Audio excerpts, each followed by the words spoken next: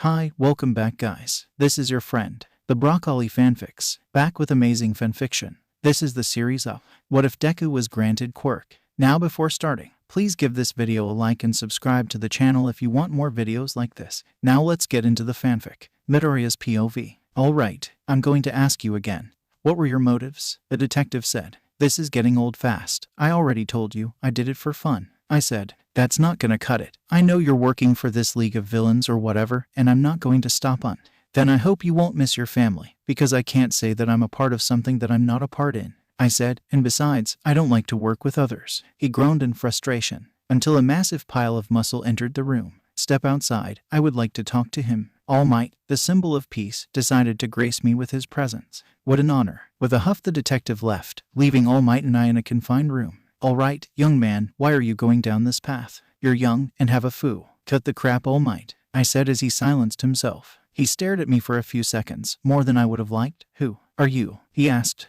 Who? You really don't remember me? I asked. It's amazing how you can forget in a few months. I said. Midoriya. He asked. Ding ding dingling glingling. I exclaimed. What happened to you? You wanted to be a hero. Whatever happened to helping people with your smile? All Might asked. What happened? You happened, I exclaimed. The moment you told me I couldn't be a hero due to me being quirkless was the straw that broke my back. After I exited the rooftop, I was lost and didn't know what to do. I broke down crying and screaming, releasing my pent-up anger and frustration at a nearby building. I said, then something awoke inside me. And now I can do THIIISSS. I yelled as a roaring flame escaped my mouth, charring the ceiling. After witnessing what I had done, I fled the scene before the police and fire department arrived. As I was running, one man in a hoodie walked up to me. His hair was blue and looked rather wrinkly. He went on and on about how heroes are a detriment to society, and how he plans to eradicate them all with his League of Villains. I'd be lying if I didn't say I wasn't interested in it. Wait, you met Shigaraki? All Might asked. Yeah, I kinda had to. He was my boss for a little while. He gave me this whole spell about how heroes are fake and only doing this for fame and fortune. I explained. That's no. Then explained that BCH Mount Lady, or Uobami, and the list goes on and on. Hell, just today Mount Lady stole the credit from Kamui Woods. I said, well then why are you a villain then? All Might asked. Simple, I have nothing to lose now. I said, after many other jobs with the League of Villains, I was abandoned the minute I got caught burning another building. With my one phone call, I called my mother. She was crying, and she blamed herself for all that happened to me, even though she had nothing to do with it. It broke her spirit, and it broke me as her son. I explained. The media managed to connect me to the fire that happened a month prior to the other one. Not that they were wrong anyway, and injured so many people. All Might said. Yet you didn't kill any of them. I was just as surprised as you are. I thought I might have killed someone. I muttered. All right, I'll give you an ultimatum, he said as I looked at him with confusion. Based on what you told me, you are a troubled young man. So here's what I'm going to do, under watchful eye, he said as he pulled out a slip of paper. I want you to come to UA. Wait, what? I exclaimed. After all I've done, you're just letting me into the most prestigious schools ever. Are you f***ing insane? Think of this as a rehabilitation program, he said. What makes you think I won't just go on a murderous rampage again? I asked. You never went on a murderous rampage, and based on what you told me, you love your mother very much, All Might said. I looked down, more than I've ever told her. I muttered. Then prove it, he said, extending his hand. Everyone makes mistakes, including me. Had I not told you what I did, had I told you that I was quirkless myself, then none of this would have happened, he explained. Wait, you were quirkless, and you didn't tell me? I asked, seeping with anger. He held up his hand defensively. Listen, you didn't ask. Anyway, that's not the point I'm trying to make. The point is that we all make mistakes, but it's about redeeming yourself for your mistakes. All Might said. I see. So you want me to go to UA, so you can redeem yourself for neglecting to tell me you were quirkless? I said, exhaling an angry sigh, which set half the table on fire. Sigh, and for me to redeem myself for going on a rampage, and to become a hero for my mother? I said. Yes, so what do you say? He asked, still extending his hand. I looked at his massive hand. All right, I said as I shook his hand, but know this, I'm not doing this for you, it's for my mother. Fair enough, now classes start in about 9 months. All Might said. More than enough to get some training in, he said, unlocking the cuffs and leading me out. Now, I could just take my chances and bolt, run from here and away from All Might. But that won't work, Picasso. A, he's faster than me, and B, I want to be able to talk to my mother again without feeling like a complete failure of a son. So we headed over to the beach. All right, young Midoriya, don't push it, I said sternly. All right, Midoriya, here's your training regimen. he said as he waved to the dump of a beach. Are you going to make me clean all of it? I asked as he nodded. Are you sure this isn't community service? I asked, looking at the piles upon piles of garbage. No, it's all training. I'm just here in case you try to run away, he explained. So, you're my massive ball and chain? I asked as he nodded. That is correct, so let us get started, he said as he sat on top of a broken down washing machine. Let's see how strong you are right now. Drag this washing machine to that truck. Alright, seems easy enough. I was wrong. Woefully wrong. I didn't take into account the 500 lb man that is sitting on the already heavy washing machine. Regardless, I dragged it to the truck. Just took some time. Seems you already built some bulk. But it won't be enough for you, he said as he pulled out a paper. Luckily, I made a regimen for you and where you are, so follow it to the T, he said, handing me the paper consisting of meals, workouts, and a tight schedule. Alright, works to me, I said. That's how it went for the 9 months, and the beach was spotless. At least my pseudo-community service was finished. Good work, Midoriya. And the results are amazing, he said as he plucked a hair off his head. Now time for your reward, he said. I didn't follow, I said simply. Oh right, I never told you, he said, glancing at his watch. I have time until school starts. Alright, listen well, he said. He explained his quirk, dubbed One for All, which is a complete opposite of All for One. He proceeded to explain that it's a quirk that has been passed down for numerous generations to grow stronger for the sole purpose of defeating All for One. All for One, why does that sound familiar? I muttered. He's, for lack of a better term, the original and most powerful villain, All Might said. Wait, oh my god, what is it? I know All for One when I was with the League. What? He's the boss, the sensei of Shigaraki, I explained. Do you know where their base of operations are? All Might asked. Sure, if they were complete morons and stayed at the same area, I said sarcastically. But they aren't, so they probably left. I see, he commented, but lifted his head up. Anyway, the reason I'm telling you is that I would like to pass it down to you, he said. Needless to say, I was shocked. Why? I asked. Why me? I was literally arrested 9 months ago, and now you're giving me this power, I asked. Something's wrong with this logic here. While your actions were horrible, you've spent 9 months digging out garbage on the beach to go to UA to redeem yourself, he said as he placed a hand on my shoulder. Remember, you didn't have to do all of this, but you stuck through it all the same, for the sole reason of redeeming yourself for your mother, he said. That determination was one of the true fundamentals of being a hero, he explained. So here, accept One for All, he said. I stared at the hair follicle and chuckled. Was the sappy ST entirely necessary? I asked, but took the hair anyway. Yes, now eat it, All Might said. What? I asked. That's how it is transferred, through my DNA, he explained. That sounds like something that you should, oh I don't know, explain at the beginning, I yelled. I stared at the hair in disgust. Did you at least wash your hair? I asked as I struggled to swallow the hair follicle. Alright, now Midoriya, let us head to UA. Class starts in 10 minutes, All Might said as he led me to his car. This is it, whether I deserve it or not, which I clearly don't. I'm starting my school life. I have a feeling that this will be horrible. Midoriya's POV. We made it to the school. All that's left for us to do is meet the principal. Needless to say, I was nervous. Don't worry, All Might said. Oh yeah, sure, not like I'm a criminal who is going to meet the principal of the most prestigious school in the world. Why would I be nervous? I said sarcastically. Great, glad we see eye to eye, he said with an equal amount of sarcasm. I hate you, I said as he laughed. We made it to the principal's office, and just my luck, the entire faculty is there to witness this. All Might, I know you mean well, but why the FK are you bringing in a criminal into the school? A guy in a sleeping bag asked, with venom seeping from his tone. If he didn't look so ridiculous, then I would have been scared. I agree with Aizawa. This is a bad idea. A guy I'd recognize anywhere. Present Mike said.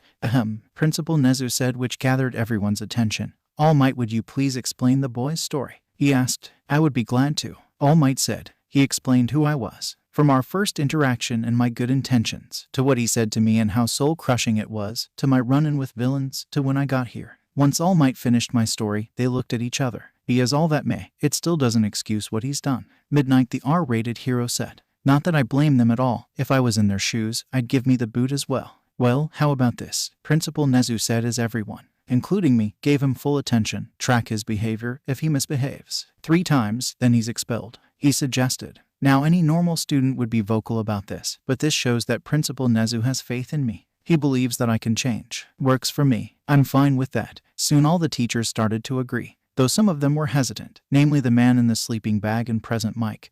But they agreed eventually. Okay, then this meeting is adjourned. Midoriya, your room is Class 1A, Principal Nezu said as the man in the sleeping bag choked on his water. Why, you can't be serious. He said, I'll give you a raise, Aizawa. Principal Nezu bargained. All right, come with me, Aizawa said. That's all it took. Soon we all filed out of the principal's office. All Might gave me a thumbs up and left me with Aizawa. All right, listen up. He said, I'm your homeroom teacher, Mr. Aizawa. Now the principal and All Might may have took it easy on you, but I haven't. He said, meaning you're going to have to work hard to build that trust. He said, understandable. I said, a man of few words. All right, come with me. I'll show you to your class. Aizawa said. We soon made it to the class. The door has one on it, kinda hard to miss. Though to be completely honest, I was nervous. I am 100% certain that everyone would know who I am, a criminal who got a free pass into you. Are you going to get in? Or are you going to have a mental crisis on your first day? Aizawa said. All right, sorry, I said as I opened the door. The walls and the door must have been extremely thick, because once I opened it the loud noise of chatter escaped into the hallway.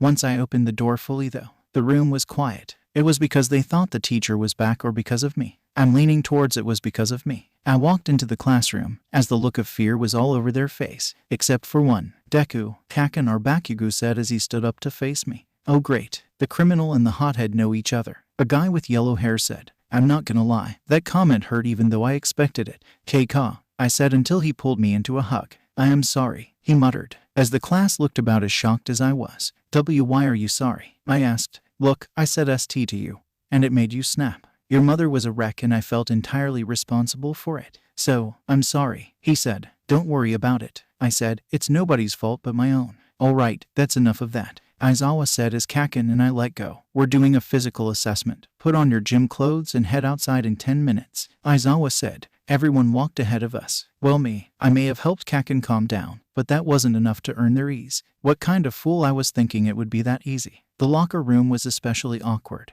Everyone except Bakugo was on the other side of me. So, where were you the past 10 months? Bakugo asked, putting on his gym clothes. Well, 9 months ago I was arrested. You know what happened. Anyway, All Might came in and pretty much bailed me out for rehabilitation as he called it. I explained. Okay, but something didn't add up. He said as he leaned in closer. You didn't have a quirk. Then 9 months ago, you were breathing fire. What happened? He asked. Quick, think of a lie.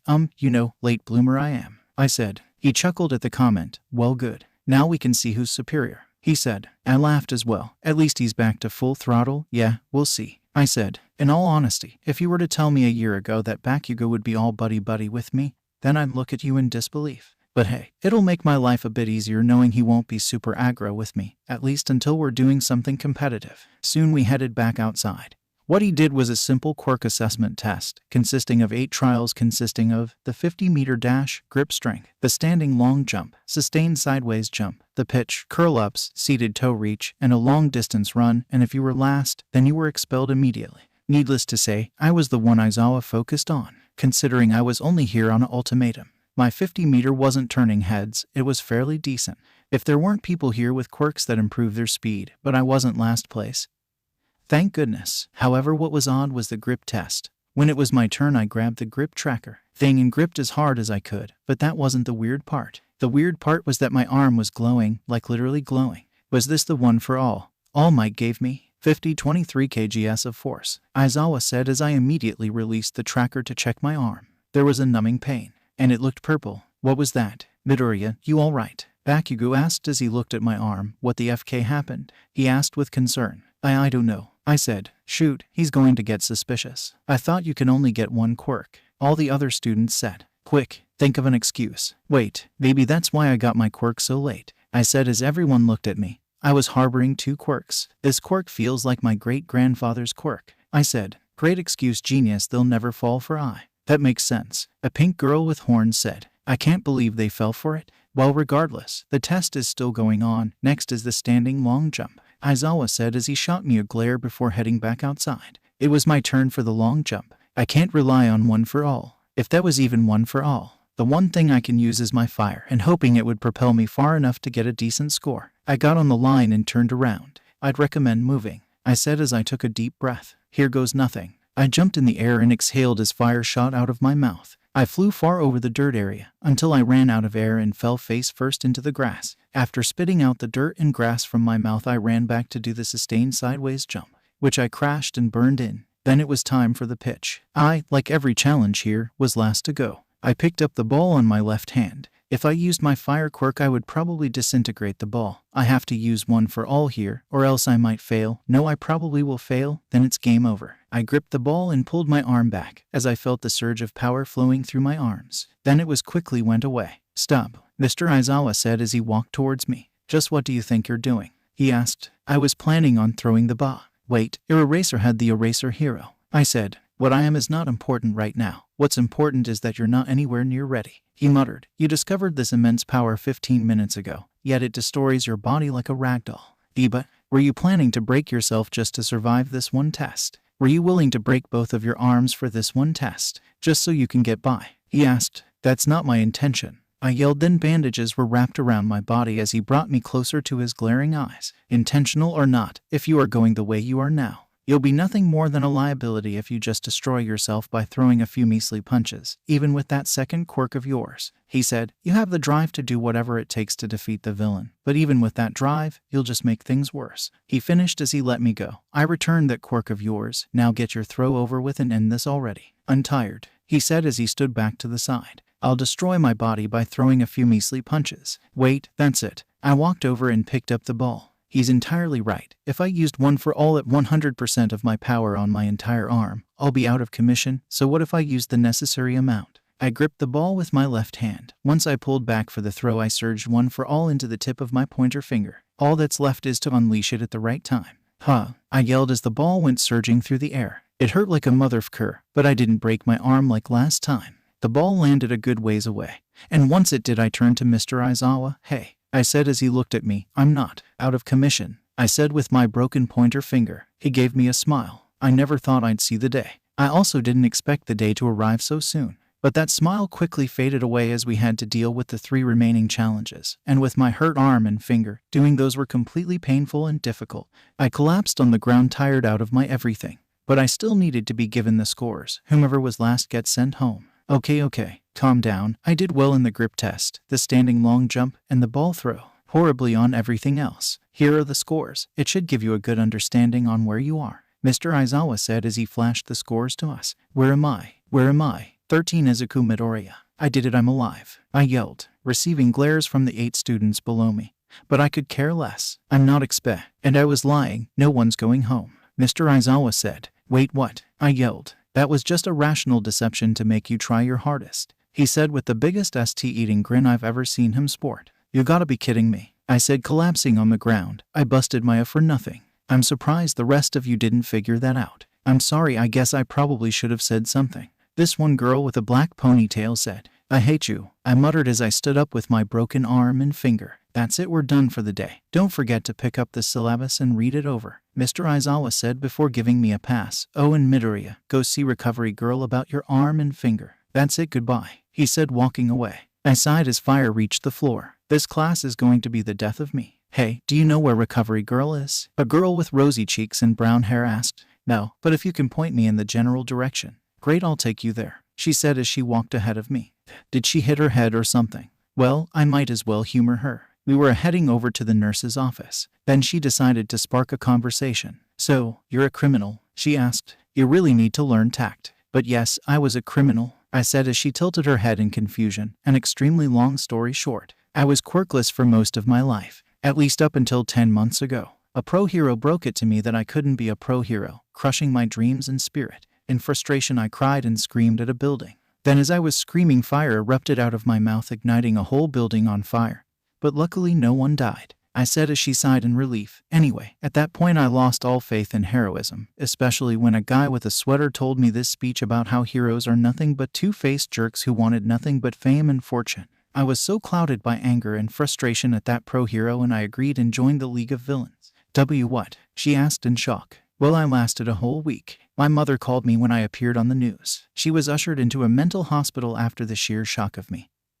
Her little Izuku, I said with air quotes, was shown burning down a building full of people. Over the phone she was talking to me, saying how sorry she was for me ending up this way. She took all of the blame for the ST I did, which caused me to snap once again. I said, anyway, that rampage was what got the police to arrest me. While I was being interrogated for info on the League of Villains, All Might came in, talked to me and gave me an ultimatum, which is coming to this school for rehab. I explained. She just stared at me with wide eyes. I thought you killed a person or something. She muttered, sorry tact. That's fine. I thought I did too. That thought horrified me. Once I was told that no one died from both of my emotional rampages, I was extremely relieved. The last thing I want my mother to think about was that her son was a murderer. She's barely handling her son being an ex-arsonist, I said as we reached the nurse's office. Anyway, thanks for leading me here, I said as I left her outside to head back to class. Oh, who are you? No, wait, I know who you are. Recovery girl said. You're that criminal who all might happen to like. She's quiet, the snarky one. I see you used one for all. Was it your first time? She asked. Yes. The arm was completely accidental. I didn't even think that one for all would Eve. Wait, how do you know of it? I asked with utter shock. Oh, calm down. I'm one of few people who even know about it. Principal Nezu knows about it as well, she explained.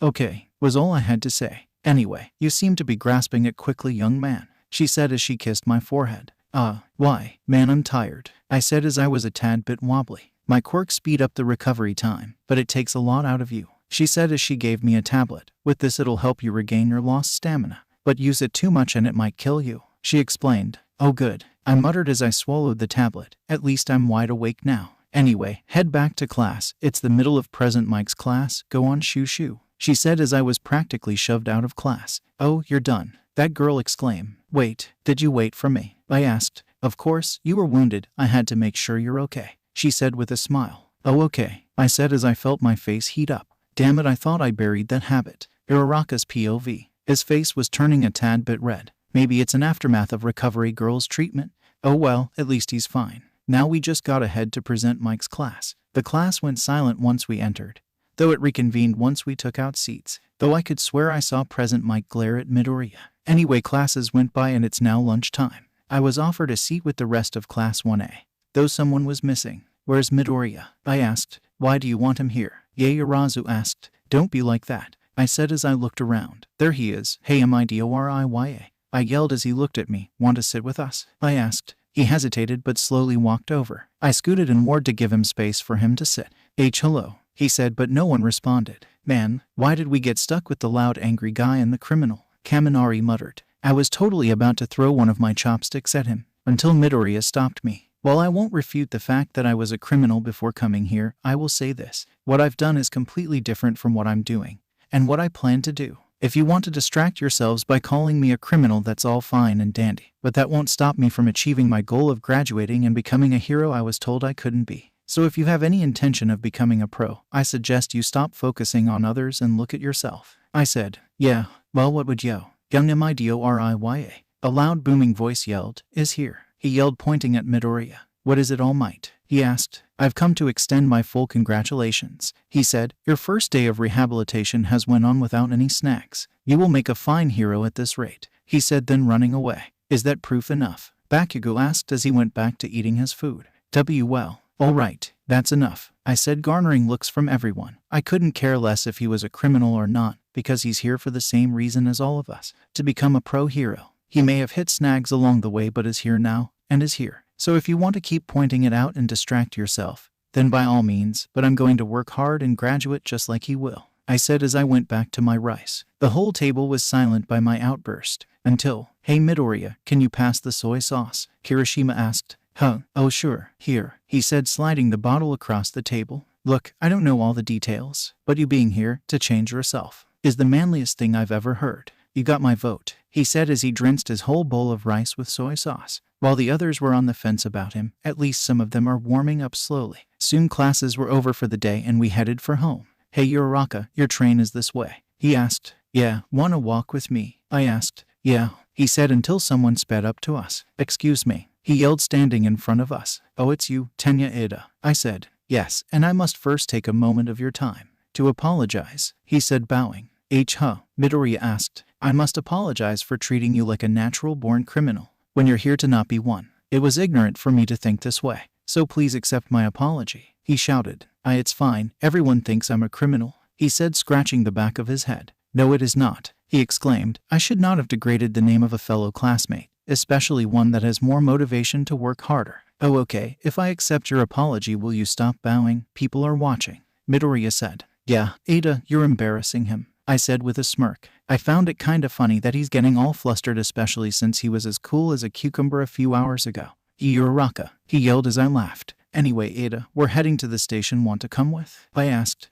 He straightened himself up. Yes, I would be glad to, he said as he stood next to Midoriya. I could tell from a glance that he was thankful that incident of awkwardness was over. Though in all honesty, I like it when he shows emotion. It helps people remember that he's just a teenager who lost the grasp on his emotions. Hey Uraraka, are you okay? You're spacing out, Midoriya said as I shot out of my thoughts. Oh, I'm fine. Oh hey, we're here, I said looking at the station. Yeah, see you all tomorrow, Midoriya said as he boarded his train. Yeah, see you tomorrow, Midoriya's POV. Hey Midoriya, where's your hero costume? Uraraka asked. Well, I didn't really think of one, I said. I didn't really think about becoming a hero because of, was all she said. Yeah, I didn't really give my costume much thought, so I just donned my gym clothes and called it a day. Anyway, All Might called us out to do an exercise of some sort. I am here, and there he is. He soon explained what we were doing. Long story short, we're being split up into 10 groups of 2. We're going to be playing as heroes and villains. The objective for the heroes is to either capture the villains with capturing tape provided to us,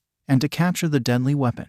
The objective for the villains is to capture the heroes with the same tape and to protect the weapon for 15 whole minutes. Now for the first round, All Might said as he dug into a box and pulled out 2 balls. Pair 2 as the heroes and pair 7 as the villains. He yelled out, how fitting. I'm first with my partner being a Momo Yaoyorozu were the villains, and we're up against Kaminari and Kirishima as the heroes. All Might gave us the necessary supplies, they being the tape and the map showing us what floor the weapon is held. Located on the 5th floor, seems simple enough. One entrance assuming they don't climb up the side of the building. All right, let's go, I said as I headed into the building with Yaoyorozu close behind me. Do you even have a plan? She asked walking beside me. No, aside from protect the weapon, I assume you do, I said as we made it to the 5th floor. Well, it is a rather bare-bone plan, she said as she pulled out metal plates from her belly. Interesting quirk, I commented as she started drilling a plate holder on the door frame.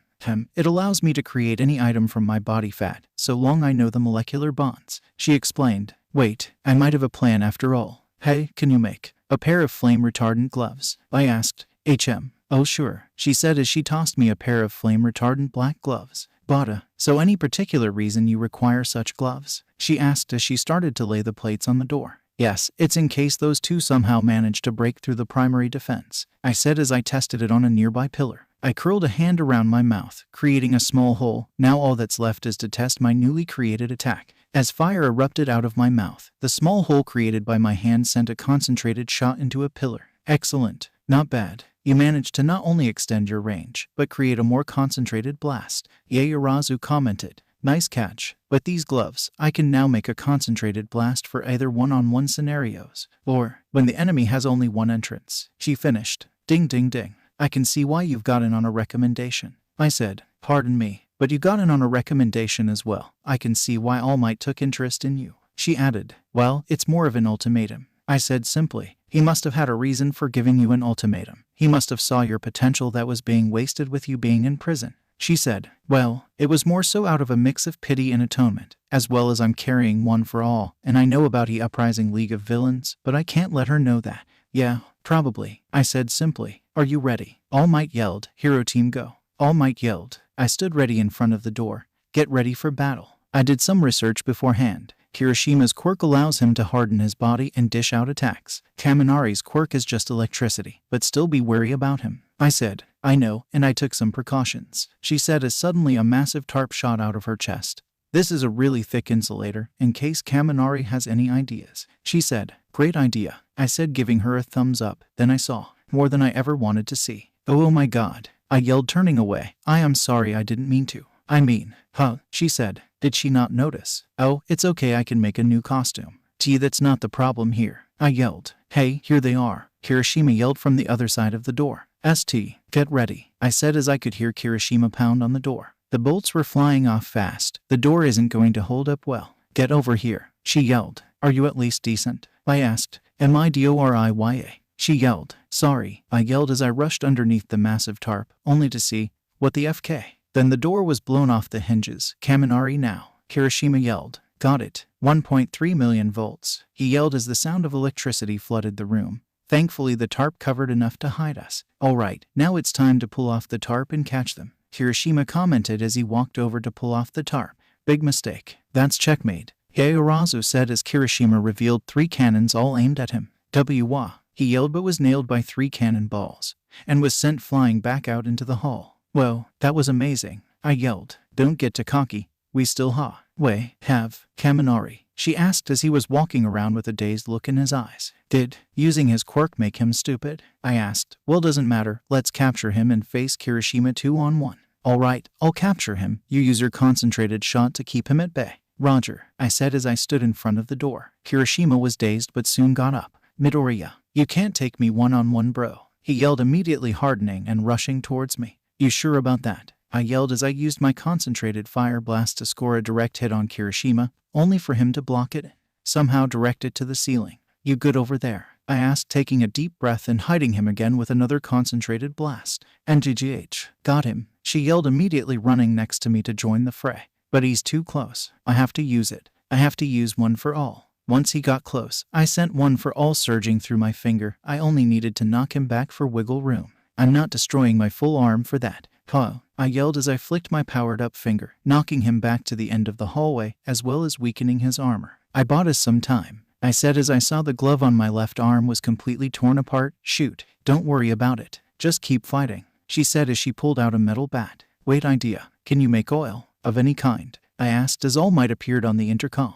1 minute left. "Oh, I see," she said as she pulled out a bottle of gasoline and doused her metal bat. I took the remaining gasoline and poured it onto my glove. Flame retardant is different from flame resistant. It can still light on fire, just not for a long time, a couple seconds at most, but a few seconds is all I'll need. "Now you're catching on, get ready," I said as I saw Kirishima rushing toward us, as desperation started to kick in. Wait for it, now," I yelled as I lit her bat on fire, as well as lit my glove on fire. "Team attack, flaming onslaught," I yelled as Yaoyorozu nailed him in the face with the flaming bat, while I punched him square in the stomach with my flaming glove. He flinched but took the hit and plowed through us, and rushed towards the weapon. "Shoot, he's faster than me." Still I had to rush after him. Kirishima reached out to the weapon and I was close behind him. "I can't use my fire. It would boost him into the weapon. I'll just have to hope that he messes up for me to catch him."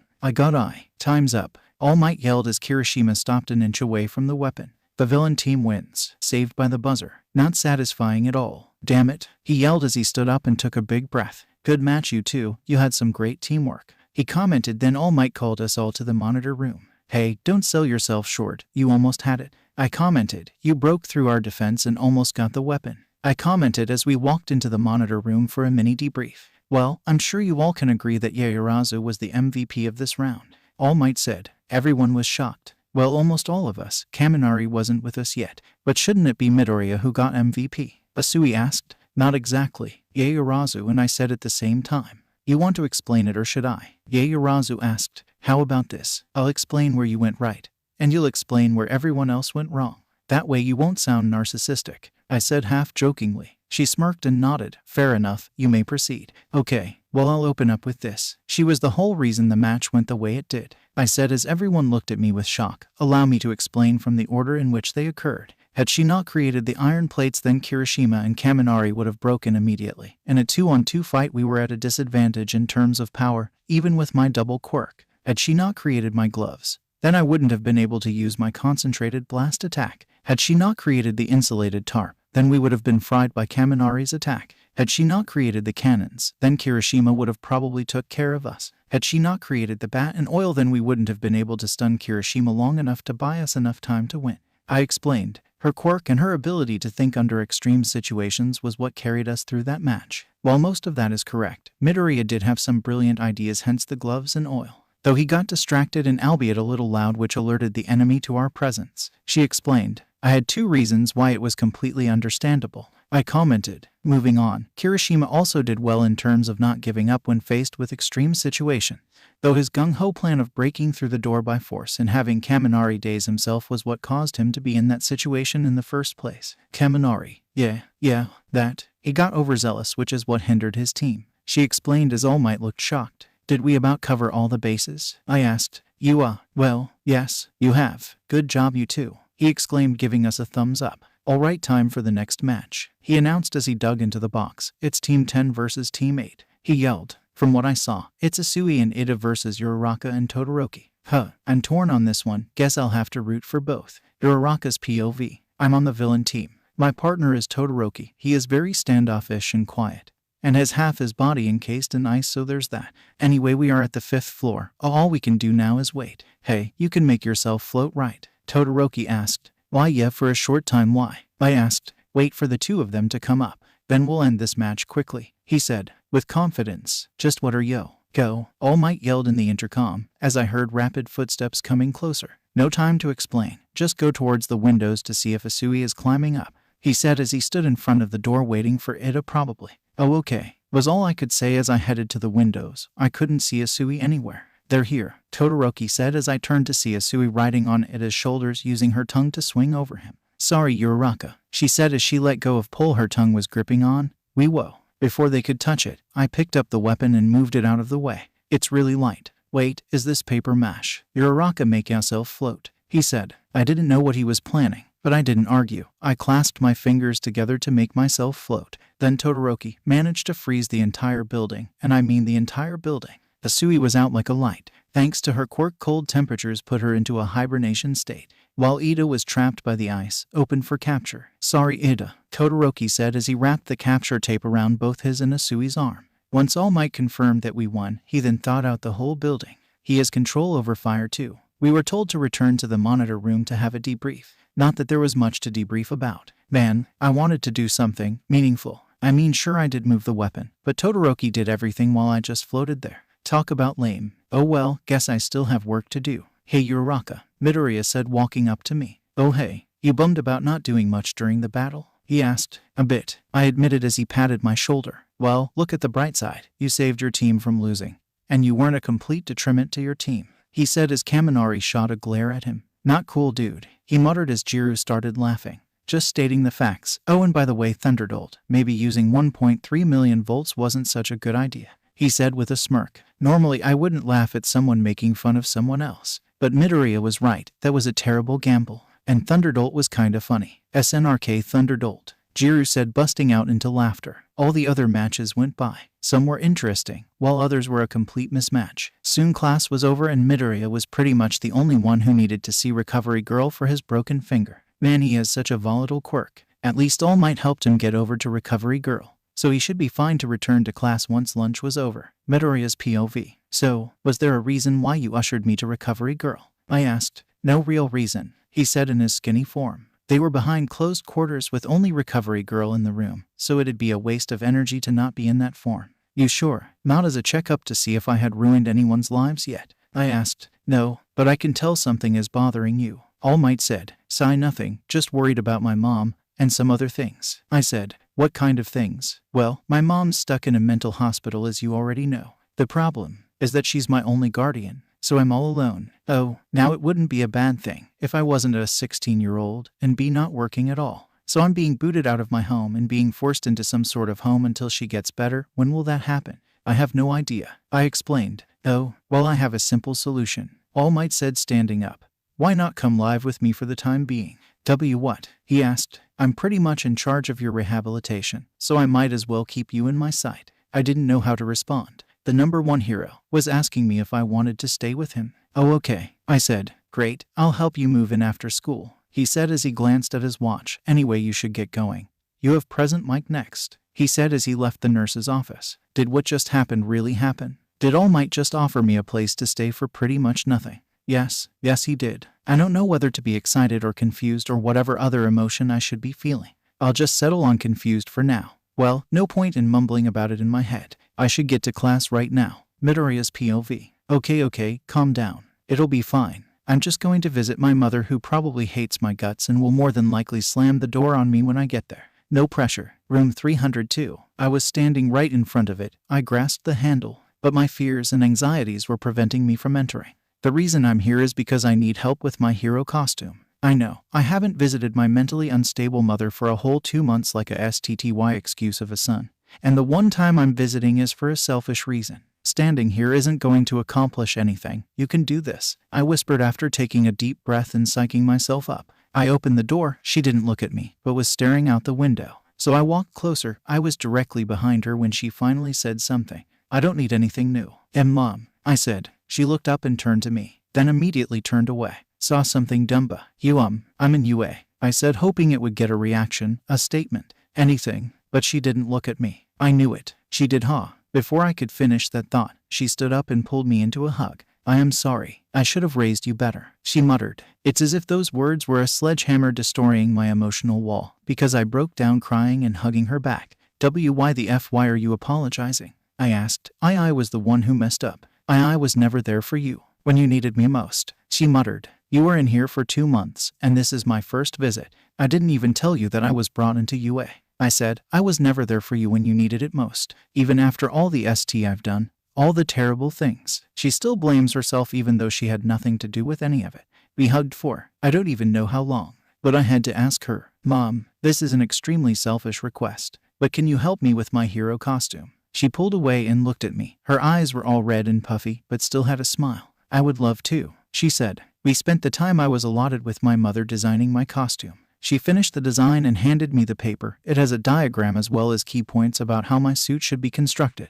While I'm not cleared to leave, I'll support you 100%, she said. She forgave me, even though she says I'm not at fault. I was very clearly at fault, but she didn't want to tell me that to my face. Tears were welling on the sides of my eyes, but I wiped them away. I said I wouldn't cry as much anymore. Thank you, Mom, I muttered as I glanced at my watch. Visiting hours are over, I said. Oh, well, thank you for visiting me, Izuku, she said, waving goodbye as I exited the room. While she's not close to recovered, I can feel that visit helped in some way, even if it's extremely minuscule. Now with this costume, she can help me as well, in her own way. I made my way back to home. It's hard to call it that, especially since it's not my home. It's just a temporary custody, as I call it. All Might, I'm home, I called out as he landed in front of me. You are here, he yelled, then immediately returned to his skinny form. Do you have to keep doing that? I asked. Anyway, I finished my costume design like you asked, I said, handing him the paper. He took it and scanned it quickly. Flame retardant gloves, yet a flame and heat resistant jumpsuit. Wait, skin tight? He asked. My mother asked the same question. I have a plan for the gloves though. I plan on using the fire hand technique in combat, I answered. As for the jumpsuit, I specifically wanted it to feel like nothing. It'll help for close combat. Baggy clothes will only just get in my way, I explained. Oh, so you went to visit her? All Might said as he continued scanning the paper.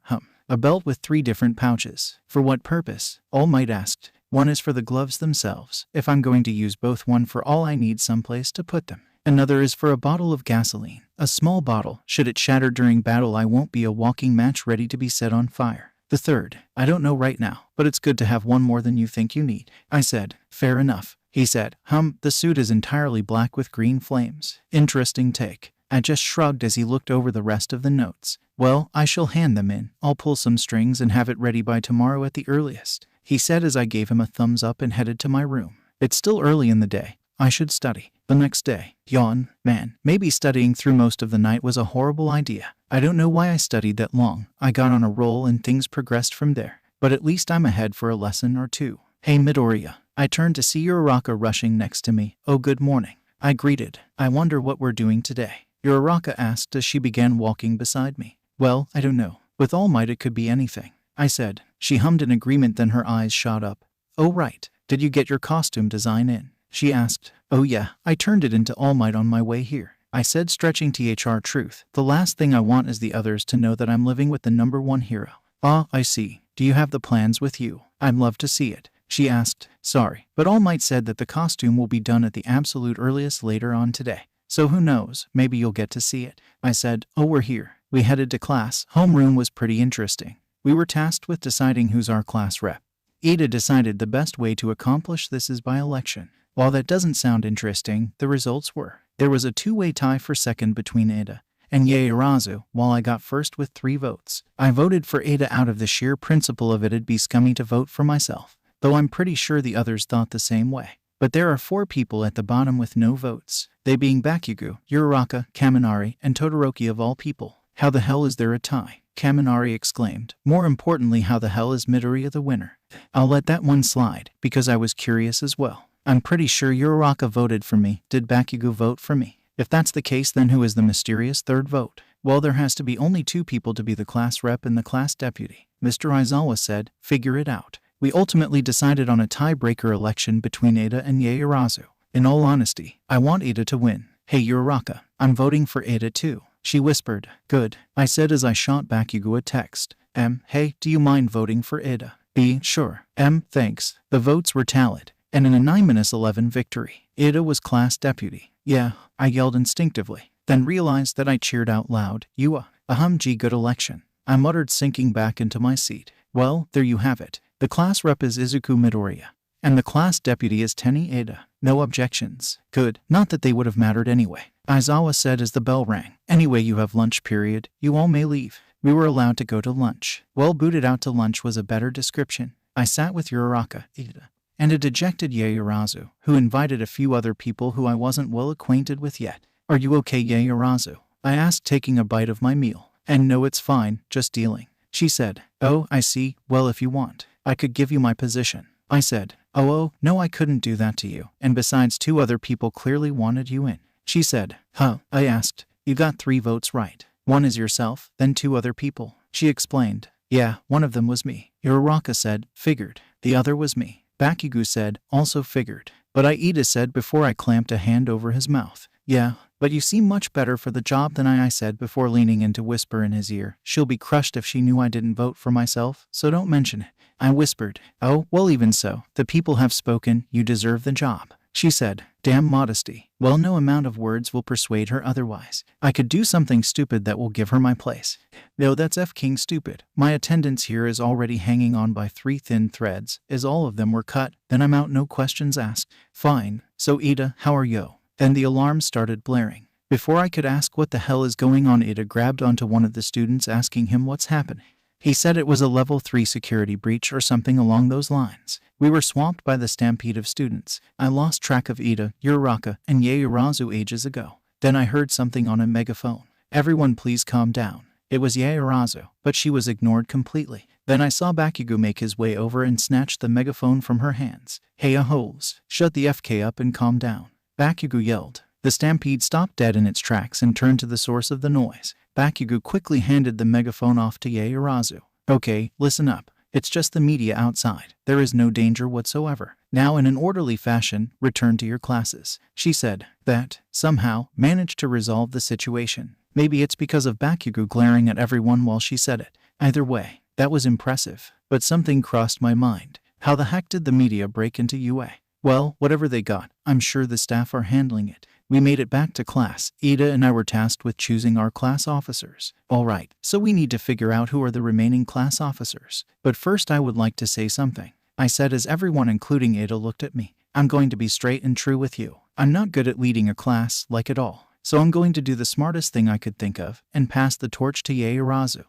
What? She asked. She settled the student stampede. With a little help, of course. So I believe she is more suited for this job. I said before glancing at Ida, if that's all right with you. I have no qualms with it. In fact, had you not spoke up first, I would have offered my place instead. Ida said, well, I guess that's settled. You have absolutely no choice in this decision, so get up here. I said as I took my seat. She was stunned at the sudden development, but eventually stood at the front of my class. Well, there's my good deed of the day. We then began deciding who our remaining class officers were. I was asked to be one, as a thank you for giving her the rep spot, but I turned it down. I said I wasn't suited for this job. I don't want to be a hypocrite. Afterwards, we were told that we were going to take a trip to somewhere. Yeah, they neglected to tell us. On the plus side, All Might came in to hand me my costume. Steam was coming off of him. He must be reaching his limit. Of course, the others caught on and asked what was wrong. Oh, this? I was just heroically fighting off a villain specializing in fire. Nothing major. He exclaimed. Now I must be off. Principal Nezu requires my assistance. Now watch a pro exit the building.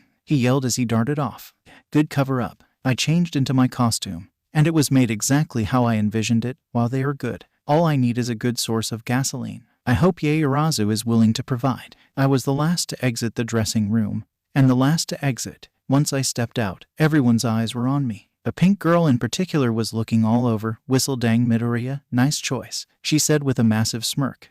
Maybe a skin-tight suit was a horrible idea. No, combat efficiency first, modesty later. I like it, Uraraka said with a big smile. It looks comfortable. It is. It feels like I'm wearing nothing. I commented. Looks like it too, Ashido commented before getting smacked in the back of the head by Yaoyorozu. That's quite enough. We can only deal with one pervert in the class, she said. Anyway, the idea of wearing a skin-tight jumpsuit is a good choice. It allows your movements to be more fluid, she commented. That was the idea.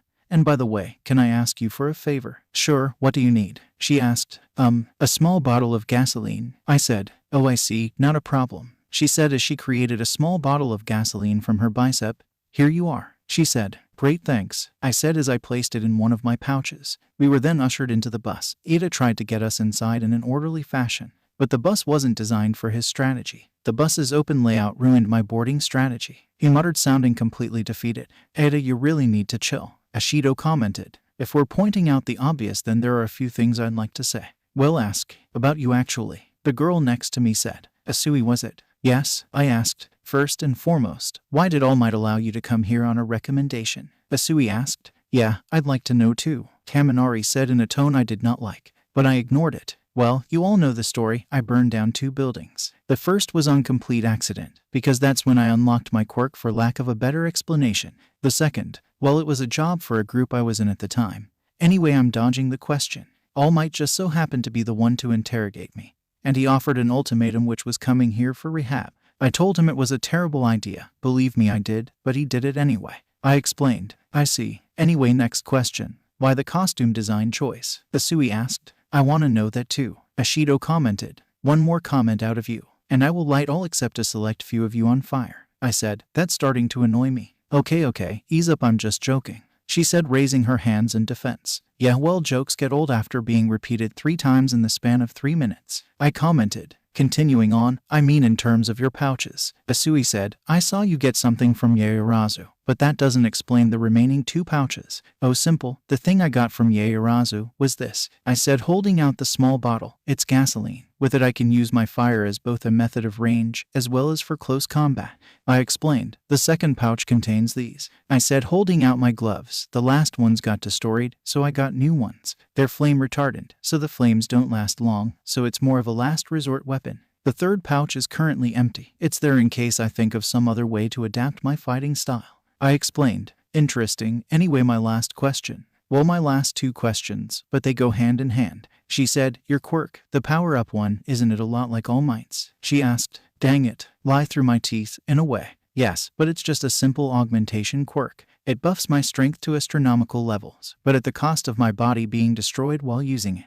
I explained. Yeah, All Might doesn't hurt himself while using it. That makes a huge difference, Kirishima explained. Phew, saved by the Kirishima. Fair enough. Anyway, my final question. How did you get a second quirk? I never even heard of that as a possibility, Asui asked. Well, is it as far-fetched as you let on? I asked. Todoroki, for example, I said, glancing at his direction. He has control over fire and ice, both at the same time, just on each side of him, I explained. So with that in mind, is someone having 2 quirks really outside the realm of possibility? Well, if you put it that way, no it doesn't, Asui explained. But that still doesn't explain how you got them, let alone so late, Kaminari asked. Recall, I have 2 quirks. Isn't it safe to say that it would take longer for both of them to manifest? I asked. Well, I rest my case, I said before turning to Asui. Any more questions? No. But it must be nice to have a simple augmenting quirk. My hardening is good at taking down bad guys, but it's not nice to look at, Kirishima explained. Well, if it's good at taking down bad guys, then what's the problem? Who cares how good you look doing it? All that matters is getting the job done, I said, which stunned everyone. With that in mind, I think your quirk is pretty bada. You really thought? We're here, stop messing around, Mr. Aizawa said as the bus came to a stop in front of a dome building. We were told that this building was called the Unforeseen Simulation Joint, or USJ. How did they manage to use the acronym without getting in trouble is beyond me. Anyway, this facility has many different areas signifying many different natural disasters. Fires, floods, heavy rain, landslides, and ruins. The purpose is to train us on how to rescue civilians in different natural disasters. Right. Now that's over, Aizawa said before a loud explosion cut off his statement. The lights were turned off, and a purple portal opened up. No, it can't be. As the portal widened, a hand stuck out of it, then many more hands after that. It is him. Anger and rage started bubbling inside me. Stay together and do. Shigaraki. I yelled as I began walking forward. Midoriya, get back. Aizawa yelled, wrapping me completely in his capture tape. Let me go, damn it, I yelled, struggling to get free. All I see are 2 heroes, and him, the mist guy, who I'd noticed from a mile away, Kirigiri said. But what's that thing behind him? So you use the press to sneak into campus? Aizawa asked as he tossed me to the side. And you? I don't know your history with those guys, and frankly, I don't care. You're going to stay here, I'll take care of them. And if I even see you join the battle, I'll expel you, he threatened, getting ready for battle. Wait, I called out. What is it? He asked. Be careful with Shigaraki, the guy with the hands. If he touches you with all 5 fingers on his hand, your body will crumble into literal dust in a matter of seconds. I explained. I could see a bead of sweat roll down his face. Thanks for the information, he said, jumping in anyway. Let's go, Midoriya, Ida called out. A small part of me is yelling, jump in and kill that bastard Shigaraki. But I can't. The last thing I want is to be expelled immediately after my mother designed my costume. Right, I muttered as I ran with the others. As we were running, Kurogiri appeared right in front of my eyes. It's good to see you again, Izuku Midoriya, he greeted. Can't say I reciprocate those feelings, Kurogiri. Now cut the bull's tea and explain why you're here, I said, standing ready in case I need to fight. It would be my pleasure. We had heard about your little excursion, and we decided to invite ourselves. However, it would seem someone by the name of All Might is missing, he said. Wait, giant villain next to Shigaraki, All Might. You're planning to kill him, aren't you? I asked. Indeed, though he isn't here, I shall settle with all of you, he said as he started expelling purple mist. Before he could finish his attack, Bakugo and Kirishima rushed into attack. A massive explosion was where Kurogiri once stood, but that's nowhere near enough to take him down. I should know. A valiant effort, he said, appearing right behind us, but not enough. We were enveloped by the purple mist. I could hear the sounds of everyone caught in the mist yelling. Before they went silent, and everything went black. Midoriya's POV. Splash. My eyes shot open. I was completely submerged in water. Kurogiri must have teleported me here. Makes sense. My quirk is breathing fire. Anything but the flooded area would have been a stupid move. Anyway, I'll drown if I keep thinking about it and not moving. As I was swimming, I could feel something move past me. Maybe it was another student. I turned to see if it was anyone I knew. Asui, Ida, Uraraka, Bakugo, anyone really. But it was not a friend, but a villain rushing towards me, opening its sharp maw. Fearing for my life, I prepared to use one for all. Then I saw a surge of green kick the villain in the face. It's Asui. She wrapped her tongue around my waist and lifted me onto the boat. She hopped onto the boat as well, dropping off the coughing Minta. We should be safe here for now, she said, as Minta managed to cough out all the water. Hold on, Midoriya, he said, taking a second to regain his breath. How did the villains know your name? He asked. I was wondering that as well. You also know the blue-haired guy as well, including his quirk, Asui said. I sighed. I should have known this would have happened. Okay, I said, looking over the railing of the boat. The villains emerged from the depths of the flood zone. I have time. Now before I say anything, how much do you know about what I've done? I asked. I know about the pair of fires you caused, Asui answered. Okay, you know about as much as the media knows, which, in all honesty, is about a third of what I actually done, I said. They stared at me wide-eyed, but I just continued with my story. Anyway, these guys are a part of a group. They love to call themselves the League of Villains. I should know, because I was a part of it. What? Minta asked. Leave all your comments, questions, and shocked noises for the end, please. So while I was in the League, they made me do other like robberies, attacking other heroes, and on my last job, burning down a hero agency building. I was arrested the minute it went up in flames. The pro that was inside the building managed to catch me and haul me to interrogation. The rest you already know, I said. So any questions? A lot, Asui said. First off, why? Why did you join the villains? That one's easy. I hated heroes back then, and I detest them now, I said. One of them crushed my dreams of becoming a hero, even with me being quirkless at the time anyway. Once he said that, I snapped, yelling and crying at an abandoned building. Then I suddenly was able to breathe fire. Then Shigaraki, the blue guy with hands, came up to me, gave me his speech about heroes and how scummy they are. I agreed, and then it was set in motion. Then why are you here then? Minta asked. Going for the kill, huh? I asked as I looked down. It's because of my mother. Your mother? Asui asked. She's in a mental hospital. The minute I appeared on the news and called her from the detention center, she lost it. She cried and apologized. She blamed herself for the stupid I've done. I was certain that she knew it was my fault, but she still blamed herself. It crushed her in every way, which broke my heart. I explained. While it was a stupid decision, All Might granting me a chance to go to UA was a way for me to make it up to her, as well as a way for me to become a better hero than any of those heroes who are in it for the fame and fortune, like that BCH Mount lady. I muttered. Hey, she's not a bit. Moving on. One last question, Asui said. Shoot, did you have any interaction with All Might beforehand? Asui asked. Elaborate. Isn't it kind of weird that All Might, of all people, came into your interrogation and offered you of all people a spot in UA? I blinked for a few seconds, then chuckled. You're observant. But no, we didn't meet beforehand. In fact, it was bizarre happenstance that he would have come to my interrogation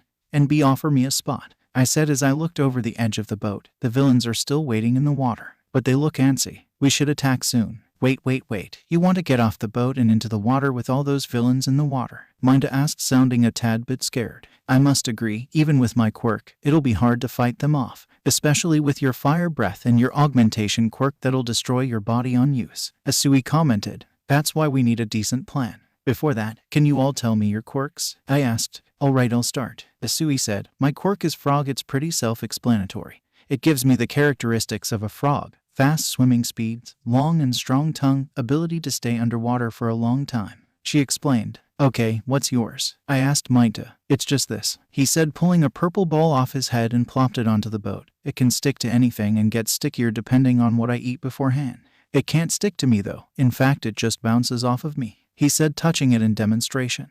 Alright, I have a plan. Uraraka's POV. 13 was using her quirk black hole to suck up the mist villain. What did Midoriya call him? Kurogiri. Well, it didn't matter. 13 was sucking him in and it was only a matte black hole. The quirk that sucks up matter and turns it into dust. Such an astounding power. However, you're a rescue hero, 13, skilled at rescuing people from disasters, Kurogiri said as he created a warp gate in his chest. Consequently, that means you have very little combat experience or battlefield awareness, he exclaimed as he created another portal behind 13, causing her to be hit by her own quirk. Her suit started to rip apart and be sucked into the black hole. How unfortunate. You've turned yourself into dust. 13 stopped her quirk before it caused her any more damage. I'm sorry. He got me, 13 said before collapsing on the ground. 13, Ashido yelled. Now's our chance. Eat or run, I exclaimed. He hesitated at first, but started running.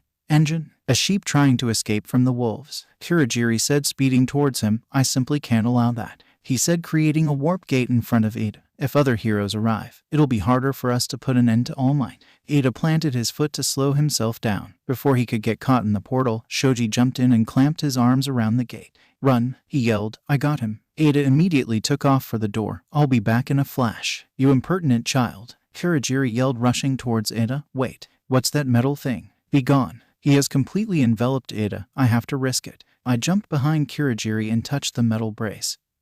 He started floating away. It was part of his body. I don't know what his quirk is, but he's wearing some kind of armor, so he must have a body underneath the mist somewhere. I yelled, launching him upwards. Run, Ada. Why, you pest. How dare you, he yelled, rising to the ceiling as Ada gripped both ends of the door. Light entered through the opening. He's gonna do it. I've got you. Not so fast, Zero yelled, taping his brace. Sato then gripped the tape and spun him around. Go, Sato yelled, launching him away from us as Ada escaped USJ and rushed to get help. All we can do now is wait. Midoriya's POV. We managed to escape the flood zone and entangling the villains with Minta's purple balls. Now all we can do is... It's Mr. Aizawa, Minta muttered, pointing towards Aizawa fighting off the villains. He doesn't appear to be touched by Shigaraki, so he's fine for now. But what I'm concerned about is that thing next to Shigaraki. What did he call it? A Namu. I remember ranting and raving about that specific Namu, it being the first successful creation. It had, I believe, shock absorption and regeneration. He even has the strength of All Might. But that wasn't a quirk. I'm worried that Aizawa won't be able to defeat him. He can only cancel quirks, but even so his strength could easily overpower him. I have to relay this information to Aizawa. Guys, get back to the others, I said as I stepped onto the plaza. What? Don't tell me, yo. Okay, I won't. I won't tell you that I plan to fight Shigaraki and the Namu, I said. Wait, the what? Asui asked. That muscly brain guy. He has multiple quirks like me, except it's entirely manufactured and not natural. Anyway, I need to tell Mr. Aizawa that, I said as I rushed in. Shigaraki, I yelled, standing in the plaza. Midoriya, I told you to. So we finally meet again, Shigaraki muttered, knocking Aizawa back a few meters. I thought the Nomus weren't ready yet, I yelled, getting ready. I lied. I knew you weren't going to stay forever, so why give you damning information? The fact that you told him my quirk and how it works is making this harder already, Shigaraki said. Wait, Namu? Aizawa asked, rushing beside me. It's a long story. Basically, that muscle brain guy over there has multiple quirks, I said. What? He asked. It's all true. This one is the first one ever created. And that scumbag thought it was an amazing idea to brag about it. Shock absorption and regeneration are his quirks, I said. Super strength isn't? Aizawa asked. No, that's not one of his quirks. That makes sense because he's designed to kill All Might, I explained. You neglected to mention that part, Aizawa commented. I'm sorry, you jumped away before I could get to that part, I said, getting ready. Here's the plan, I'll rush in. I hate this plan already. I'll rush in and use my fire breath. You stay behind and cancel his and Shigaraki's quirks. I said, how long can you keep them erased for? 20 seconds. He said, not as long as I had hoped. I said, but it'll do. I'm still not liking this plan. It's all we've got. I exclaimed. No, it isn't. How about you get out of here and I'll take care of them? Against that, I asked, pointing to the Namu. He has the strength to surpass All Might. I assume his speed is top-notch as well. To top it all off, his strength isn't a quirk. Your only ranged attack is a capturing device. I'm best suited for this battle. Besides, I'm only stalling him until the other pros or All Might arrive. I'm not taking no for an answer, I said. He looked angry, but sighed. Fine, he growled, but consider this strike one. Worth it, I said as rolled my neck. Ready? As ready as I'll ever be, he muttered. I'm surprised that they allowed us to discuss a battle strategy. Then again, Shigaraki has a habit of treating everything like a video game. So maybe he thought it was our turn. Regardless, I'll enjoy ruining this scumbag's plan. I ran towards the Namu, as he rushed towards me as well. I don't have a firm grasp on one for all just yet, but I have to risk it. Huh, I yelled, delivering a full-powered punch to the Namu. His body shook as he was launched all the way to the other side. OSUSJ. I was expecting my arm to go limp to my side. But it's fine, it hurt a lot, but it's fine. I don't know why, but a free use out of it is always welcome. Aizawa Yuka, I said, but I turned to see him fighting off Shigaraki. Shoot. I rushed over to help Aizawa fend him off. Then I heard a loud boom from the direction that the Namu was knocked to. He's coming back. Wait, I have a horrible idea that just might work. Aizawa, let go and run. I yelled as I gripped both of Shigaraki's arms. As I heard the Namu get closer, I turned around to make Shigaraki take the full front of the Namu's punch. The force sent us flying through the air. Og, he yelled in pain. You damn brat. He yelled, breaking out of my grip and reaching for my face, but before he could touch me, I breathed fire on his hand, causing him to flinch away. In the split second I glanced towards Aizawa, who was trying to dodge the Namu's attacks. Asui, get him out of there, I yelled before turning my full attention to Shigaraki's attacks. As I batted away his hands, I saw Asui pull Aizawa out of the way of the Namu's attack unscathed.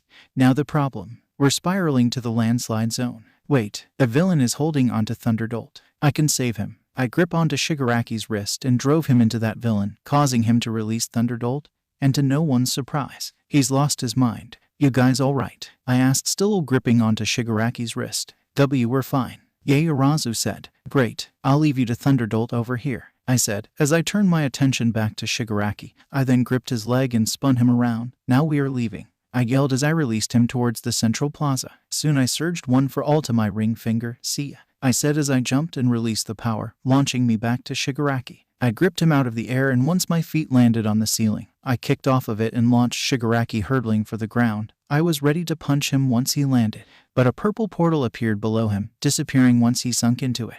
ST, ST, ST, I yelled as I was hurtling towards the ground in blinding speed, until I was caught out of the air. I'm here, young Midoriya, All Might yelled, cradling me in his arms. I had a hard time processing what had happened. I thought I saw whatever, thanks for the catch, I muttered, turning a light tint of pink. He set me down and looked at Shigaraki, Kurogiri, and the Namu. You did well fighting him off, All Might said, but leave the rest to me, he said. But what about Asui, Mainta, and Aizawa? Are they all right? I asked. They are fine, with minor injuries, but they'll manage, All Might explained. Though Aizawa will have a word with you once this is over. I figured that. Anyway, not important. That brain guy, Namu, has 2 quirks, shock absorption and regeneration. He also has strength and speed that rivals yours. But it's not a quirk. There's no wah. Thanks for the information, he yelled with a thumbs up, but I got this. I wanted to rebut, but I sighed and nodded. There's no changing your mind after all. Now you're learning, he exclaimed with his trademarked hearty laughter, then got ready. Namu, Kurogiri, he muttered, rolling his body around. Kill him. I'll take care of the insufferable traitor, Shigaraki muttered as Namu and Kurogiri rushed towards All Might while Shigaraki moved towards me. Round 2 then. I'm down, I said as I grabbed my gasoline bottle, poured it over my gloves and lit them on fire. Before I could even think about rushing to Shigaraki, the sheer force of All Might's and the Namu's punch sent us flying away from each other. Their punches and exchanges are getting faster and more powerful, but All Might is gaining ground on him. Midoriya, a voice yelled as I felt something wet wrap around my waist. Get back, she yelled, dragging me away from the battle. Oh, no you don't, Shigaraki yelled, managing to break through the force that All Might was exerting. Before I could pry myself from Asui's tongue, Aizawa rushed in, got rid of Shigaraki's quirk, and knocked him back into the fountain. Not on my watch, he muttered.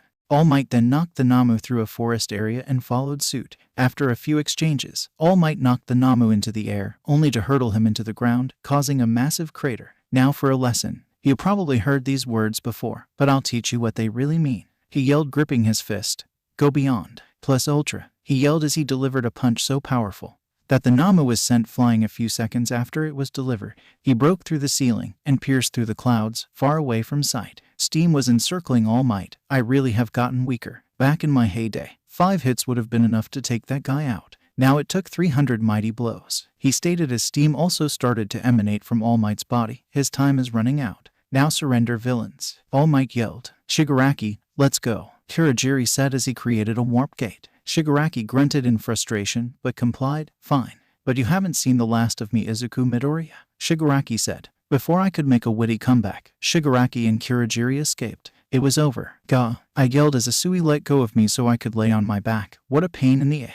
Midoriya. I turned to see Uraraka running towards me. Oh hey, was all I could say. Hey, just hey. Are you alright? No broken bones, no ruptured ribs, no head damage? She asked frantically as she checked every fiber. Well, not every fiber, but most of the fibers of my body. I'm fine, Uraraka, just a broken finger, I said, showing her my red ring finger. Guess I don't have a full grasp of my power yet. Just a broken finger, she asked, now shock instead of concern. You were flying through the air, landed face first in the landslide zone, launched the blue-haired guy and yourself into the air, and you only suffered a broken finger, she asked. Well, you forgot when I punched the brain muscle guy and knocked him back 1,000,000 miles. But yeah, pretty close, I said. She sighed. I can't believe you sometimes. How can you do something so stupid? Now Aizawa's joining in. It was a great idea at the moment, I argued back. Still didn't make it any less stupid, he said sternly. Look, nobody got hurt, I said. 13 did, Uraraka said. What? I asked. It was that mist villain, Kurogiri. He used her black hole against 13, Uraraka explained. Will she be alright? I asked. Indeed she will. This time a not-so-familiar voice said. Cementos, Aizawa said. Wait, when did they? Just right now. He and the rest of the staff came in with Ida. They're tending to the others now, Uraraka explained. Thank goodness, I muttered. Then I looked around at the sheer destruction both All Might and I left behind. Sorry about all of this, I muttered. Oh, it's quite alright. All of this shouldn't be too much of a hassle to repair. Anyway, we should get you to the infirmary, he said as a crew of robot nurses came in with a stretcher. I got on it and was carried away. A few hours and one kiss from Recovery Girl later, All Might and his detective friend came in to interrogate me. So tell me, everything you know about the League of Villains, Mr. Tsukachi. Straight to the point. Fine, I said as I explained everything they told me before I left the League, ranging from who is in it to their Namu project. So they're making a massive army of super quirk Soliders, mindless drones so to speak. They can have any range of quirks. The one All Might fought has shock absorption and regeneration. I only know because Shigaraki loves to brag when he gets a new toy. I finished. But how did they know about USJ? He asked. I wish I could tell you, but maybe someone in our ranks slipped information to the villains, I suggested. All Might, Mr. Tsukachi, and Recovery Girl looked at me in shock. Are you suggesting there is a traitor in UA? All Might asked. I wouldn't rule it out, I said as All Might looked conflicted. Not that I blame him really, but they could have a really good field operative. All I'm saying is that I don't have any concrete evidence for it just yet, considering this is their first attack. However, this is something that should be taken into account in the future, I said. Nothing was said, but Mr. Tsukachi wrote it down in his notepad. Thank you for this information, he said with a bow, then walked away. Once he exited, Recovery Girl and All Might looked at me. Before you say anything, I'm not 100% certain on that theory. I'm not even 10% certain, but it's a possibility, and all possibilities should be taken into account in case something like this should happen again, I said as I turned to face Recovery Girl. Am I free to leave? I asked. Oh, yes, you're free to go, she said. I nodded and left the room, and thus leaving the tense atmosphere within it. It was mid-afternoon. Classes were let out early due to the attack on USJ. Once I was outside, Ida and Uraraka were standing by the gate. Oh, Midoriya, Ida said as they turned to face me. Did you guys wait for me? I asked. Of course. We had to make sure you were okay, Uraraka explained. Indeed, that was a reckless move, fighting off both villains, Ida said. I didn't know what else to do, and I thought if it worked I'd look like a bada, I said half-jokingly, but they didn't take it as such. This isn't the time for jokes, Ida scooded. You could have been hurt, or worse. Look, I'm sorry, but I would have been fine. Mr. Aizawa was there covering for me with his quirk, though me flying through the air was 100% unintentional, I commented. It clearly didn't look intentional, Uraraka commented. I sighed and glanced at my phone. 4:13 Anyway, I need to head home. You guys want to walk together? I asked. They glanced at each other and then nodded. We had different side conversations on our way to the station. Once we made it to my stop, we parted ways. They questioned why I was here as opposed to my usual stop. I quickly made up a lie, saying I just discovered that this was slightly faster. They seemed to have bought it. I made it to All Might's home, used the spare key I was given, and headed inside. All I can do is go to my room and study. I don't know when midterms are, but all I know is that I'm not going to be last. Midoriya's POV. Class returned to normal after the USJ incident. The first day back, we were told about the sports festival. While there were many mixed reactions, the main purpose of the festival was to show the world that UA is fine after the incident, and B, to show off to spectators and pros who will be scouting us for internships. It was stressed how important the sports festival is, from Mr. Aizawa and even All Might. However, there was still one irrefutable truth. Midterms were in 2 days. Apparently someone thought it was a fantastic idea to make midterms right before the sports festival. Though I can't really argue, especially since I'm already down a strike and it's been a whole month since I've been here. So all I can do is study and do well. Class ended and it was currently lunch period. Hey Midoriya, you want to come eat with us? Uraraka asked.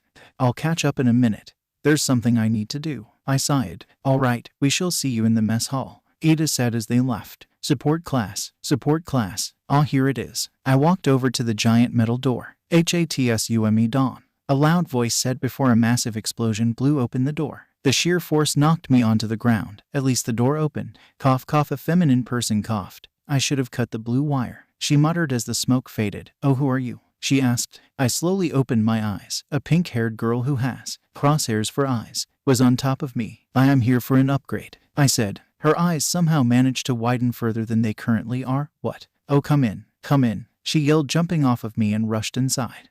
She's an excited one. I stood up, dusted off the remaining smoke, and stood off myself and entered. What are you? Whoa, it's you, Izuku Midoriya. Mr. Power Loader greeted. Good afternoon, Mr. Power Loader. I'm here for an upgrade, I said. I see. Right before the sports festival, ah? He asked as I nodded. Well, by all means. Anything in particular? He asked. I need an apparatus that'll help me control my flame breath, I said. I use it not only as a long-range attack, but also as a method to get around, like a rocket, so to say. So you need something to help you control the direction of the flames. Am I right? Power Loader asked. Yes, sir. Then I have just the thing, she exclaimed as he handed me a bandana. I call this baby number 29.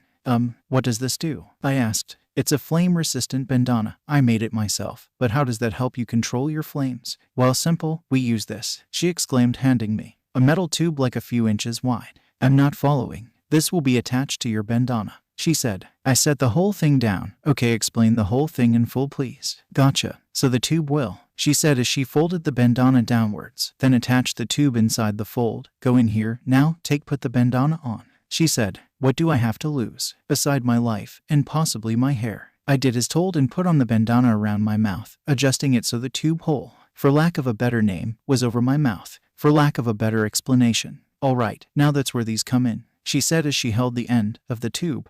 They were split off, and at the ends there were these funnel-type things. These are for either your arms or legs. I'd recommend your arms, she said. I think I know where this is going, and I like it already. I know, right? She exclaimed as she attacked the end of the tube to my wrists, and the funnel fit perfectly over my palms. Now, you can test it outside if you would like, she said. Hell yeah, I will, I yelled. Excitement. Want to come with me? I asked. Yeah, I need to make sure everything works correctly, she said, following close behind me. I didn't think too much on that statement. It is a prototype after all. Once we were outside, Hatsum stood a few feet away from me. Alright, now jump, then blow as hard as you can, she said. Okay. I jumped as high as I could, and blew as hard as I could. Fire was shot out of the funnels, and I gained about a few feet before I ran out of air and fell onto the ground. Well, it works, but you can't use it for a long time, she said, showing me her stopwatch. About 5 seconds. Well, what do I do? I asked.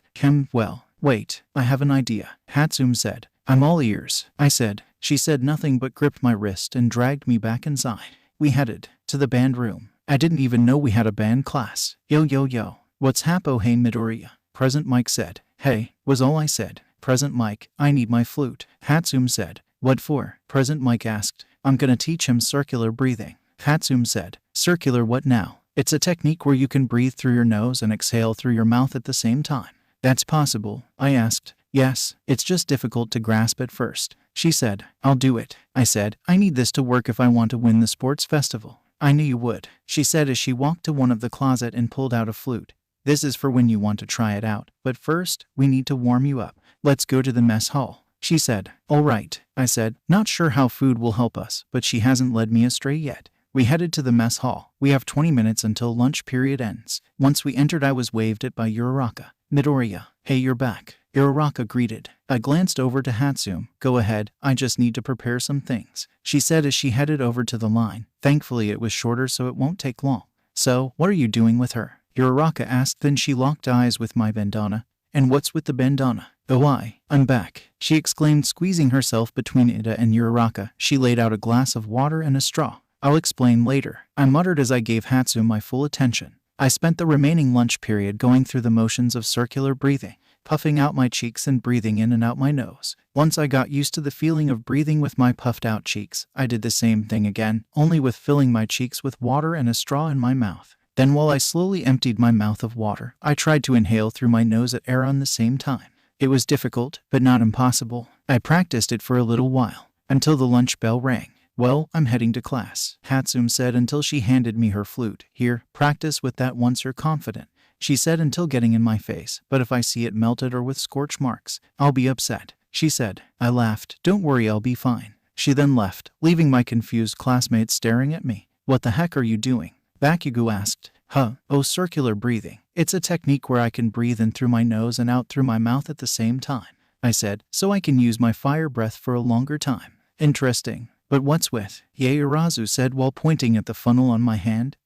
Oh, it's a surprise. Can't tell you all everything, especially since the sports festival is coming up, I said, standing up, but you'll see soon enough. Classes went by quick, and I headed back home. All Might's house. While I studied, I practiced circular breathing. It was difficult to coordinate at first, but I think I have a grasp on it. It went like that for a little while, until I felt like I was ready to try the flute. Then I realized it was 11:40. I'll practice tomorrow. The next day, however, was eventful to say the least. By that, I mean our class was swarmed by the other students, or as Bakugo called them, extras, and yes, I did laugh at that. However, one extra stuck out from the rest. One purple-haired kid. He explained that he was in the general course and wanted to be in the hero course, but he was denied it. And he glared at me during his explanation. I still can't believe they allowed a criminal into the hero course, he muttered. Okay, that crossed the line. I walked over and gripped the collar of his shirt. What did you say? I asked, anger seething through my words. You heard me. How did they let you, who did nothing aside burn down buildings, into the hero course? You didn't even do the entrance exam, he said. Listen to what I'm about to tell you, I muttered. You have absolutely no right to say anything, especially since you know only a tenth of the information, I said, letting go of his collar. Do I deserve to go here? No, I'll agree with you on that standpoint, but I'm here, and I'll work my off to stay here. Why? Because unlike all of you extras, I have a reason. I have a drive to not only stay here in the hero course, not only to win, but I have a drive to become a hero, I said, pointing to this purple-haired extra. From what I've heard, you just want to get into the hero course. So until you have a personal drive to succeed, I'm certain the minute you step in, you won't last a whole day. The whole room went silent, until he chuckled. So the criminal has some tongue to him. That's fine. It'll be all the more sweeter the minute I take your spot, he said as he turned to face the rest of us. As for the rest of you, consider this a declaration of war, so to speak. I'll be coming for your spots, he said, walking away. Then you better be damn well prepared for retaliation, I yelled as he walked away. I took in a deep breath. Why the FK are you all still here? Don't you have anything better to do? I yelled as light embers escaped my mouth. They all took a hint and ran away. I gripped the bridge of my nose, then looked at everyone. What? You just made everyone our enemies, Thunderbolt yelled. So what? They were going to come for us anyway, I said, walking up to him. Let me tell you an old saying, Thunderbolt, if you can't take the heat, I said, pointing towards the door, then get out of the kitchen, because I welcome any resistance that will come my way. That'll make accomplishing my goal a grander story to tell, I said as I sat back down on my seat, continuing to study. As if I'll let that guy ruin the non-spoken promise to my mother. The promise that I'll become a hero and make her proud. Uraraka's POV. Soon it was lunch, as Ida and I flagged down Midoriya. Don't you think what you said was too mean to Kaminari? I asked. He scoffed. If that was too mean, then you don't want to see me really pie it off, Midoriya said before turning towards us. Besides, if that made him upset, then he shouldn't be here. You don't mean. I do mean that, he said to Ada. He should toughen up, especially if he intends to be a pro hero, he muttered before shaking his head. Anyway, how's studying for midterms going? So, he said it, to toughen him up. Oh, quite well. I feel prepared for the test tomorrow, Ada said. Oh right, The midterms. I'm still not ready, but maybe I should study on my own. I shouldn't rely on it so much. Yes, that's what I'm gonna do. The minute I get home, I'm going to crack open those books. The next day, I didn't crack open those books. Ugh, I'm so doomed. No, don't think like that. I got this. I can pass easily. Just gotta think calm and rationally. And I'll win the day. 3 days later. Ugh, that was brutal. I don't even know how I did. Who was the cruel person who decided that the week before the sports festival was the perfect time to have midterms? More importantly, how did Midoriya finish so fast? He finished his tests an hour before time was up. I knew it. That boy must have had studying secrets he was keeping to himself. The nerve. Oh well, the results are coming in. Mr. Aizawa handed us the test, and in a slow fashion I flipped over my test. 13/20th. Not fantastic, but not terrible, right? Oh, who am I kidding? I'm not even in the top 50%. Ida, how did you do? I asked as he showed me his paper, shaking angrily. Third place. He yelled. How could this have happened? He yelled. You're upset. Over third place. I growled. I got 13th. You have no right to complain. I yelled. How did you get the second highest mark? Jiro asked Yaoyorozu. I just studied hard, she said with a pleased smile. Wait, who got for no way? Midoriya. What did you get? I asked as I walked over to his desk. He quickly shoved his paper underneath his books. Oh, absolutely nothing to worry about. He stuttered. Oh, I see. Well, had you not rushed, then you would have gotten a better score. Well, it can't be worse than mine, I said, pulling it out of his book. I got third. What? I yelled, garnering the attention of everyone. Why?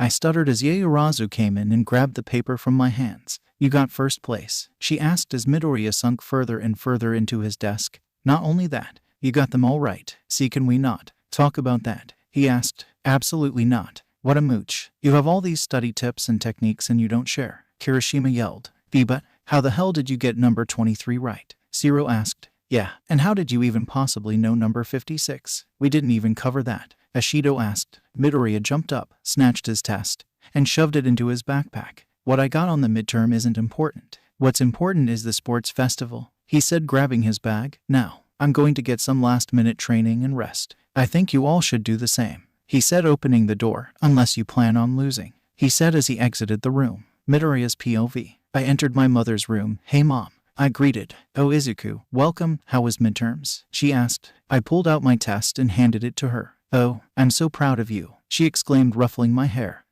Okay, it's just midterms, it's not a big deal, I said. What matters right now is the sports festival. Oh, that reminds me, I asked Toshinori, and he said you can come watch in person if you want, I said. Her eyes widened for a second. I don't know, she said. You don't have to, but it's there if you want, I said, scribbling All Might's number down. Here, if you want to go call him and he'll give you a ride there, I said, packing up. Sorry for having a really short trip, but there are things I need to do, I said, leaning in to kiss her on the cheek. I love you, bye, I said, exiting the room. Time for some last-minute training. Luckily, they allowed us into UA for training, so I headed straight for ground beta, climbed the tallest building, and strapped on my new toy. I debated whether I wanted the funnel on my palms or on the back of my hands. I decided on my palms. Not like I can't shift it easily, it can slide air on my straps. I stood at the far edge of the building, adjusted my bandana, and practiced circular breathing before running towards the edge. Okay, 3, 2, 1, go, I yelled as I ran towards the edge and swan dived.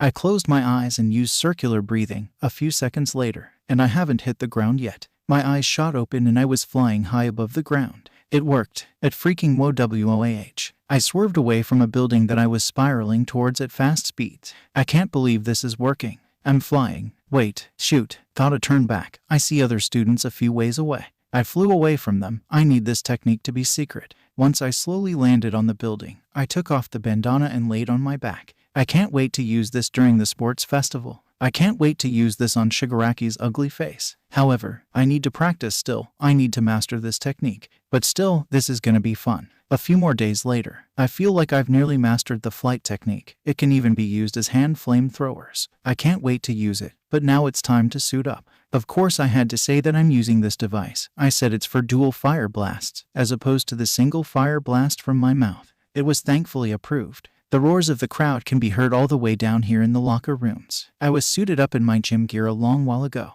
All I was waiting for was a confirmation text from All Might saying if my mother was going to be here. Midoriya, a soft voice said. I looked up to see Todoroki. What did he need? From an objective standpoint, I think it's fairly clear that I'm stronger than you.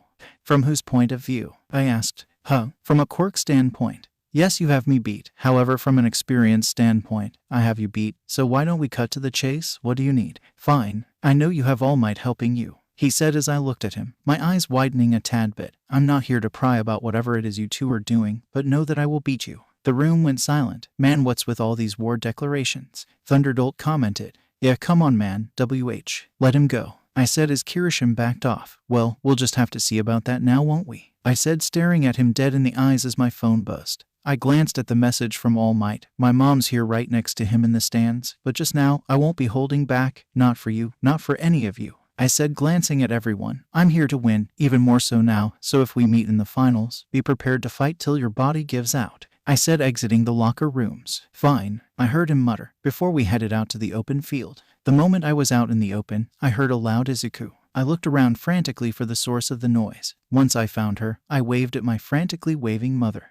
I will win for her and make her proud. Is that your mom? Yoraraka asked, who was right next to me. Yeah, she's the reason why I'm here after all, I said, turning red for a split second. Until I shook it off. She's why I'm gonna win this whole festival. She looked at me, then smiled back, a look equally determined. Well, I'm not gonna lose to you either, she said. We'll see about that now, won't we? I said. Then Midnight took center stage, garnering looks from everybody, whether it'd be thirsty guys, jealous women, or embarrassed parents. I hope my mom doesn't really care about that. Silence, everyone, Midnight yelled, flicking her whip. Wait, she brought a whip. And for the student pledge, we have Izuku Midoriya. Wait, what? Why me? It must be because you're once a criminal and you being here would give the school publicity for taking you in and reforming you, Ada theorized. Makes sense anyway. Come on up, we don't have all day, Midnight said.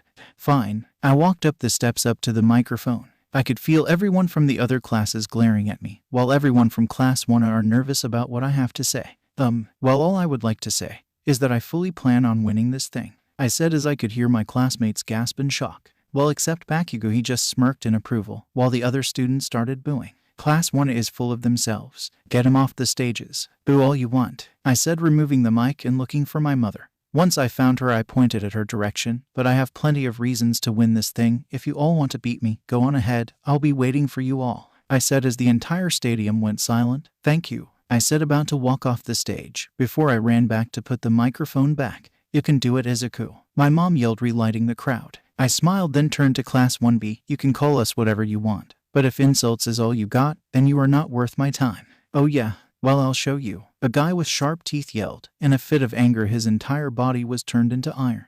I'll be ready for it, I said. After a few more sour comments, we were given 10 minutes to do some stretches, warm up, pray, whatever you need to do. I adjusted my bandana so my mouth was over the tube hole. Man, I need a better name for that. Then, it was time for the first part of the sports festival to start. It was an obstacle race around the perimeter of the stadium.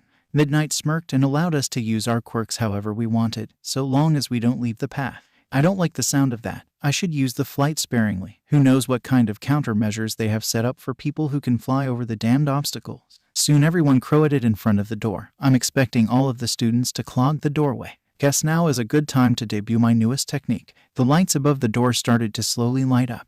The 3 red lights lit up before the last green light. Then the green light lit up and the door opened. It's showtime. Midoriya's POV. The race was underway. I stayed back on purpose to avoid the first major obstacle, the door. As expected, everyone was antsy and rushed through the door, only for the door to be clogged. Then suddenly the doorway got frozen. Todoroki must have done this to stop me. Well, he's got another thing coming. I rushed over to the person in the back who was frozen to the ground, and I climbed on top of them. Hey, what the FK? She asked. Sorry, totally not sorry. Once I was on her shoulders, I jumped as high as I could and used my secret weapon as I flew over the flood. What the FK? He can fly, one of the students yelled. Midoriya, a familiar voice yelled. I believe it was Ashido. I smiled and continued to fly over them. Once I made it past the flooding and the frozen pathway, I continued running towards Todoroki. Looks like Izuku Midoriya has bypassed the first obstacle and has taken 5th place. Present, Mike yelled over the intercom. You have a microphone. There is no need for you to yell, Aizawa said. No kidding. Anyway, it seemed to be smooth sailing. I could even see Todoroki a few ways away. I just got a spee. Boom. What the? The robots are back, I yelled as I stopped running to get ready to fight. Then Todoroki just stood underneath it and froze it. Wait, now's my chance. I surged one for all into my middle finger and flicked it at the robot. It shattered into 1,000,000 robot pieces. I can't stay here and fight off these robots. I have to keep going. Wait, was that Uraraka? I turned to see her surrounded by robots. I should leave it too. DFK it. I flew back and with another finger, I knocked the robot that was blocking her way out of the way and towards the others. Come on, move it, I yelled, flying back towards Todoroki. She was right underneath me, keeping up rather well. You didn't have to help me, you know, she yelled. I landed next to her, taking the bandana off my face. Well, it would be a boring show if it was just me. Todoroki, I said until a loud explosion rang behind us. Bakugo zoomed past us with his explosions propelling him forwards. And Bakugo all in the front now, would it? I asked as we ran towards the next obstacle. Why did you stop flying? She asked, confused at the fact that I'm not using my new technique. Because I don't know what Present Mike has done to make sure that flying wasn't as overpowered in this contest. So I'm using it sparingly, I explained as we made it to a giant chasm. There are many plateaus and tightropes connected to the plateaus. Not that this wouldn't be easy, but I could hear the loud stomping of the other students. Well, time to go. See ya, I said as I put on the bandana again. As easy as it would be to fly over the chasm, I'm certain there are countermeasures in place for people like me just in case. So I used my flying mode as a hovering mechanism. I was hopping from plateau to plateau, without a care in the word until, "Ugh," another yell. I turned back to see Uraraka standing on plateau a few ways back, kneeling on the ground. A blonde guy was looming over her. "Oh sorry, didn't see your leg there," he said with a st-eating grin, as he gripped her shoulder. "Now is a time for you to leave," he said as he shoved her off. "What's this?" MONOMA from Class 1B pushed one of the Class 1A students off the cliff. Present Mike yelled. "Got him, Nit," I yelled as I put on my bandana and flew into the chasm to get her. "Not on my watch. Uraraka, use your quirk," I yelled as she was falling. "Huh, okay," she yelled as she touched both the tips of her fingers together, floating in midair long enough for me to fly under her and fly her back up. She gripped onto my back as I landed on the closest plateau. Then I set her down. "Does it hurt?" I asked as I felt her leg. She winced when I touched her ankle. "All right, get on," I said. What?" she asked, confused. "You heard me. Get on my back," I said, glaring forward towards that blonde-haired hole. "There's a blonde-haired guy I need to destroy." She hesitated. "But you'll just be doing all the work," she yelled. "There's no fine. How about this? Team effort. You use zero gravity to help us float, and I can use my quirk to fly without fear of falling," I said. "Okay," she said as she got on my back and got rid of my gravity, causing us to float. "All right," I said, putting on my bandana. "Time to take down that blonde bastard." What a shocking development. Izuku Midoriya has joined forces with Ochako Uraraka as a dynamic duo. Present Mike yelled. "Seriously, tone it down a lot," Aizawa said. We made it to the final obstacle, a minefield. Todoroki and Bakugo are up front fighting each other for first place, while everyone else are slowly catching up. I can fly to them, but they would then divert their attention to us. I need to the gate. Fast. Wait, there's that a hole. Hold on. I have an idea, I said. Let me hear it. She muttered, still holding onto my back. How about I show you? I said as I turned myself to face away from the door. Hey MONOMA. I yelled as I surged one for all through my whole hand. He turned to look at me. Eat this bastard. New Hampshire smash. I yelled as I punched the air aimed at the minefield, causing a shockwave to hit the minefield, causing a string of explosions enveloping not only the blonde-haired hole but a few others as well. But that wasn't the only thing. It also knocked us back with incredible force, surging us towards the gateway past Bakugo and Todoroki and zooming into the final tunnel. Wait, did I just say New Hampshire smash? Man, he's rubbing off on me, and I hate it. Midoriya, Todoroki yelled. Deku, Bakugo yelled as they ignored each other and sped towards us. I'm losing speed and they're gaining ground on us. At this rate I won't make it in time before Bakugo nailed a blast and hits both Uraraka and I, even with me flying with my one good arm. Wait, I can use that to my advantage. Sorry Uraraka, I yelled as I turned to face the front of Bakugo's blast. This is gonna hurt, I yelled as Bakugo hit me in the stomach with an explosion. It sent us careening towards the gate. I could hear explosions and ice forming, but they were too far away to stop us from crossing the door first. And the winner is Urarakaochako. Present Mike yelled as we were hurtling towards the ground. Uraraka released the gravity. I yelled. All right, she yelled as she touched her fingers together. Release. She yelled, reverting my gravity back to normal. With quick thinking, I put on my bandana and slowly set us to the ground. It was difficult with one arm, but it worked. She got off of my body and laid on the ground. Thanks, she muttered. Don't worry, I said, taking off my bandana. No one hurts my friends and expects to live without repercussion, I said. She laughed. I'm certain he's not going to make it now. I laughed until the air got colder, both figuratively and literally. Todoroki loomed over us. You should get those looked at, he said simply. Recovery girl is in the stadium up those stairs to the left, he explained. That was not how I expected that to go down. Well, let's go, I said, extending my only good hand. Here, lean on my shoulder. We slowly made our way to the nurse's office. After a quick scolding, she healed our wounds, just in time for us to make it to the next event. It was a cavalry battle, where teams of 2-4 are put in groups, were given bandanas of different point values depending on where you placed, going up in integrals of 5, except first place, who is worth 10 million, for whatever reason. Anyway, we were given 15 minutes to build a team. Then it's a battle of who can steal the most headbands. Once time started, I was swarmed by literally everyone. Class 1A, 1B, support, business, everyone. But I had something to do. Hey, need help? I asked. Uraraka turned towards me. She looks nervous, understandably so, but she shook her head. No. I appreciate what you've done for me and what you are doing, but I need to win this myself. What will the scouts think if they see me as a person who relies on others? She asked. You're declaring war on me too? I asked in a joking manner. Yeah, pretty much, she said with a shaky smile. Well, regardless, she has a point. Maybe I should let her do her own thing. All right, well, I'll see you in the finals, I said, turning away. But keep in mind, I'm coming for that headband, I said with a smile. Can't take first without it. Before I was out of earshot, she responded, well, good luck getting it. I stopped and walked back towards her. Say that with more confidence. What? She asked. Instead of saying good luck getting it, you should say, good luck trying to get it. Adds more oomph to your statement and makes you sound more confident, I said before walking away. Now back to my conundrum. I need a team. There is that wave of people who want to be on my team, but I'm going to be honest. I don't know ST about them, aside from my class 1A classmates. Wait, there's Ida. Hey Ida, sorry, Midoriya. I don't think I should be on your team, he said. Well, that was fast. Are you declaring war on me too? I asked. To put it in simpler terms, yes, he said. I appreciate all you've done, and you are a good friend, but I need to do this on my own without your help, he said as he walked over to Todoroki's team. I apologize, Midoriya, he muttered. I'd be lying if I wasn't a little hurt by that, but I'd be lying even more if I said I didn't respect his decision. But the question's lies. How many of these guys are going to declare war on me? Like serious, that's 5 different people, though Bakugo's was a non-spoken declaration. Ugh, hey, you need a team, a voice behind me asked. I turned to see an orange-haired girl. Ooh, yeah, but sorry. Who are you? I asked. Oh, sorry about that. I'm the class representative of Class 1B, Izuku Midoriya. She greeted. My quirk is Big Fist. It's pretty self-explanatory, she said as she demonstrated her quirk.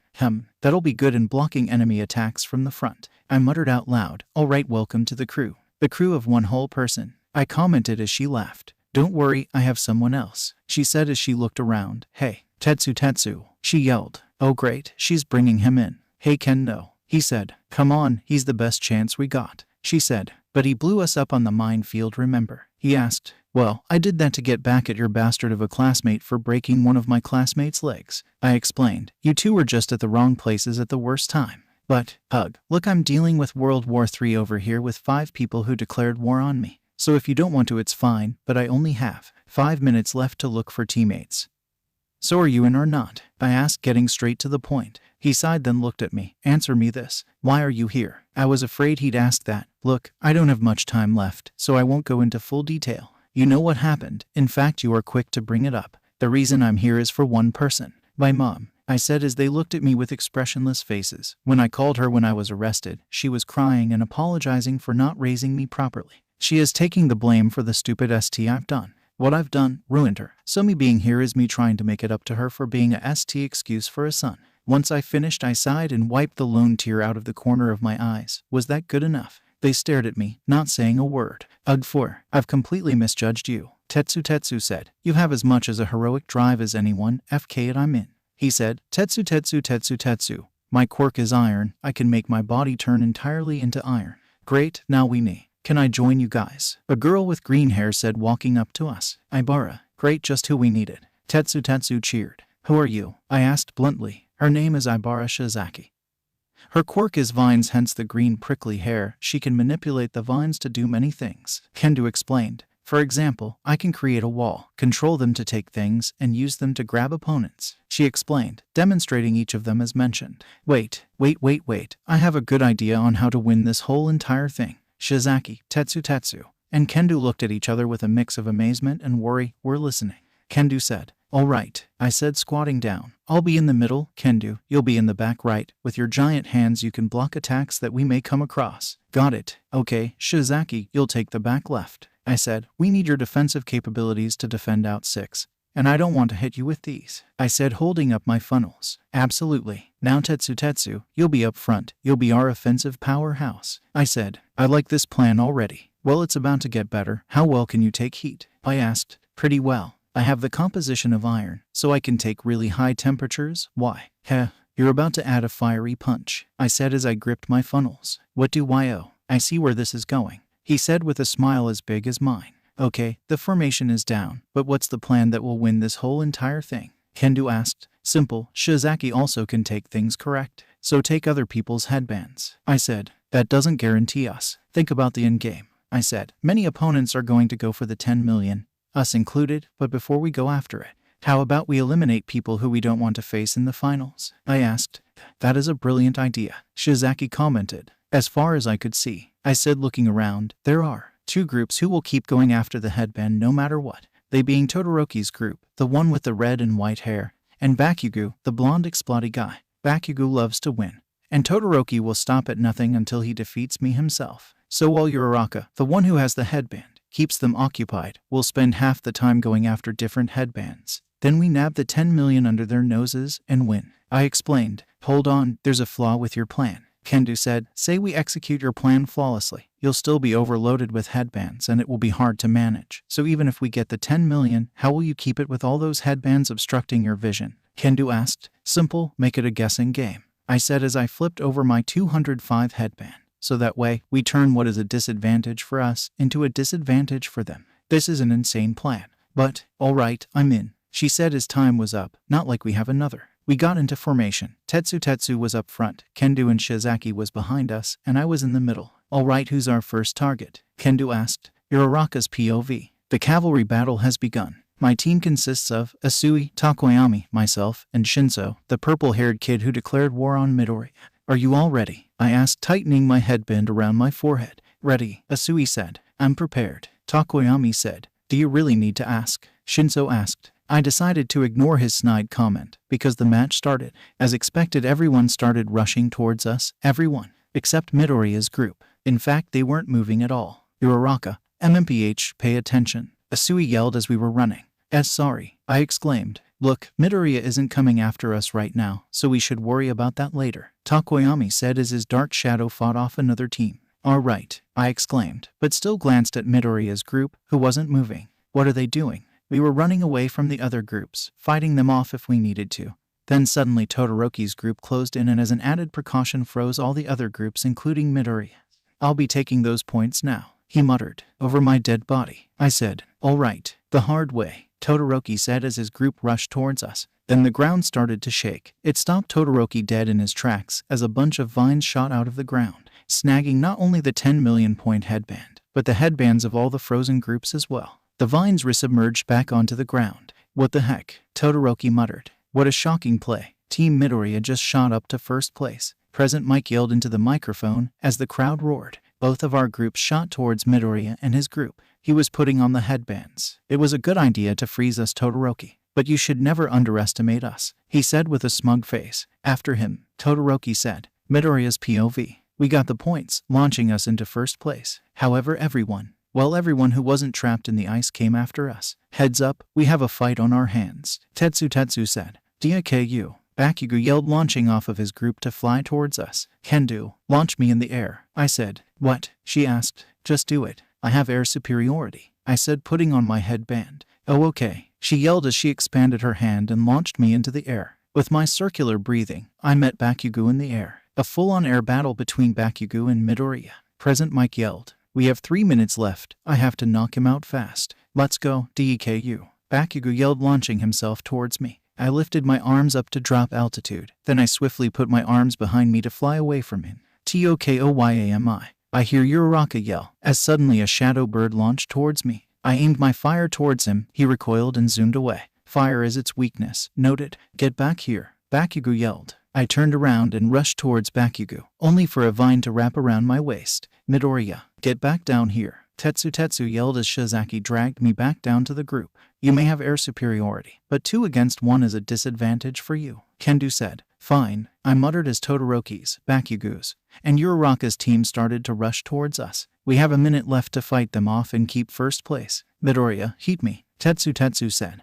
I nodded and headed up right arm. Uraraka struck first, Takoyami, she yelled as his shadow rushed towards me. I countered with my fire. Kaminari, Todoroki yelled as Kaminari sent a wave of electricity towards us. Shizaki, I yelled as a wall of vines shot out from the ground. Bakugo, Kirishima yelled as Bakugo launched himself towards us. Hendo, I got this, she yelled as she batted him away with her giant arm. Ada, Todoroki yelled as Ada used his calf to zoom towards us. Shizaki, grab him, I yelled. He's coming in too fast, she yelled. I have to do it. I'm sorry, Ada, I yelled as I used one for all, and prepared to use my power to know. Time's up. Present Mike as Ada barreled into us, knocking all of us onto the ground. Oh, I muttered, I think your face broke my collarbone. Now time to announce the scores, or lack thereof scores. Present Mike yelled, in first place with 10,002,345 points. Ugh, I moaned as I sat back up. In second place with 985 points. Team TODOROKI. Present Mike yelled, so close, Ada said, still laying on the ground. I walked over to give him a hand up, to which he accepted. In third place with 485 points. Tambiakugou. Bakugo just yelled in frustration. Still, it was a good air battle. In fourth place with 345 points. Team URARAKA. Well, we advanced, Takoyami stated. Yeah, but we were so close, Uraraka yelled. There were a few glares sent in our direction. Look, I'm sorry you couldn't handle the sheer intelligence that Kendo yelled. Fine, we had when we made our plans, I said. After that interaction, we were allowed to go out for lunch. I decided to speed over to my mom. Where is SH? Oh, Izuku. Oh, there she is. Hey mom, I said, walking up to her. How are you enjoying the festival? I asked. Oh, it's good. I'm glad you helped that girl and won, she said. Yeah, it was no, I said. Then I saw another woman. I'm sorry. Who is this? I asked. Oh, she. Mom. I turned to see Todoroki on the staircase. Shoto, the woman asked. What is hap? What is she doing here? A booming voice asked as the temperature just got 10x hotter. It was the number 2 hero Endeavor. She's with me, All Might said, appearing right behind Mom and Todoroki's mom. The room was silent and uncomfortable. So, is having a nice, calm, and rational discussion over lunch a bad idea? I asked, trying to alleviate this situation in any way. No, I must apologize. I needed to discuss something with Shoto, Endeavor said, before Todoroki shot him a glare. But now is not the proper time. Please carry on with your day, Endeavor said, bowing, as he left the area. One portion of the awkwardness was gone. So, about that lunch, I asked. Lunch sounds lovely, Todoroki's mother said. Oh, I must agree. Lead the way, Izuku. Mom asked. It's my pleasure, I said as Todoroki and I led the pack while Mom, Todoroki's mom, and All Might were following us. So, when were you going to tell me your mother knows mine? Todoroki asked. The second I found out, which was right now, I said. Anyway, why is your mother in a mental hospital? I asked. He stared at me shocked. How did you know that? Take a guess, I said as his eyes widened in realization. Oh, don't, I said before he could finish the statement. I glanced backwards as my mom was chatting with Todoroki's. She's happy, so this doesn't require an apology. We made it to the food court. My mom and Todoroki's took a seat on the nearest empty table, while All Might, Todoroki, and I stood in line. We brought back food to the table, and like we expected, it was quiet and tense. Time to break the ice again. So Mom, how did you meet Ms. Todoroki? I asked, hoping to spark some kind of nice conversation. Oh, she's next door, so she visits occasionally, Mom explained. Oh, that reminds me, I said, outstretching my hand. My name is... Oh, sorry, I said, moving the funnel out of the way. My name is Izuku Midoriya. Pleasure to meet you, Rei Todoroki. I hope my son hasn't caused you trouble, she said. Oh, let me tell you, I said. Then Todoroki shot me a glare, but I could care less. He's a quiet one, but when he's competitive then he's a handful, I said with the biggest smirk on my face. Todoroki, however, saw that as a challenge. Well, excuse me. You were the most cocky one in our class, Todoroki shot back. You started it, Mr. Declaration of War, I said. All you had to say was I'll beat you, not be gung-ho about it and add the declaration of war bit to it. Before Todoroki could respond, his mom gave a small laugh. See, she agrees with me, I said. I at least have a drive to win, I said. Well, so do I, he said. So wait, why the heck did you declare war on me in the first place, if you didn't have a drive before? I asked, genuinely curious. I had an entirely different reason, Todoroki said, but it has something to do with your fire quirk. What do? Why? I said. Then it clicked. Endeavor and his mother, fire, and I assume ice. He only uses his ice side. Did something happen between them? Well, it's not my place to intervene. Well, you have your reasons, I said, eating my food. But why? I asked. You can't just say you have your reasons then immediately ask about them, Todoroki said. Okay, my phrasing could have been better. I meant why don't you use your fire quirk? I asked. Here, principal. I'll leave it at that, Todoroki said, clearly sounding upset at my badgering. I get the reason, but it's your quirk, I said. Who cares what some scumbag thinks? I asked. Izuku, Mom said. Right, sorry, I muttered. Lunch went on in complete silence. Once we finished, we headed back to the stadium. Then Todoroki and I headed back to center stage, until I ran into something I didn't expect at all. Uraraka and all of the girls were dressed as cheerleaders. Okay, I'll bite. What the FK are you guys wearing? I asked. Cheerleader uniforms, Yaoyorozu said. Mr. Aizawa said so. This sounds sketch. Who told you that? I asked. Minta and Kaminari, Yaoyorozu answered. I blinked for a few seconds, then squeezed the bridge of my nose. He believed, Thunderbolt and the biggest pervert, about something from Mr. Aizawa. Why? I asked. Did you even ask Ada if that was true? I asked. Silence filled the room. Then the sound of pom-poms hitting the ground. Come on, finish the sentence. I gestured. Dirt stains, she exclaimed. Trust me, it's hard to get her to swear. Jiro said. Ugh, look, just change back into your gym clothes. I'll burn them later, I said. We continued walking. Then Todoroki gripped my shoulder. Did you mean it? He asked. That I'll burn their clothes. I mean, it's kind of a was. No, the thing at lunch, he muttered. The scumbag thing, or the quirk thing. Both. Well, I don't know the Endeavor story, but considering that your mother was in a mental hospital, Endeavor's sour tone with her, and the burn mark, I put 2 and 2 together and concluded that he's a scumbag. The quirk part. Yeah, it's your quirk, and you're your own person. Endeavor may have made you, but you're not his puppet. I explained, then shrugged. But who am I to tell you what to do? If you want to utilize half your potential just to spite Endeavor, then that's your prerogative, I said, walking away. Then Todoroki gripped my shoulders. Wait, I have something to ask you, Todoroki said. I glanced at my phone. We have 10 minutes until the draw starts. All right, shoot. Have you ever heard of quirk arranged marriages? He asked. Then it clicked. Don't tell me. Yes, my sad excuse of a father bought my mother's hand in marriage to make a child that inherited both our quirks with the sole purpose of defeating All Might, Todoroki explained. Okay, Endeavor leveled up from scumbag to pile of ST, I said. That's not even the half of it. His training was the true embodiment of hell. Whether it'd be sheltering me from my siblings or, as my father called them, the dejects, to beating me when I didn't perform good enough. He explained. I didn't say anything. I didn't know what to say. My mother had it worse. She would defend me from my father's horrible excuse of training, and in retaliation he would beat her. Her mental stability was slowly decaying, and after a few months, she snapped. He said as he touched his scar. She was boiling water while talking to someone on the phone while crying. She called my left side unbearable right before pouring boiling water on my face. I tensed up. It was like I felt the pain he felt years ago. My father blamed her for what she did to me, saying she tainted my life's work. He told me she sent her to a mental hospital. Well, imprisoned her was more like it. I blamed him for what he'd done to my mother, and I swore I would never use his side in battle again. I was silent for a little bit. I didn't know what to say or how to say it. Then I took a deep breath. Seems we are more similar than I thought, I said, except I was the sole reason my mother snapped. Guess it's my turn to share. I'm sure you know the details. I got arrested for burning down a hero agency. When I called my mother, she was crying on the other end. She was apologizing and blaming herself for the stupid stuff I've done. She was ushered into a mental hospital thanks to the neighbors. I explained, I'm here for her, and I will become a hero for her. Now let me ask you, why do you want to become a hero? I asked. Well, it's because, he said, then trailed off. I assume your original goal was to beat me and become a pro without using your father's side. Not that I blame you. However, I also assume that you want to become a hero for your mother, I said as I glanced at my phone. 12:50. So which will you do, spite or love? Hatred or tenderness? He didn't respond. Look, once again, it's your choice. It's not my place to tell you what to do.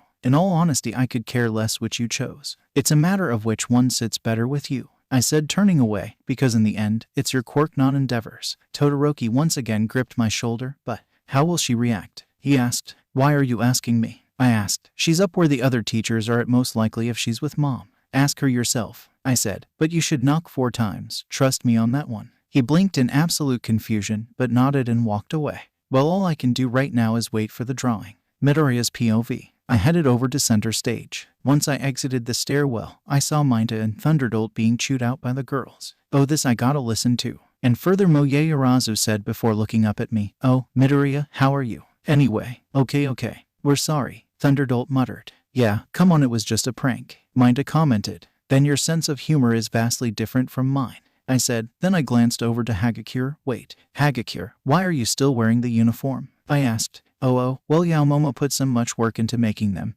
and they're kinda cute, so I'm rolling with it, she exclaimed, waving her pom-pom around. You know what? To each their own, I said simply. Anyway, lay off them, you five. I said. Why? They almost saw us in cheering uniforms. In fact, you were the one who stopped us, Jiru said. You what? Minta yelled. I'm sorry for being a decent human being. Anyway, you'll get your chance to even the score. Poor Thunderbolt over here has about like a 40%-ish chance to face death in the tournament.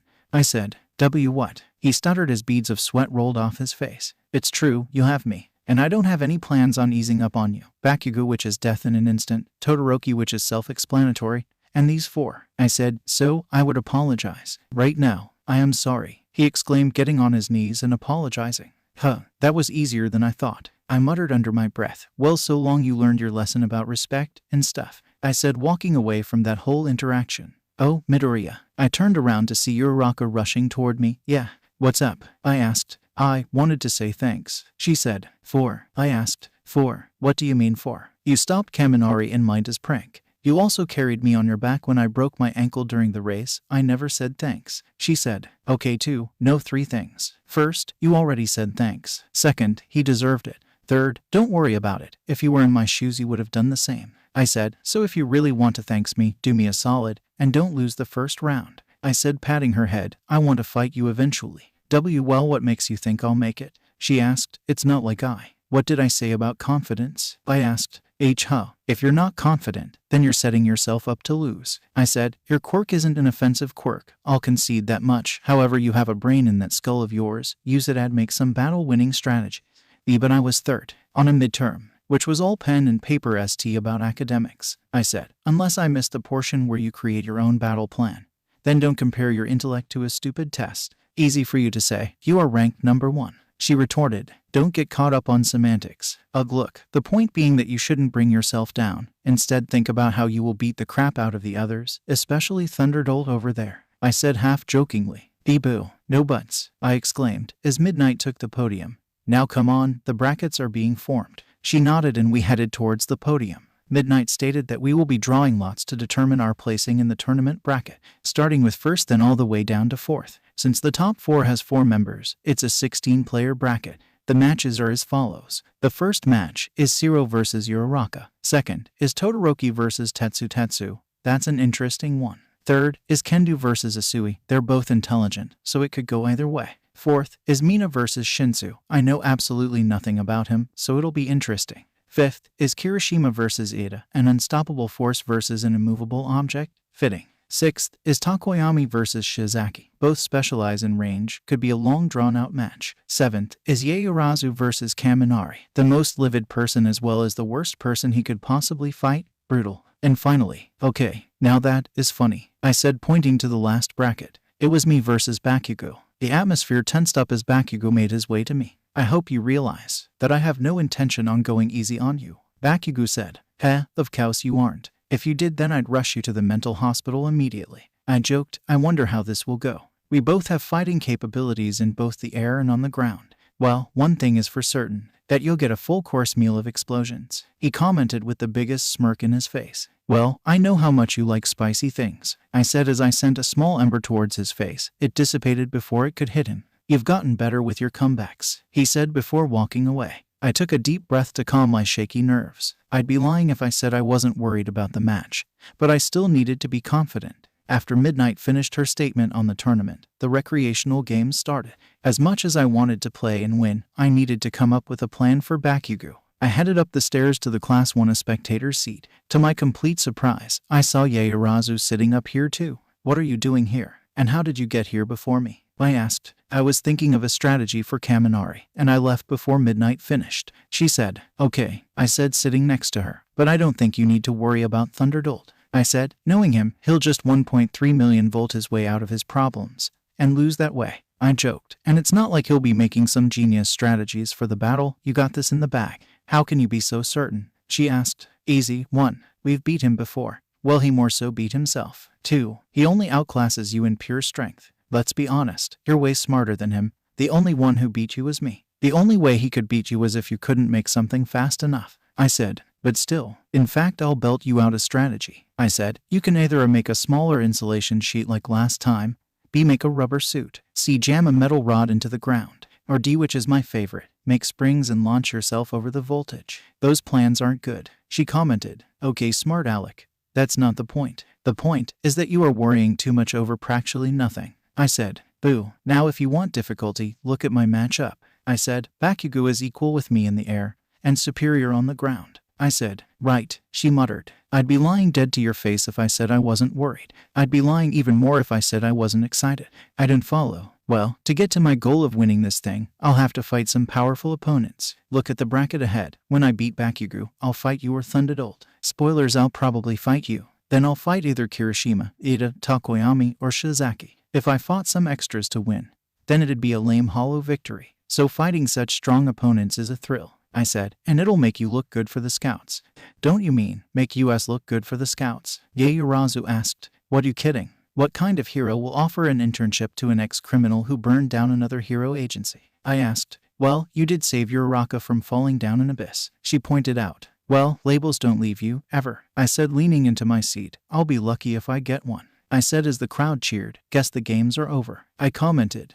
So they are, Yaoyorozu said, glancing at center field. Anyway, you never told me your strategy for dealing with Bakugo, she said. Aw, you've noticed it, not bad. To be honest, I would tell you, but where's the fun in that? I said with a smile. I may not get an offer, but I'll still give the audience a good show, and what's more fun than not knowing what to expect? You sound confident, she commented. Yeah, not having confidence at all is way worse than throwing in the towel during a fight, I said. With throwing in the towel, you at least gave it your all and know when you've been beaten. Not having confidence at all will lead to you not giving it your all and thus ruining the match. I see, she commented, which reminds me, why are you so hard on Kaminari? Thunderbolt. Well, he hasn't proven that he is pro material. Not that I'm one to talk. But why? She asked. I'll give you 3 reasons. 1 was that he keeps calling me a criminal, so I'm being petty and calling him a nickname as well. 2, he isn't smart, like strategically smart. Both times I've seen him in combat, he's fried his brain. 3, he joined forces with a pervert.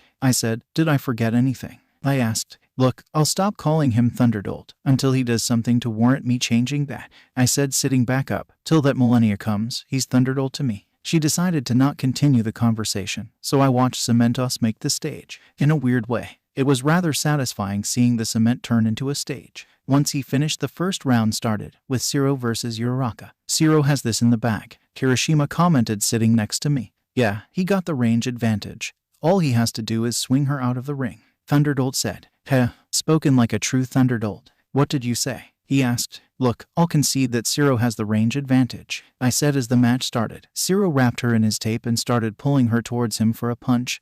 But you forget one thing, I said as she wiggled one hand free. She just has to touch him once. She touched him and he soon started floating. She gripped the tape around her body and tore it off. Game. She ran towards him. Set. He launched more tape at her, but she dodged. Match. She pushed him out of bounds. Zero is out of bounds. Uraraka is the winner. Midnight yelled. What he did, though it wasn't a bad idea, was the most obvious move, I said, cracking my knuckles. What I would have done was launched a tape, pulled myself towards and punched. She would have been caught off guard and in turn dazed after the hit. I explained. Thanks for the advice. After the match ended, Zero said, collapsing onto the empty seat. You are welcome, I said with a smirk. He groaned and buried his face into his hands. Look, you're the top 16, don't complain.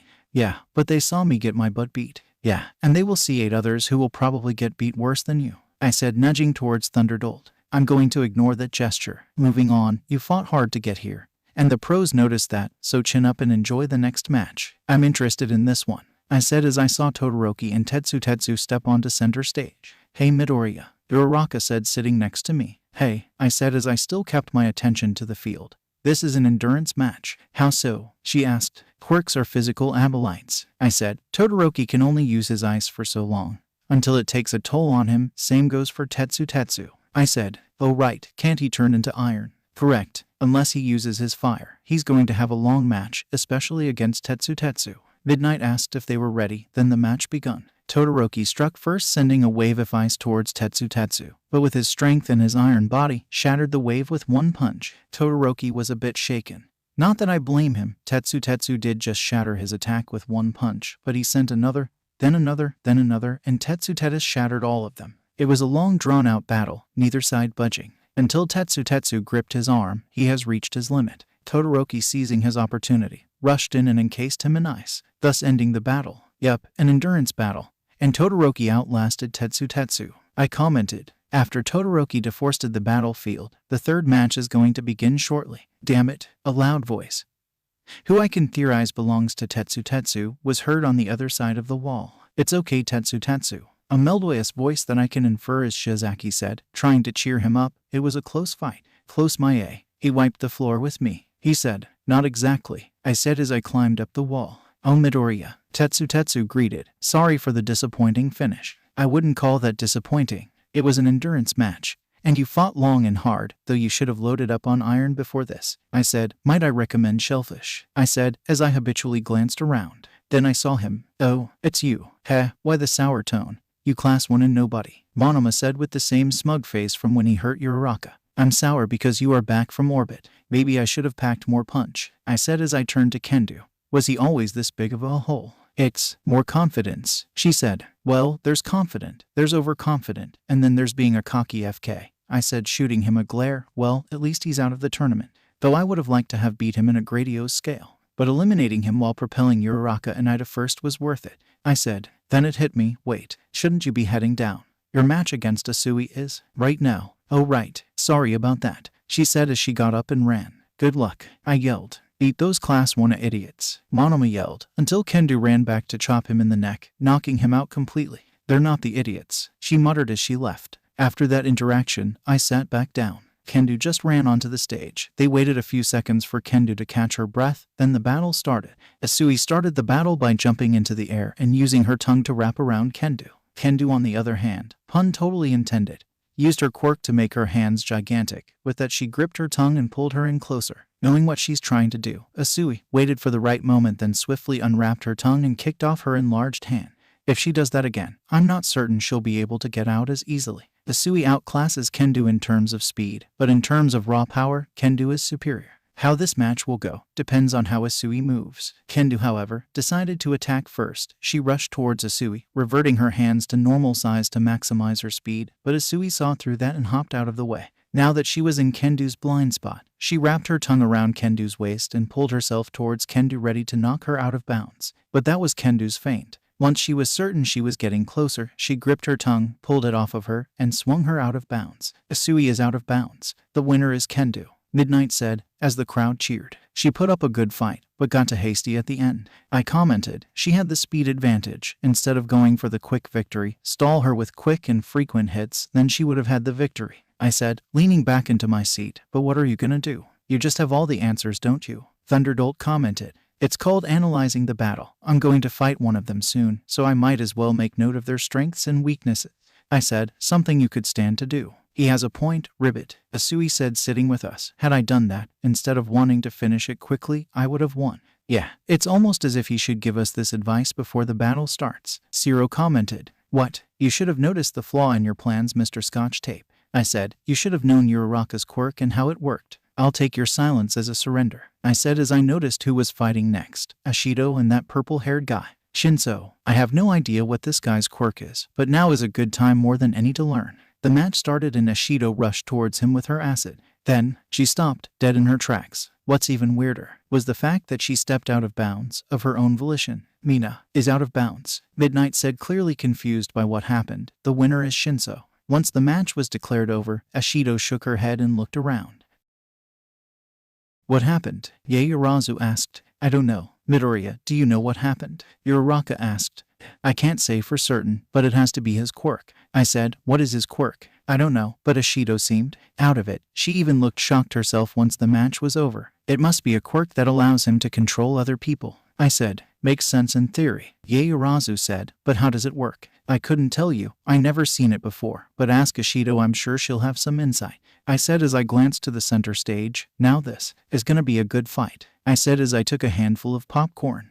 Where did you get that? Yaoyorozu asked. Oh, I snagged it from Monoma. He's too knocked out to care, I said, eating a handful. You know, for a complete a whole, he can butter popcorn perfectly, I said, shifting the tub to Uraraka. Want some? Uraraka's POV. Yeah, I said as I grabbed a handful of stolen popcorn. He was right. This was perfectly buttered. Anyway, who do you think is going to win? Ida or Kirishima? I asked.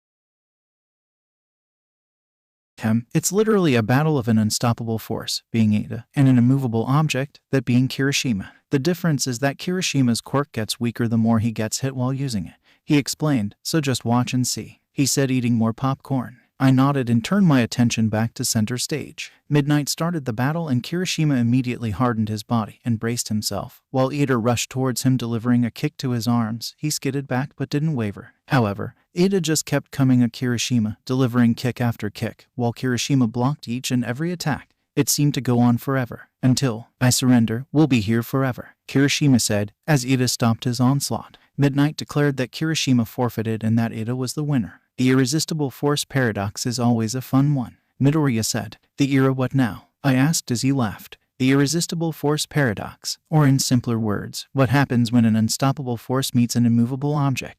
He explained, it states that both the unstoppable force and the immovable object are both indestructible, so that battle would go on forever, Midoriya said, which reminds me of a comic All Might gave me a little while ago, about some hero named Superman. He was asked the same question of what happens when an unstoppable force meets an immovable object. He responds by saying they surrender. He explained, though there are a ton of flaws about this, an immovable object would imply that the object has infinite inertia and is such infinite mass, which no such object exists. I don't get it, I muttered. He sighed. Look, all you need to know was that a surrender was inevitable. It all came down to who would cave first. He explained, Kirishima was probably reaching his limit as well, so his defeat was also inevitable. I kinda get what he's saying. It would be a constant battle with no end in sight. Assuming these two don't have a limit, it would have gone on for eternity. So a surrender was not only inevitable but mandatory to progress the tournament. I bet the pros will respect his decision. The next fight was Takoyami and Shizaki, the Vine girl who fought with Midoriya during the cavalry battle. And it was a clash. Dark Shadow fought back her vines, slashing them in half, though it was only a matter of time before Dark Shadow slashed all the vines, rendering her defenseless. All he had to do was shove her out of bounds. Next was Yaoyorozu and Kaminari. And it wasn't pretty. Kaminari decided to use his 1.3 million volt attack to finish this quickly, but Yaoyorozu countered with, and I mean this, wooden shoes. Anyway, he was dazed, so she lightly pushed him out of bounds. Now, it's time for the final match. Well, guess I'm up, Midoriya said, standing up and began heading towards center stage. Good luck, I yelled, giving him a thumbs up. He returned the gesture. I hope he'll be alright. Midoriya's POV. Okay, deep breaths. I'll be fine. I got this. He may have the advantage on the ground, but I have the advantage in the air, so it can go either way. I made it to center stage. I saw Bakugo standing there ready for me. Hey, I greeted, standing on the other end. Hey, he greeted back. You ready? As ready as I'll ever be, I said as I adjusted my bandana. Let's give the people a good show. Begin, Midnight yelled as the match started. I started my taking to the air. Bakugo, however, stayed on the ground, launching explosions at me in hopes of shooting me out of the sky. After dodging and weaving away from his explosions, it was time to go on the offensive. I flew around. Then I suddenly dive-bombed from on top of him. He noticed and dodged accordingly, causing me to punch a crater into the stage and hurt my hand. That was a ballsy move, Deku. But it's time to finish this, Bakugo said. My sentiments exactly, I said as I put my wrists together. I shall unleash my ultimate move, I exclaimed, causing him to stop in his tracks. Then he smirked. Well, bring it, he yelled, cupping his hands together, creating small explosions. All right, here it comes, I yelled. Final flash, I yelled as both funnels erupted fire, causing it to form one massive flame burst. But Bakugo countered with a bigger explosion. Wait a minute, did you really just? I have no idea what you're talking about, I yelled as I flew through the smoke, delivering a knee to his jaw. Gah, he yelled as he slowly skidded to a halt. You bastard. You did that on purpose, he yelled. Not on purpose, but the opportunity was there, so I took it, I said as a smirk formed on my face. That's it. Time for my ultimate move, Bakugo yelled, sounding incredibly pie-ed. Right. He hated when people joked around in battle. He suddenly launched himself in the air and used his explosions to spin himself in the air, creating a bright orange cyclone. Oh crap, that looks bad. I could fly away. No, he would chase me in the air. I could slow him down with my fire. No, that would add to his cyclone. I have to use it. I surged one for all through my arm and got ready for the biggest punch I've ever thrown. Howitzer impact, Bakugo yelled. Huh, I yelled. Our fists collided as a massive shockwave was sent surging throughout the stadium. I felt myself be sent flying away from the source of impact. I had to slow myself down or else I'll be knocked out of bounds. Using my left arm, I used my flight to slow down to a stop, but the debris and dust was circling around us and I couldn't see ST. The dust and debris slowly settled as I stood there not moving a muscle. The minute I could see again, I looked down to see where I was. Thank goodness I was in bounds. But what ab? Bakugo is out of bounds, Midnight yelled, pointing to the unconscious Bakugo who was sitting against the wall. The winner is Midoriya, Midnight yelled. I was in shock. Then the pain of my broken right arm pricked my brain. I need to go see Recovery Girl. I exited center stage to go see Recovery Girl. As I was walking, the robot nurses walked past me, probably to go get Bakugo.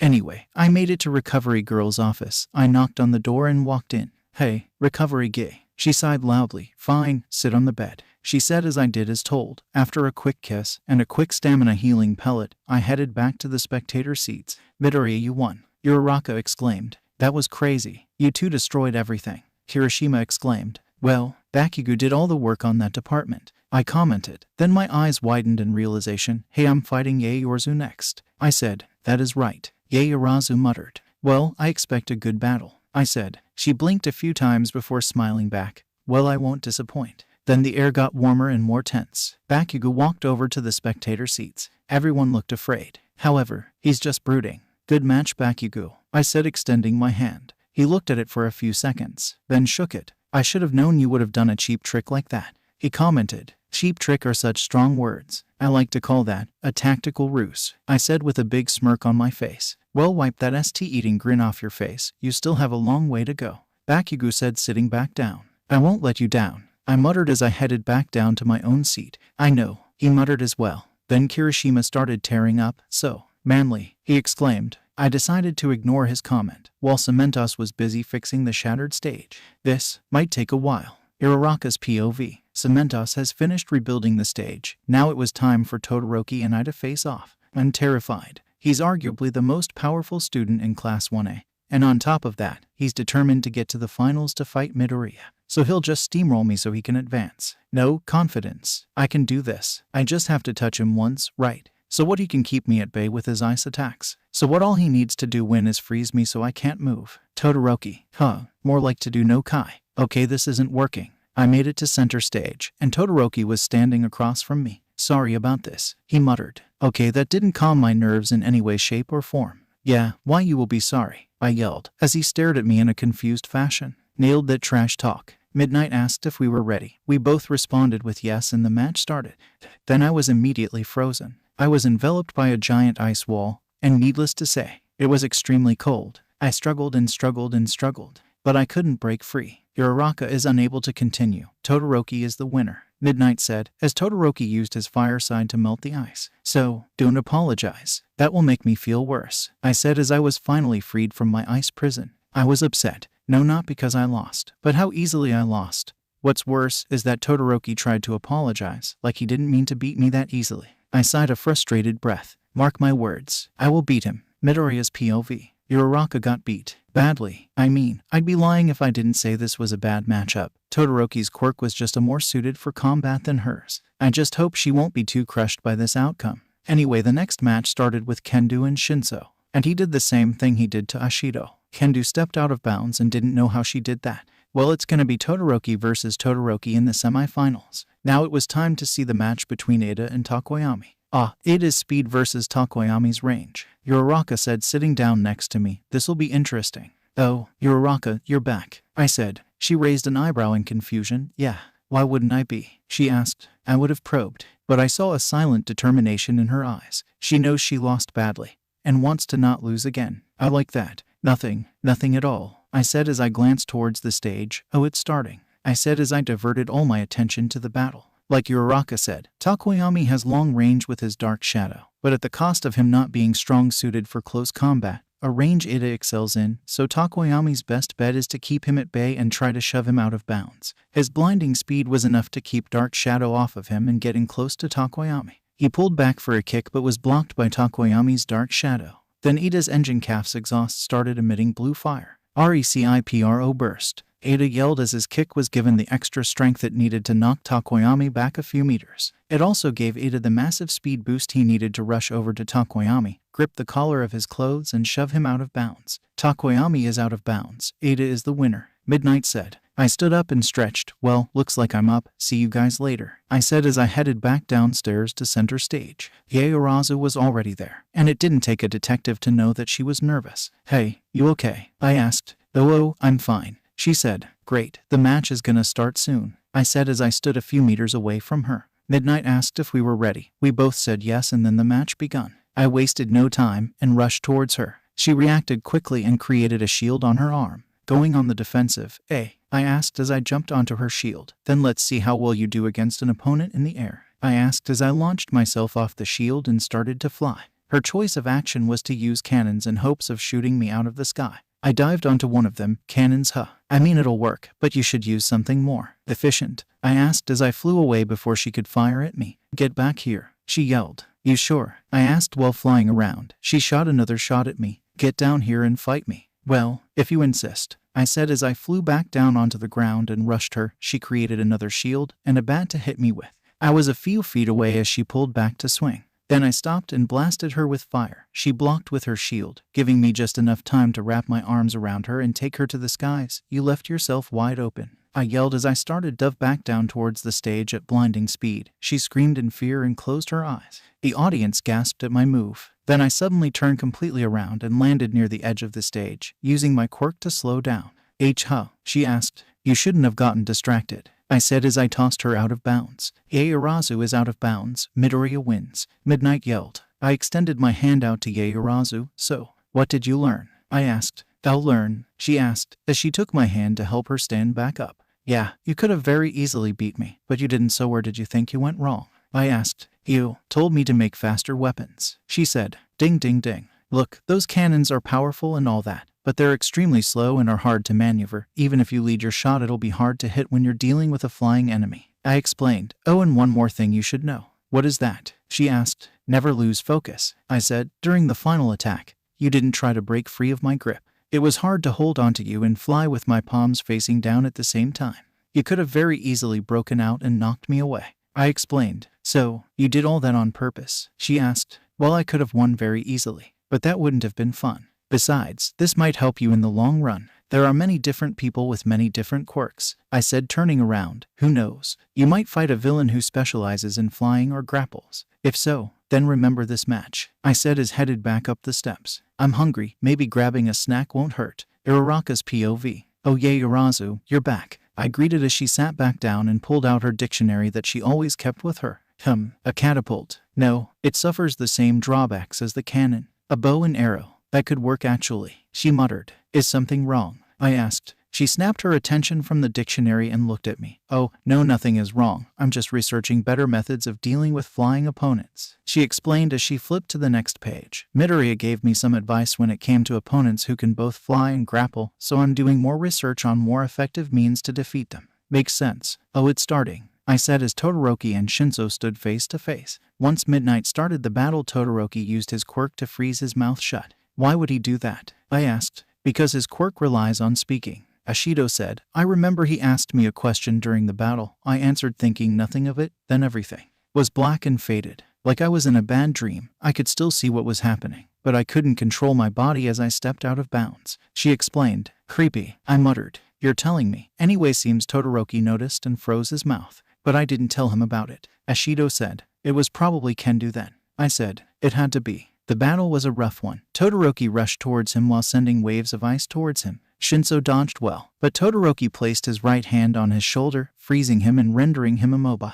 Shinso is unable to battle. Todoroki is the winner, Midnight said. Once Todoroki unfroze him, Shinso left the stage. I don't know him, but I know he wanted to be in the hero course. I hope he's alright. Midoriya's POV. I heard over the intercom that Todoroki's and Shinso's fight ended with Todoroki as the victor. That means that my fight with Ito was next. As I headed down the steps, I saw a wave of purple. It was Shinso. Hey, I called out. Shinso turned to face me. What do you want? Someone's a little sour over losing, I commented as he rolled his eyes. So are you here to insult me? Kick me while I'm down? He asked. No, but if the opportunity presents itself, then I'll take it. I noticed something was bothering you, so what's up? You're my problem, he said. If you weren't just allowed into the school, then I would have been moved into Class 1A, but no. They decided to give you an ultimatum instead. Okay, then let me ask you this. Why do you want to get into the hero course? I asked. Isn't it obvious? To be a hero. Not like that, Smarta. You must have a reason for coming here. I said. Why would I tell you that? He asked. All right, deal. I'll tell you my reasons for accepting the ultimatum if you tell me yours, I offered. He rolled his eyes and sighed. Fine, it's my quirk. Your mind control quirk. Geez, does everybody know about it now? He asked. Anyway, classmates from middle and junior high were afraid of me because of my quirk. They thought it was evil and terrifying. So the reason I'm here is because I can show them that I can use my terrifying quirk for good. He explained. Well, I don't know who were the idiots who said that. I think your quirk is pretty bada and very useful for interrogation, I said, but I have to hold up my end. I'm here for my mother, I said. I'm sure you know the story. I burned down a hero agency. I got arrested. Then I was allowed in here for rehabilitation. I told the person who offered that solution an insane moron. But I accepted anyway. I'm not here to be a hero for me. I'm here to be a hero for my mother in hopes of helping her heal her mental scars, I said. It was my only reason coming here. Wait, I'm glad you caught that. It was my sole reason. Now it's a part of a laundry list of reasons, I said. There was a reason why I didn't just defeat Heiirazu or Bakugo in an instant, because I had more than enough power to do so, but I also want to see them grow, I said as I looked down. I'd be lying if I didn't say I like them. But that's beside the point. I think that's the difference between us. Humor me on this. How many friends you got? I asked. I don't have any. I think friends are a waste of time. He said. There's your problem, I said as he raised an eyebrow. Friends, as sappy as this sounds, are as necessary as any quirk, because they help you, I said, holding up my hand with a funnel on the palm. I didn't make this. I got this as a gift from a friend. She even taught me how to use it constantly. Without this and without her, I wouldn't have saved my friend from the canyon, and I wouldn't have done as well as I could have in the tournament, I said as I walked closer. Moving past that, my friends, while at times annoying, are helping me grow as not only a hero in training, but a person as well, I explained, placing a hand on his shoulder. Will you make it to the hero course? I don't know how they judge it, but I think you did pretty damn well making it to the semifinals as fast as you did, so if you ask me, I think you got the stuff to make it to the hero course. Surviving the hero course, that'll need some work, I said. Well, enlighten me. What should I do? He asked. I reached down and felt his arm. You don't seem strong, and you didn't appear to be at all fast, I muttered. You're smart and your quirk is useful, but your cooperativeness, strength, and speed could use a FK ton of work. Oh, and a support weapon would be nice. Who knows when you'll get into a battle, I explained as he snatched his arm away from me. All right, I get it, he muttered as I couldn't help but laugh. But yeah, I think you'll be just fine, I said as I turned around. But what do I know? I'm just a lowly criminal who got in through sheer bull's tea alone, I said, walking away. Wait, Shinso said. I turned around. What? Thanks, he said. I dunno why you gotta thank me for. I didn't do anything. I just said the obvious, I said as I walked away, then stopped. See you in the hero course, K. I headed down the steps and walked onto center stage. Ito was there and he rushed towards me. Midoriya, you're late, he exclaimed. Haha, someone's antsy to lose, I said with a smirk. He stared at me in disbelief, then smiled as well. Honestly, you're too much at times, Ada said as he started walking back to the other end of the stage. But I have no intention of going easy. I'd be insulted if you did. Let's give the people a good show, I said as I slipped on my bandana. Yes, let's, he said as he got into a running stance. Battle, begin, Midnight yelled, as Ida wasted no time in rushing towards me with his natural-born speed. I could fly out of the way, but he would think that's how I would start, so I stood my ground and braced for a kick. He launched towards me, swinging his right leg towards me. I lifted my right arm to block it, surging one for all through it as well for added defense. Our hits collided, causing a mini shockwave to surge throughout the stadium. Taking my chance, I gripped his ankle and slammed him onto the ground. Then I tossed him behind me. You aren't going to get me that easily, I said, taking flight while he was on the ground. Come on, is that all you got? He stood up and wiped his bangs out of his face. All right, he said as his calf suddenly shot out blue flames. Have it your way, he yelled as he launched himself into the air towards me. Now that's more like it, I yelled as I propelled myself towards him, while surging one for all through my right arm. Recovery girl is going to give me heck for this. It's worth it. His metal leg collided with my fist. The force of impact sent us both flying, him towards the ground and me to the sky. I opened my eyes to see Ida bounce off the stage and out of bounds. But I didn't know when crash. I felt something like a window break behind me as I slammed into a wall. Oh, I muttered. Midoriya slammed into our booth. Present, Mike yelled, making the ringing pain in my head even worse. Seriously, do you not have an inside voice? Mr. Aizawa commented. I'll say, I said, standing back up. We will wait for the official word from Midnight. He doesn't have an inside voice, doesn't he? I slowly made my way back to center stage, while Midnight was talking to one of the cameramen. They were kind enough to show her the wide shot of who got knocked out of bounds first.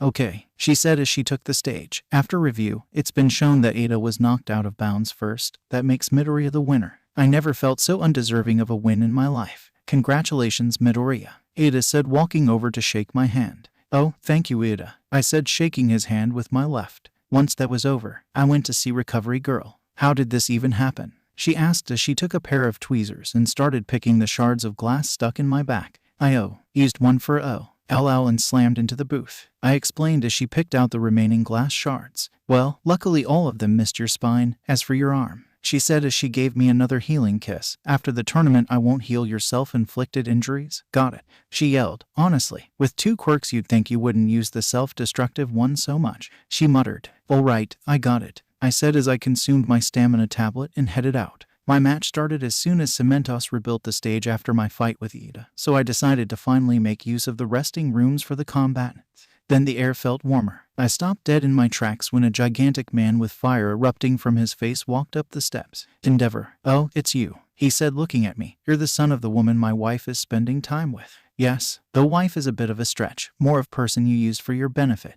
Well, it appears you shall face my son in the finals, he said. Well, I wish you the best of luck, he said, walking away. I wanted to bad talk him so badly, but I'm on thin ice right now with having only 2 strikes left until I'm booted out, no questions asked, so I just let him walk away. At least Todoroki and I have been called to center stage for the finals. We both made it to center stage. There was an awkward silence for a little while. Then Todoroki walked up to me. I told my mother what you said to me, he said. Oh right, I forgot about that. Well, what happened? I asked. I took her out of the room and I asked her what should I do. I told her my conflicted feelings. She then cried and apologized. She forgave me quickly, faster than I would have ever expected her to. She then told me to move forward with myself, not letting what anyone thinks hold me back. He explained as she brought a hand to his scar. She said it would make her happy and bring her salvation, he said as he returned back to a few meters away from me. Midnight asked if we were ready, then started the match. I figured it should be in our fight that I use it, he said as he sent an ice wave towards me.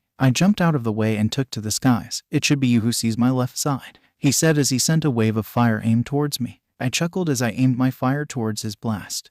They collided and pushed themselves towards the sky. Now that's more like it, I yelled. Then a booming yell was heard in the spectator seat. Yes, SHOTO. Endeavor yelled. Have you finally accepted your purpose? That's it. Very good. This is the dawn of a new era for us. With my blood in your veins you'll surpass me. You will live up to the reason I created you. Hey Endeavor, I yelled. I looked at him dead in the eyes as he looked at me too. No interviews until the match is over, I yelled while still repelling his fire with mine. When the fire disappeared, I saw him rush towards me with an ice ramp. So he's going in close. Interesting. He jumped off the apex of the ramp and grabbed onto me in the air. Gutsy move, I exclaimed as I gripped his arms. But I have superiority in the air, Todoroki, I yelled as I dove back down onto the stage. He managed to break free just in time and fell back onto stage. You aren't getting away that easy, I yelled as I landed back onto the stage and rushed towards him. Todoroki recovered and sent ice waves at me. I dodged the ones I could, hit the ones I couldn't with one for all. Once I was close, I kicked him in the stomach.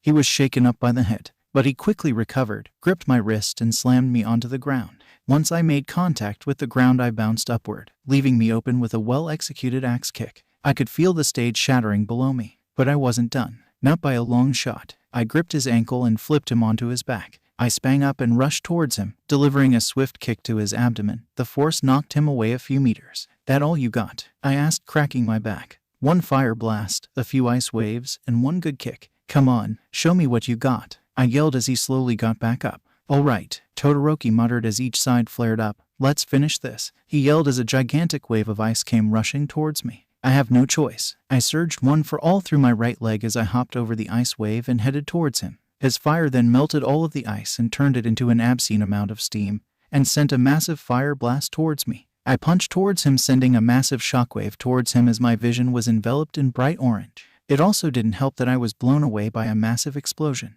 I crashed onto the stage and slowly skidded to a halt. Using whatever vision I had, I noticed that I was still in the ring. I ka and sin ill.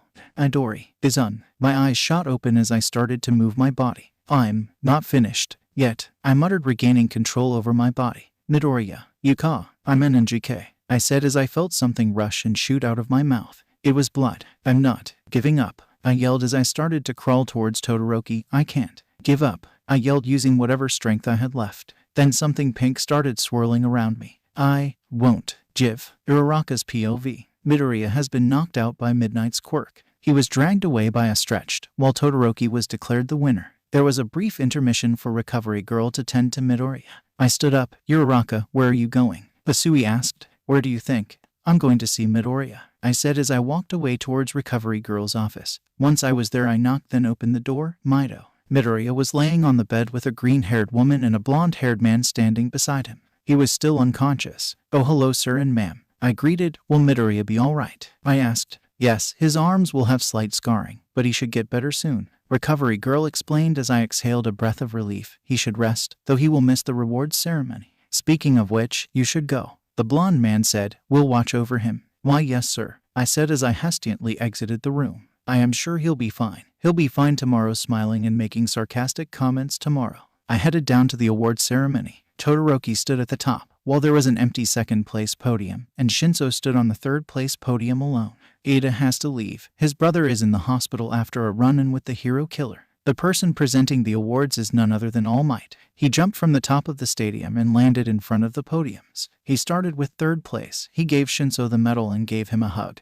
He whispered something in his ear, probably advice for the future. All Might said he would give Midoriya his medal when he comes to, then went to Todoroki. He gave him the gold medal and hugged him as well, whispering his advice before ending the sports festival. Once the festival was over, we headed back to class. We were then told that we were given 2 days off from school to recuperate from the games. I glanced to the 2 empty seats. I hope they'll be all right. Uraraka's POV. Class resumed 2 days later. Both Midoriya and Ida came to class, and thus easing away my worries. Midoriya was bandaged, but still the same Midoriya I know. Hey Midoriya, you all right? I asked, walking over to his desk. Yeah, I'm fine. But is something wrong with Ada? He asked. Ask him yourself. I think you should hear it from him first. I said. He must have noticed my shift from happy to serious, because he nodded without saying another word and walked over to Ida's table. Ada explained what happened as Midoriya's expression didn't shift. Once Ada was done, Midoriya placed a hand on his shoulder. I can see what you want to do. Don't, he said. I have no idea why. You know damn well what I mean, Midoriya said as he looked around the classroom.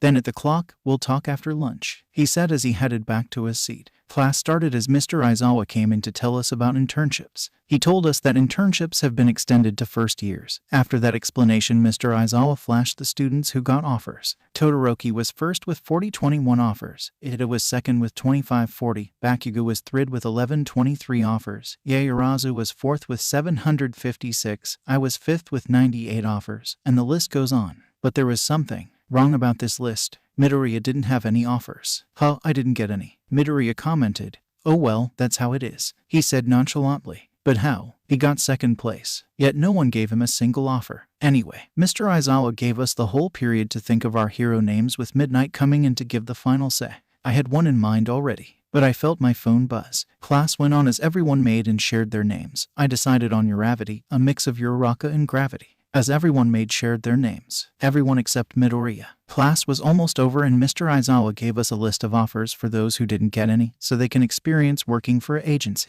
Once those were handed out, we were told to make our choice by the end of HTE weekend. Everyone was mulling over their offers. I was as well. Though I've been thinking about going to the Gunhead internship. His martial arts could help me in combat. Yeah, it's decided. I'm doing Gunhead's internship. A few days later, Ada, Midoriya, Todoroki, and I were at the station about to go to our internships. We had our costumes in hand in case we need to go on patrols. We went our separate ways to go to our respective internships. Still, I'm worried about Ida. I hope he's fine. Midoriya's POV. I'm worried about Ida. We had a talk about him going to get revenge on Stain. I've had a run-in with him during my tenure with the League, and he only kills heroes who have strayed from the word hero.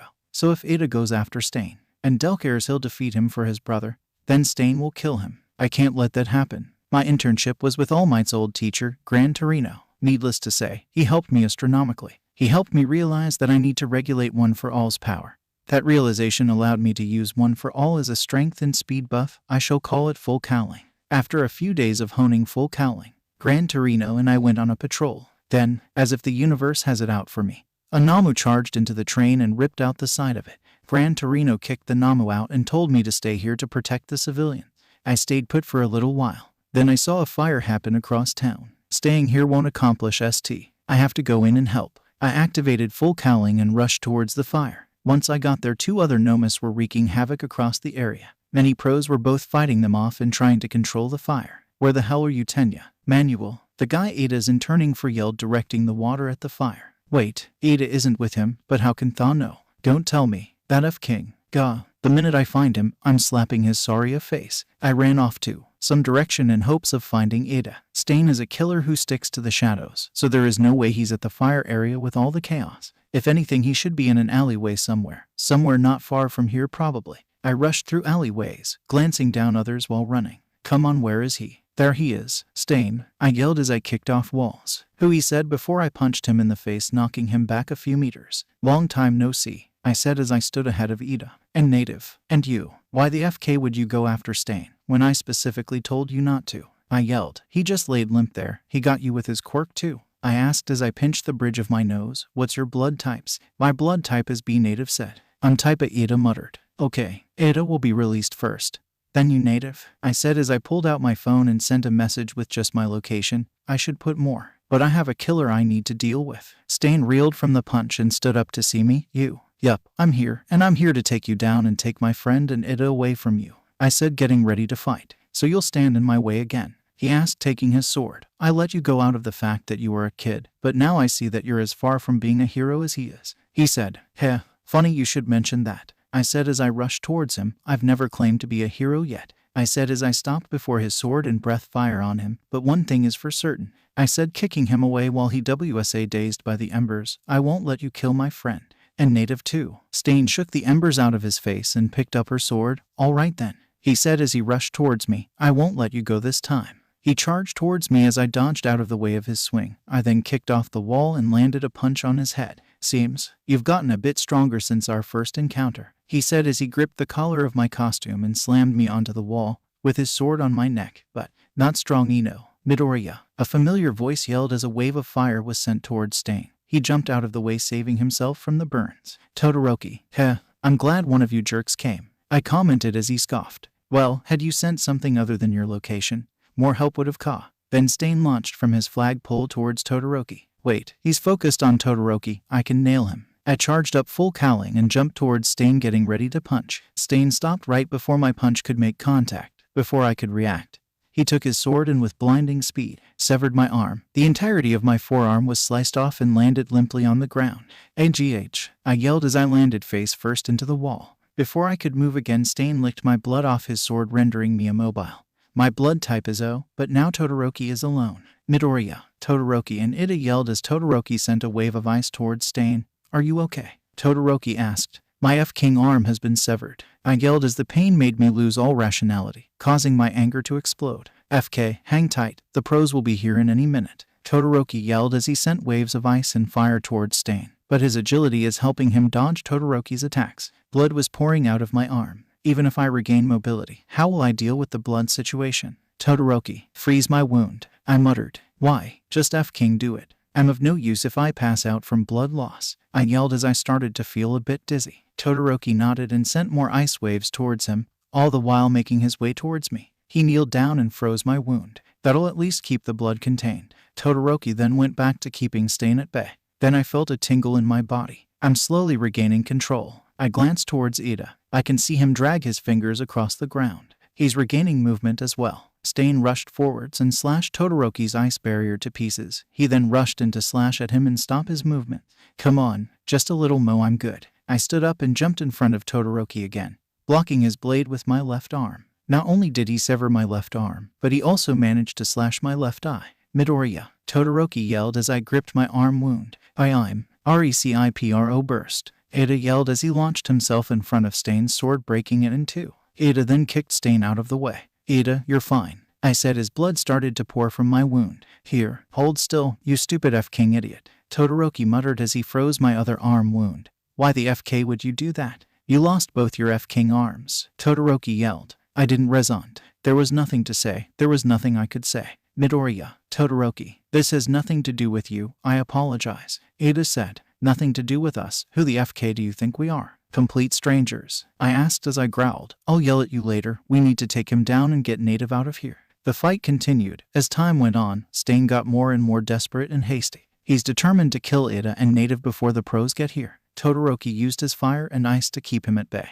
while I used my fire to keep him contained in one area as well. Todoroki, can you regulate your temperatures? Ida asked. Not as good with my left side, but yes I can. You have to freeze my leg for me, Ida said as Todoroki glanced towards him without plugging the exhaust. Stain jumped and threw a knife at Todoroki, but Ida took the hit with his arm. Ida, I exclaimed as I hit him with my flame breath. Why won't you stay down? Stain yelled, landing another throwing knife in his arm. Ida, Todoroki yelled as the fire from Todoroki went away. Just do it, Ida yelled. They're open. I have to hit Stain with my full cowling. I charged it up while Todoroki froze Ida's leg. Ida pulled out the knife from his arm as he got ready to attack. Ida launched himself in the air, and I ran after him with full cowling. We came at him in two different directions. I can't use my arms, so I'll use my legs. We both landed hits on his face and his abdomen. I left my leg stiff up. I must have overtaxed it with full cowling. I was falling to the ground, while Todoroki sent a wave of fire towards Stain. Stain recovered from the blow and slashed Ida's shoulder, but with his last burst of speed landed one last kick to keep him in the air long enough for Todoroki to finish him off with his fire. Once I hit the ground, the ice on my arms shattered.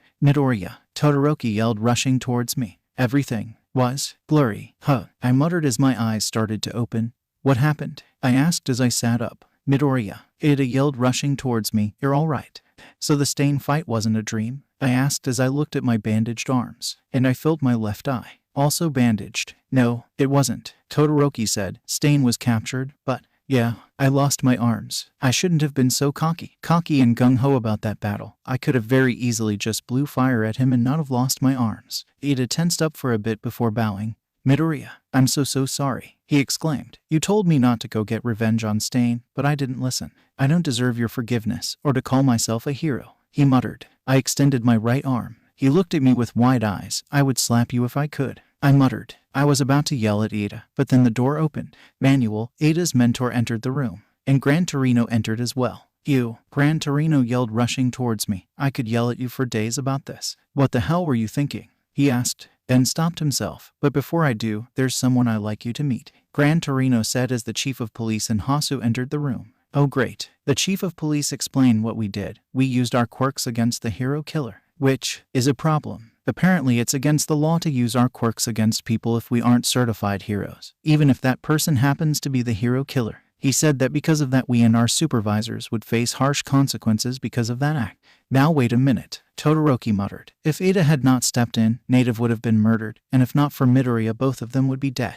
No one else even knew the hero killer was in Hasu. Are you saying we should have just stood by and watched people die? So, it's fine to break the law so long it goes your way. I didn't say anything, as much as I wanted to, regardless of my status at UA. The people and the police know me as a criminal, so anything I say would be held against me. But sir, isn't it a hero's job to save people? The chief looked down. This is why you are not a full-fledged hero yet. It's obvious UA and Endeavor haven't been teaching you well enough. He muttered, what a shame. You damn mutt, Todoroki growled, but I stood in front of him. Let him finish. I muttered, I should know. There's always a stipulation. Well, he is indeed right. The chief said, what I've said is the official status of the police department, but any punishment would be necessary should this go public. I knew it. If it did, you would be praised by the general public, but would have to face the repercussion of the law. Alternatively, we could say Endeavor did it. The hero killer's Burns would support this story, and any mentions of punishment would be gone. However, it would mean no one would know about you though. You'd receive no acclaim at all. He explained, the choice is yours. Though personally I'd know where I stand, he said as he gave us a thumbs up. I don't want to tarnish any young careers, especially one of an ex-criminal who wants to do good again. He said, that call-out was not necessary. Either way, we need to take responsibility for being negligent as supervisors. Manuel muttered. Ida walked over to Manuel. He bowed and apologized. I bowed and also apologized. Todoroki did the same. I know it's not fair. You won't get to enjoy the fame that comes with this event, the chief said as he bowed. But allow me, as the chief of police, to thank you. He said. Todoroki tensed up. You could have opened with that. The chief, Gran Torino, and Manuel left us to rest in the hospital. Ida left to get himself x-rayed, while I sat on my bed looking at my arms. They're gone. My arms. Why? Todoroki asked. I don't know, I muttered. My body reacted before my mind could question my decision. My mind was telling me, protect Todoroki and Ida at all costs. I muttered. Before Todoroki could respond, Ida returned. My arm might have some permanent damages, he stated as I felt a 100-ton weight be added to my heart. My arms were pretty torn up, but my left arm is especially severe. The damage was to my brachial plexus, which means I'll have trouble moving my fingers, and my hand might have some numbness. Apparently, there's a chance it could be healed with nerve transplant surgery. He explained. Great. When are you getting it? I asked. I'm not, Ida muttered. When I came across the hero killer, I stopped thinking rationally. The first thing I should have done was call Manuel. But I got lost in my own anger. He explained. I hate him so much, but I can't deny he spoke the truth. That's why, until I'm able to call myself a real hero, I'll leave my left hand as it is. He said, though, this is nothing compared to what you have to deal with. He muttered. I stayed silent and returned back to my bed. Look, Ida, what you did was stupid, idiotic, and many other adjectives. But I know more than anybody what losing control of your emotions can do. I muttered as I looked at him dead in the eyes. I'm not going to say, don't blame yourself for all this or it's not your fault, Ida, because I'd be lying. So, what I'm trying to say is that we will get stronger together, I said, and mark my words. I will get new arms so I can slap you across the face like I promised. Ida gave a determined smile and nodded. Todoroki looked at us then looked down. This might be my fault, he muttered as Ida and I looked at his direction. What are you talking about? I asked. Every time I'm involved with something, someone's hand gets all messed up. He muttered as he looked at his own hand. Am I cursed? Ida and I looked at him in shock. Then Ida burst into laughter while I held it in. I didn't know you had a sense of humor, Todoroki. This isn't a joke. I'm like the hand crusher or something. Okay, that broke me. I collapsed onto my bed in laughter. See the hand crusher? Ada and I laughed. Then I realized something. School. Hey, can you guys do me a favor? What is it? Ada asked. Can you guys not mention this to the others? I want them to focus on their internship and not spend the remaining time worrying about me, I said. They glanced at each other then nodded. All right, we won't say a word. But you will still have to tell them when we get back to school, you know. Todoroki asked. I'll deal with it, I muttered as I laid back onto my bed. Oh, and one more thing. Ada, I said. Yes, he asked. Can you teach me how to kick like you do? Midoriya's POV. Class began a few minutes ago, as I was hiding in the bathroom. In all honesty, I was nervous. How would my classmates react to me without my arms? Odds are they'll bombard me with questions, or tell me off at how stupid I was for crippling myself to such a degree. In all honesty, I would agree with them if they did do the second thing. I sighed. Well, standing out here all day won't do me any good. I knocked on the door. It's open. A voice on the other side said. It was Uraraka. Great. I knocked again, as I heard footsteps walk towards the door. I said, oh my god. Uraraka yelled. Hey. I muttered as I stepped into the classroom. Everyone looked at me with shock and horror. I expected that reaction. Midoriya. Your arms. Yaoyorozu said as I took my seat, hoping they'll take the signal that I don't want to talk about it right now. Which, thankfully, they did. Though, I couldn't help but notice the empty seat right behind me. Maybe mind is sick or something.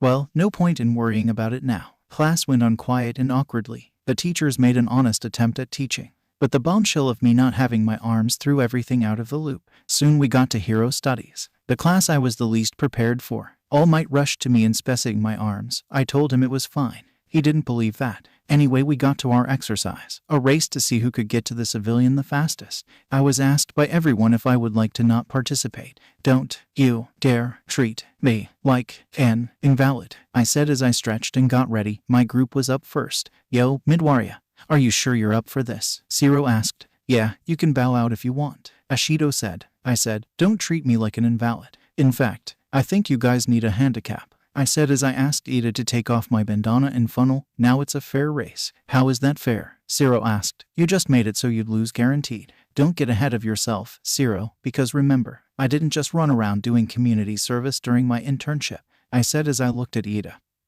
who nodded. Time to get serious. Uraraka's POV. Midoriya and Ida got ready. But I'm worried about Midoriya. He has no arms. No, what am I thinking? I'm sure he has a trick up his sleeve. Yeah, I just have to believe in Midoriya. Did Midoriya just take off his flying equipment? Hagakure asked. Now he has no method of getting around now. Did he just forfeit? Yaoyorozu asked. Don't count him out just yet, Todoroki muttered, as everyone looked at him because Midoriya fought tooth and nail to get to this point. The race began. Zero took the lead at the beginning, but Midoriya suddenly zoomed past him with rapid speed. Whoa, Midoriya! Everyone except Todoroki exclaimed. When could he do that? Kirishima asked. He hopped from pipe to pipe, rooftop to rooftop, getting closer and closer to All Might. I mean, the civilian with every leap. On rare occasions where he'd slip and fall, he'd use his flame breath to regain his footing. It took him no time at all to get to All Might, with Ida in second, Zero at third, Anjuru at fourth, and Mina at fifth. Group 1 eventually returned, as Group 2 made their way over to the starting zone.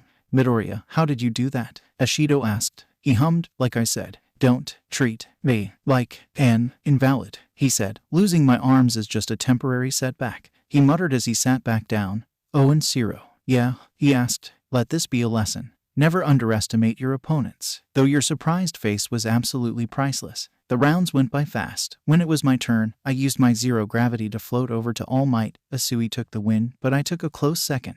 After that, exercise classes went by quick. Ada and I waited for Midoriya, but he said he had something to do. No, I'm worrying over nothing. I'm sure it's something important. Midoriya's POV. Who? This is it. It's now or never. I knocked on the door with my leg as the door swung open. Well, oh, it's you, Hatsu muttered. Hey, can I ask you of something selfish? I asked, as I handed her the design of my costume. You want a prosthetic arm, right? She asked. Why, yes, I muttered. Well, thankfully, All Might came in earlier this morning and asked me to make a pair for you. He even paid for the costs, she said as she held out 2 prosthetic arms. There was something on the palms. They feel like real arms, even with artificial nerve endings. That on the palm is an opening for fire. It's like your funnels, but not as constricting. If you'd want to open the opening, then open up your hand fully, it'll open instantly, she said, though it still needs the bandana tube thing. But you can just connect the tube to this hole and it'll work, she explained. All Might paid for my new arms. Now, it will require some surgery, she muttered. Don't worry, I'm pretty skilled at the Joe. I'll do whatever it takes, I said. I would have rejected it if she didn't have one. I could fight pretty well without arms. But now that All Might paid for a pair for me, then I will use them. That's the spirit, she said as she pulled out a box full of tools and objects. Now, come with me. It'd be cleaner and safer if we do this in Recovery Girl's office, she said. Now lay down and go to sleep.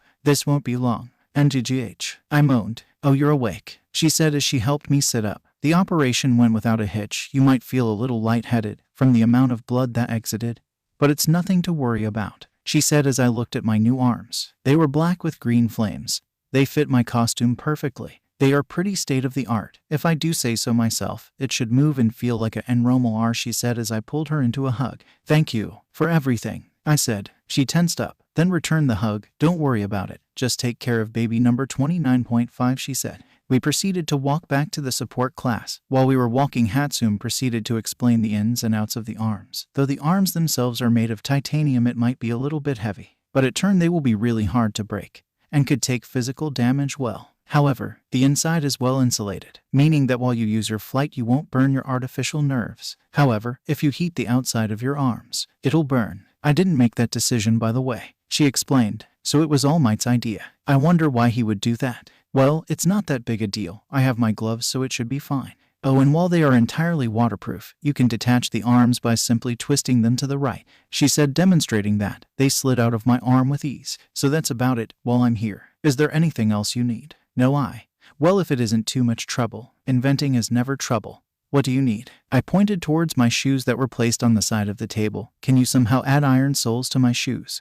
Oh, then that's definitely no trouble at all. In fact, it shouldn't take me longer than 5 minutes, she said as she took my shoes and went to work. While I was taking practice punches with my new arms. They were a tad bit heavier than my normal arms, but I'll adapt. 5 minutes later, she handed me my shoes. They had a detachable metal armor, which covered almost the entire shoe from the toe cap to the sole to the heel, leaving the shoelaces and the tongue not covered. Ha, you're really giving me a lot of work, Midoriya. I like that, Hatsum commented. Well, if that's all you needed, then you may head on home. Oh, and stop by in about a week for a checkup, she said. Then her eyes widened. Wait, one more thing, she exclaimed before digging into another box. It's not an invention. But here, she said, handing me an eye patch. It'll make you look cooler with your eye and all. I nodded and put it on. With a look in the mirror she had on the wall, I saw it covered my eye, but showed the scar stain left. Once I thanked her once again. She said she'll explain the changes I've requested to Power Loader tomorrow. Once that was finished, I started heading back home.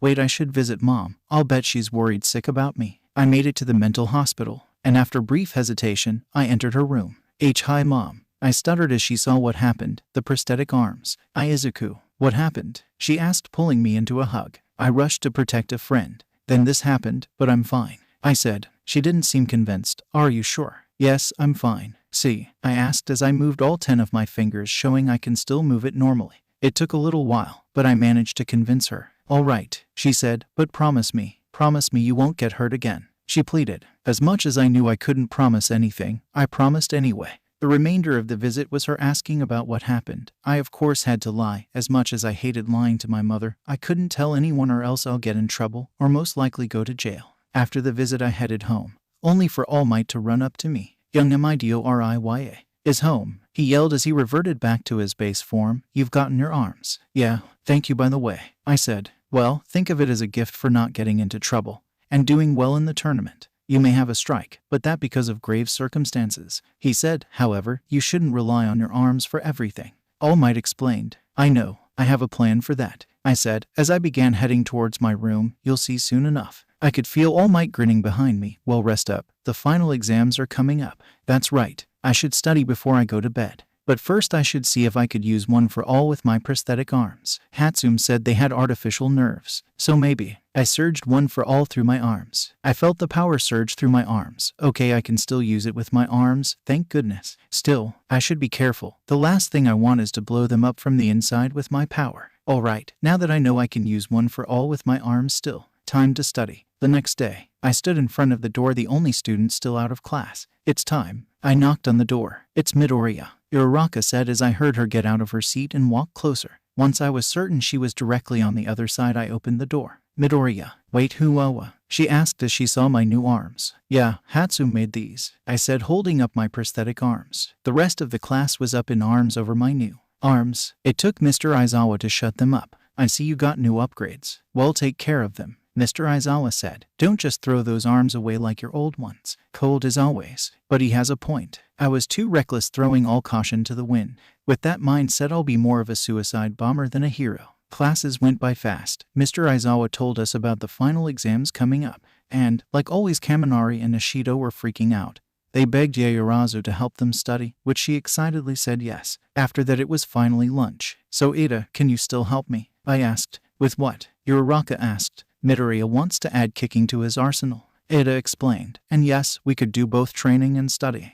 I may have prosthetic arms, but I still want to utilize my legs as well, in case something else happens, I explained. Oh, you two gonna study together? Can I come with? Uraraka asked. By all means, Ada said. Awesome. Oh, and that reminds me, Midoriya, did you come up with a hero name? Uraraka asked. No, I haven't, I said simply. I just didn't have time to think of one. Well, you use fire. And your new power has some green sparks, right? Uraraka asked. She pondered for a second. Oh, I got a great one, fire charge, she said as her eyes sparkled. Think about it, your fire breath, so fire, and your second quirk, the one with the green sparks, is the charge. And your fighting style involves literally charging towards opponents with your flight and speed. It's perfect. I like it. Alright, fire charge it is, I said as she cheered. Woo, lunch and then class ended. I walked out to the front while Ida and Uraraka were waiting for me at the front gate. We headed towards Ground Gamma for a mix of training and study. I'm training my kicks on random pieces of rubble while Uraraka and Ida study and quiz me on concepts. Okay, what are both formulas for finding the circumference of the circle? Uraraka yelled. The circumference, I yelled as I kicked a slab of concrete, is pi times diameter, or 2 pi times radius. I said. Correct, Ada said. It went on like that for a little while, us switching off when we want to get some physical reps in. It's not like these are foreign concepts. This is glorified training and review, but still these sessions will help me with my new fighting styles. The next 2 days were about the same, training and studying, as well as small updates to my costume. More specifically the gloves. I cut a large hole on the palm of them, so that way I can wear them and they won't cover my palms. Then the 3 days of written exams came and went. On the last day, I finished rather early, so I fiddled with my arms to get a better grasp on the mechanics. It really did feel like a real hand. Hatsune did a good job with it. Soon time was up. Charge Adult and Nishido jumped up to thank Yaoyorozu for helping them study. Once all our tests were handed in, we were ushered into buses to proceed with the practical exam. We were told that we would be matched up against one of the staff members. Everyone was shocked by this development, and understandably so. Not that whatever we would say would change their minds on this choice. Our matchups were predetermined based on many factors like quirks, skill sets, etc., but there was one problem. There were 19 of us. Minta still isn't back. Wait, I said as everyone looked at me. There are 19 of us, I stated. Everyone looked at me with confusion. Did they really not have King notice? Oh, we know about that. That means someone will have to go alone, Mr. Aizawa said. Let me guess. I'm that someone, I asked as Mr. Aizawa nodded. Yes, based on your experience, as well as the fact that you have 2 quirks, he said. All right, works for me, I said. Alright, the matchups are as followed. Kirishima and Sato vs Cementos. Isui and Takoyami vs Ectoplasm. Ada and Ajiro vs Power Loader. Todoroki and Yaoyorozu vs Mr. Aizawa. Yororaka and Aoyama vs 13. Kaminari and Ashido vs Principal Nezu. Yeah, they're doomed. Jiru and Koda vs Present Mike. Bakugo and Siro vs Midnight. I am going against the All Might said, jumping from the roof and landing in front of me. Everyone looked horrified and concerned for me, but I smirked and walked towards him. I've been waiting for this. All Might laughed his boisterous laugh. Such determination. Well, who am I to back down now? He asked. We were then told that we would have 30 minutes to complete the practical exam. To win, we either have to apply handcuffs to the teacher, signifying they've been captured, or escape through the gate on the other side of the battlefield. It's gonna be much different than that combat training y'all went through earlier. After all, you're up against people way better than you. Present Mike gloated. Better? Really? Wait, aren't you just the announcer? Jiru said. Hey, watch you mouth girl, have some respect. Present Mike yelled. This time your exam will be very similar to a real battle. As strange as it is, please think of us as villains. 13 explained. If you see your enemy, if you think you can win against them, then fight. However, Snipe stated, in instances where you are outmatched, it would be smarter to run away and find help. Mr. Aizawa said. Todoroki, Ada, and especially you Midoriya. I'm sure the three of you understand the most. I won't make that mistake again. I will pass this test and prove I am a hero. Ada muttered. So fight to win or run to win. I muttered. That's right. All Might yelled. It's a test of your decision-making skills. But with these rules, you're probably thinking your only real choice is to flee. That's why the support course made these super special accessories for us. All Might said as he pulled out a little disc from his back pocket. Behold, Present Mike yelled. Ultra-compressed weights. These babies will add about half our body weight to our physiques, while I will add about 75% of my body weight. All Might muttered. It's not much, but they will eat up our stamina and make it harder for us to move around. All Might explained as his arm fell to his knee. Shoot, these are heavier than I thought, he said as he stood back up. We had a contest to come up with these designs, and young Hatsum ended up winning it. As expected, I muttered under my breath. Once the explanation was over, the matches began. Kirishima and Sato are up first, while the rest of us can either wait in the monitor room or discuss battle strategy with their partners. Of course, I have no partners, so I'll just watch. I made my way into the monitor room, as Recovery Girl was sitting in her seat. Well, looks like I have my work cut out for me, I'll say. I muttered as I heard the door slide open. Oh, Midoriya, Yororaka said as she stood beside me, facing All Might. Huh? All alone too? Will you be alright? Yeah, I said as I saw a worried expression on her face. Don't worry about me, I'll take him down easy, I said, giving her a thumbs up. She didn't seem convinced. I'll be fine. What you should be worrying about is your battle against 13. Where is Aoyama? I asked. He's a tad bit preoccupied, she muttered. Sounds like him. But I must say, he has a good sense of style, I said half jokingly. Yeah, though it's a bit too sparly for my tastes, she said. At least she stopped worrying about me. I'll be fine. Worst case scenario, I can just bolt out of there. Anyway, that's why I'm here, to hopefully get inspiration for a strategy from everyone else's battles, she commented. Soon Kirishima and Sato's match began. They decided to rush through and brute force their way to Cementos. Hang on, you guys. You totally got this. Yororaka cheered. Big mistake, I muttered. What do you mean? Yororaka asked. Think about their quirks, sugar rush and hardening. They're powerful, sure, but they have limit. They can't keep fighting forever. Cementos, on the other hand, doesn't appear to be wavering. If he does have a limit, then he doesn't appear to be reaching it at this rate, I explained. Sato's got it bad, especially. As he ingests more sugar, his cognitive functions waver like a sugar crash. When that comes around, Kirishima will be all alone against Cementos. That's not good, she muttered. Yeah, and it was designed like this, I said. How so? She asked. Think about it. There's a reason why Kirishima and Sato were paired up with Cementos. Everyone has been paired up with people they will have a hard time with. It's a matter of finding our weaknesses and figuring out ways to overcome them. Exactly right, Recovery Girl said. So before it's time for your own final, you should think carefully as to why you've been paired up with a specific teacher, as well as figure out your compatibility with them. Kirishima was smashing more pillars, while Sato stood there dazed. Kirishima eventually lost his strength and got submerged with the pillars. They were knocked out and thus failed the practical. No way, it was that one-sided, Yororaka asked. Yes, but they made it that one-sided. They could have very easily gone into one of the building, completely evaded Cementos and headed for the exit. But they decided to go for the direct approach, which under most circumstances would work. But Cementos isn't one of those circumstances, I explained. Still, they lasted quite long time. That's a plus. Soon the second match started. It was Takoyami and Isui against Ectoplasm. I'm interested in how this will turn out, I said. How so? Uraraka asked. While I can't find any weaknesses for Asui in this matchup, it's Takoyami that has the weakness. Correct, Recovery Girl commented. While Dark Shadow is great for long and mid-range combat, Takoyami is inefficient in close range. But since Ectoplasm's clones can appear anywhere, then he's at a disadvantage in case one clone slips through. I explained. That is, if he didn't have Asui, I said. As Takoyami was fighting off clones, Asui used her tongue to pull him away whenever he got cornered by clones. Asui is a master at maneuverability, and she's a cunning strategist. She also is phenomenal at keeping her partner's heads in the game. They both reached the goal, but Ectoplasm summoned a gigantic clone as a last stand. The clone slammed into them,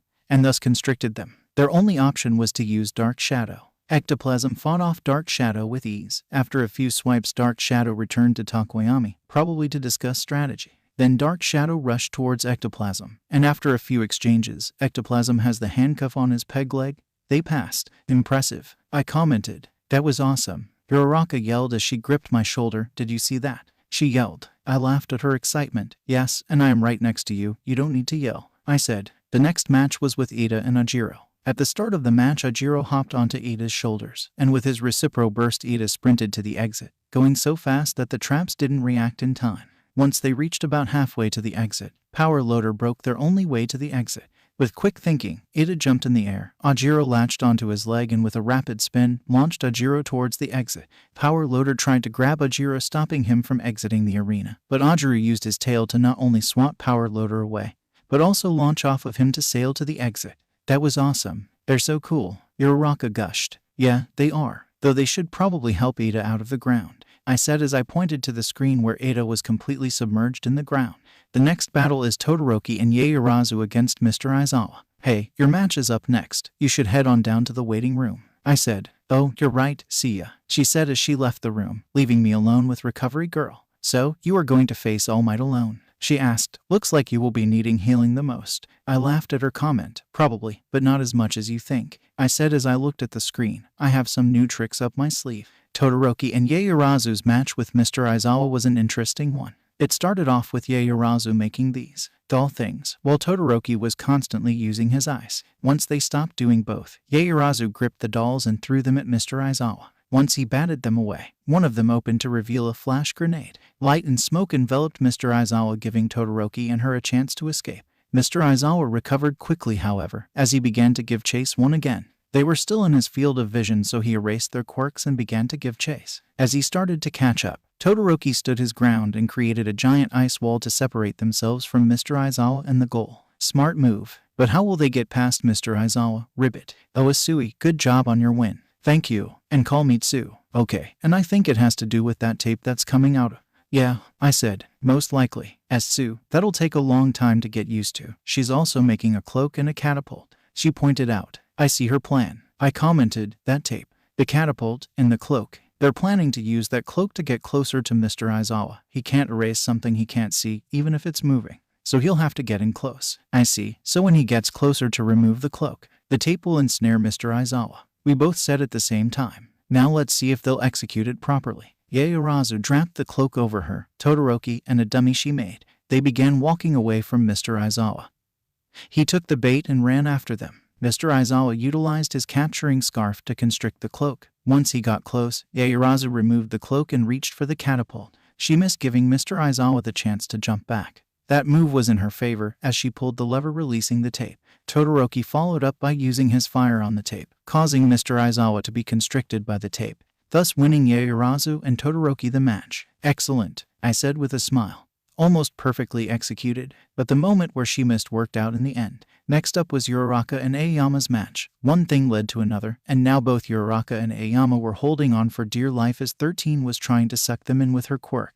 Aoyama turned towards Uraraka and said something. Well, whatever it was shocking enough for Uraraka to let go of the bar. As she fell, 13 shut off her quirk, which gave an opening for Uraraka to grab onto her arm, as Aoyama zoomed over to the other arm. Uraraka then slapped on the handcuff, declaring them the winner of the battle. That could have been bad, I commented. Yeah, it looked like whatever Aoyama said to her must have shocked her enough to make her let go. Tsu added, yeah, I didn't know Aoyama was such a cunning strategist. Interesting. As we were talking, Ida and Yaoyorozu entered the room. Uraraka won. Not surprising. Unhappy for her. Ida commented. You guys won too. Not that there was any doubt, I said. Ribbit. Both Ida and Yaoyorozu smiled. Thank you for your enthusiasm. Ashido and Charge Adult are up next, against the principal. This is a hard one, I commented. How so? Ida asked. I know the principal. He's extremely intelligent. His quirk, high specs, he can perceive information and formulate intricate battle strategies in a blink of an eye. I said, Ashido and Charge Adult over there are not as intelligent. Their midterm scores say as much. It's no coincidence that the two with the lowest scores in the midterms were paired against the most intelligent person I've ever met. I said, so, unless Kaminari and Ashido can outwit Principal Nezu. Yaoyorozu started. This match is almost impossible to win. I finished. Ashido and Charge Adult were jogging along. So far nothing happened. Then the wrecking ball on the crane Principal Nezu was operating slammed into a nearby pipe. It set off a chain reaction that created a large explosion, causing debris to fall behind them. The pair jumped out of the way and began to run. All the while Principal Nezu was swinging the wrecking ball around in rapid yet targeted fashion. All the while Ashido and Charge Adult were running. Principal Nezu was wreaking havoc, breaking buildings while blocking off the way to the exit. With nowhere to run, and not having any idea where Principal Nezu is to capture him, the match ended by timeout. They failed the practical exam. That's a shame. I was rooting for them, but oh well. They'll have something to reflect on later. The next match was Jiru and Kota against Present Mike. They both have sound-based quirks, which can be tuned out by Present Mike's quirk, voice. Even if Kota used his quirk to control animals, Present Mike's voice will only scare away the animals. Present Mike was constantly yelling, causing Jiru and Kota to cover their ears in pain. Then, Kota ran away. In terror, Jiru took the front of most of Present Mike's vocal blasts, as she used her earphone jacks to destroy a rock, revealing a bunch of bugs underneath it. Kota freaked out at the sight, while Present Mike sent another vocal blast. It took a bit of convincing, but Kota mustered the courage to rush towards the bugs. Wait, he can talk. Anyway, Present Mike was by the exit absent-mindedly whistling. Then out from the ground a bunch of bugs came out and started crawling on Present Mike's leg. He fainted from pure fear, and Kota and Jiru passed the exam. HMPH. He let a few bugs beat him, Recovery Girl chastised. That was way more than a few bugs, I commented. Moving on, the next match was Shoji and Hagakure. Snipe's homing quirk allows him to control the trajectory of his bullets. It also doesn't help that his detection capabilities outmatch Shoji's dupli arms. Both of them were behind a pillar while Snipe shoots at them with his gun. His gun is so powerful that it shattered the pillar Shoji and Hagakure hid behind. Once Shoji left the pillar, he rushed out to face Snipe head-on. However, Snipe stopped his charge by shooting 12 shots at his feet. Shoji lifted his arms in surrender, buying Hagakure enough time to cuff him while he was distracted with Shoji, helping them pass. The next match was Bakugo and Zero versus Midnight. Hey Midoriya, shouldn't you be going to the waiting room? Your match against All Might is coming up. Uraraka said. Yeah, but I want to watch this, I said as I looked at the screen. It's interesting to see you guys use your quirks, and while I watch you guys execute different strategies for certain situations, it's helping me expand my mind to new and different strategies, I said as I see Bakugo blow away Midnight's quirk, like rushing in and blowing stuff up. I quipped, which elicited a laugh out of Uraraka. Zero and Bakugo work pretty well together. But Midnight's quirk Somnambulist makes it so anyone caught in it will be put to sleep. It's even more effective on males. However, Zero thought ahead and gave both him and Bakugo a piece of tape to cover their mouth and noses. They can't breathe in the fumes, at the cost of not being able to breathe. They have to end this quickly, so why not blow up the fumes? Midnight, however, did not waver. She pulled out her massive whip and went on the offensive. Zero, however, saw an opportunity to use his tape to stick her whip to a nearby boulder. With Midnight stuck, Bakugo took the liberty of propelling himself to the exit.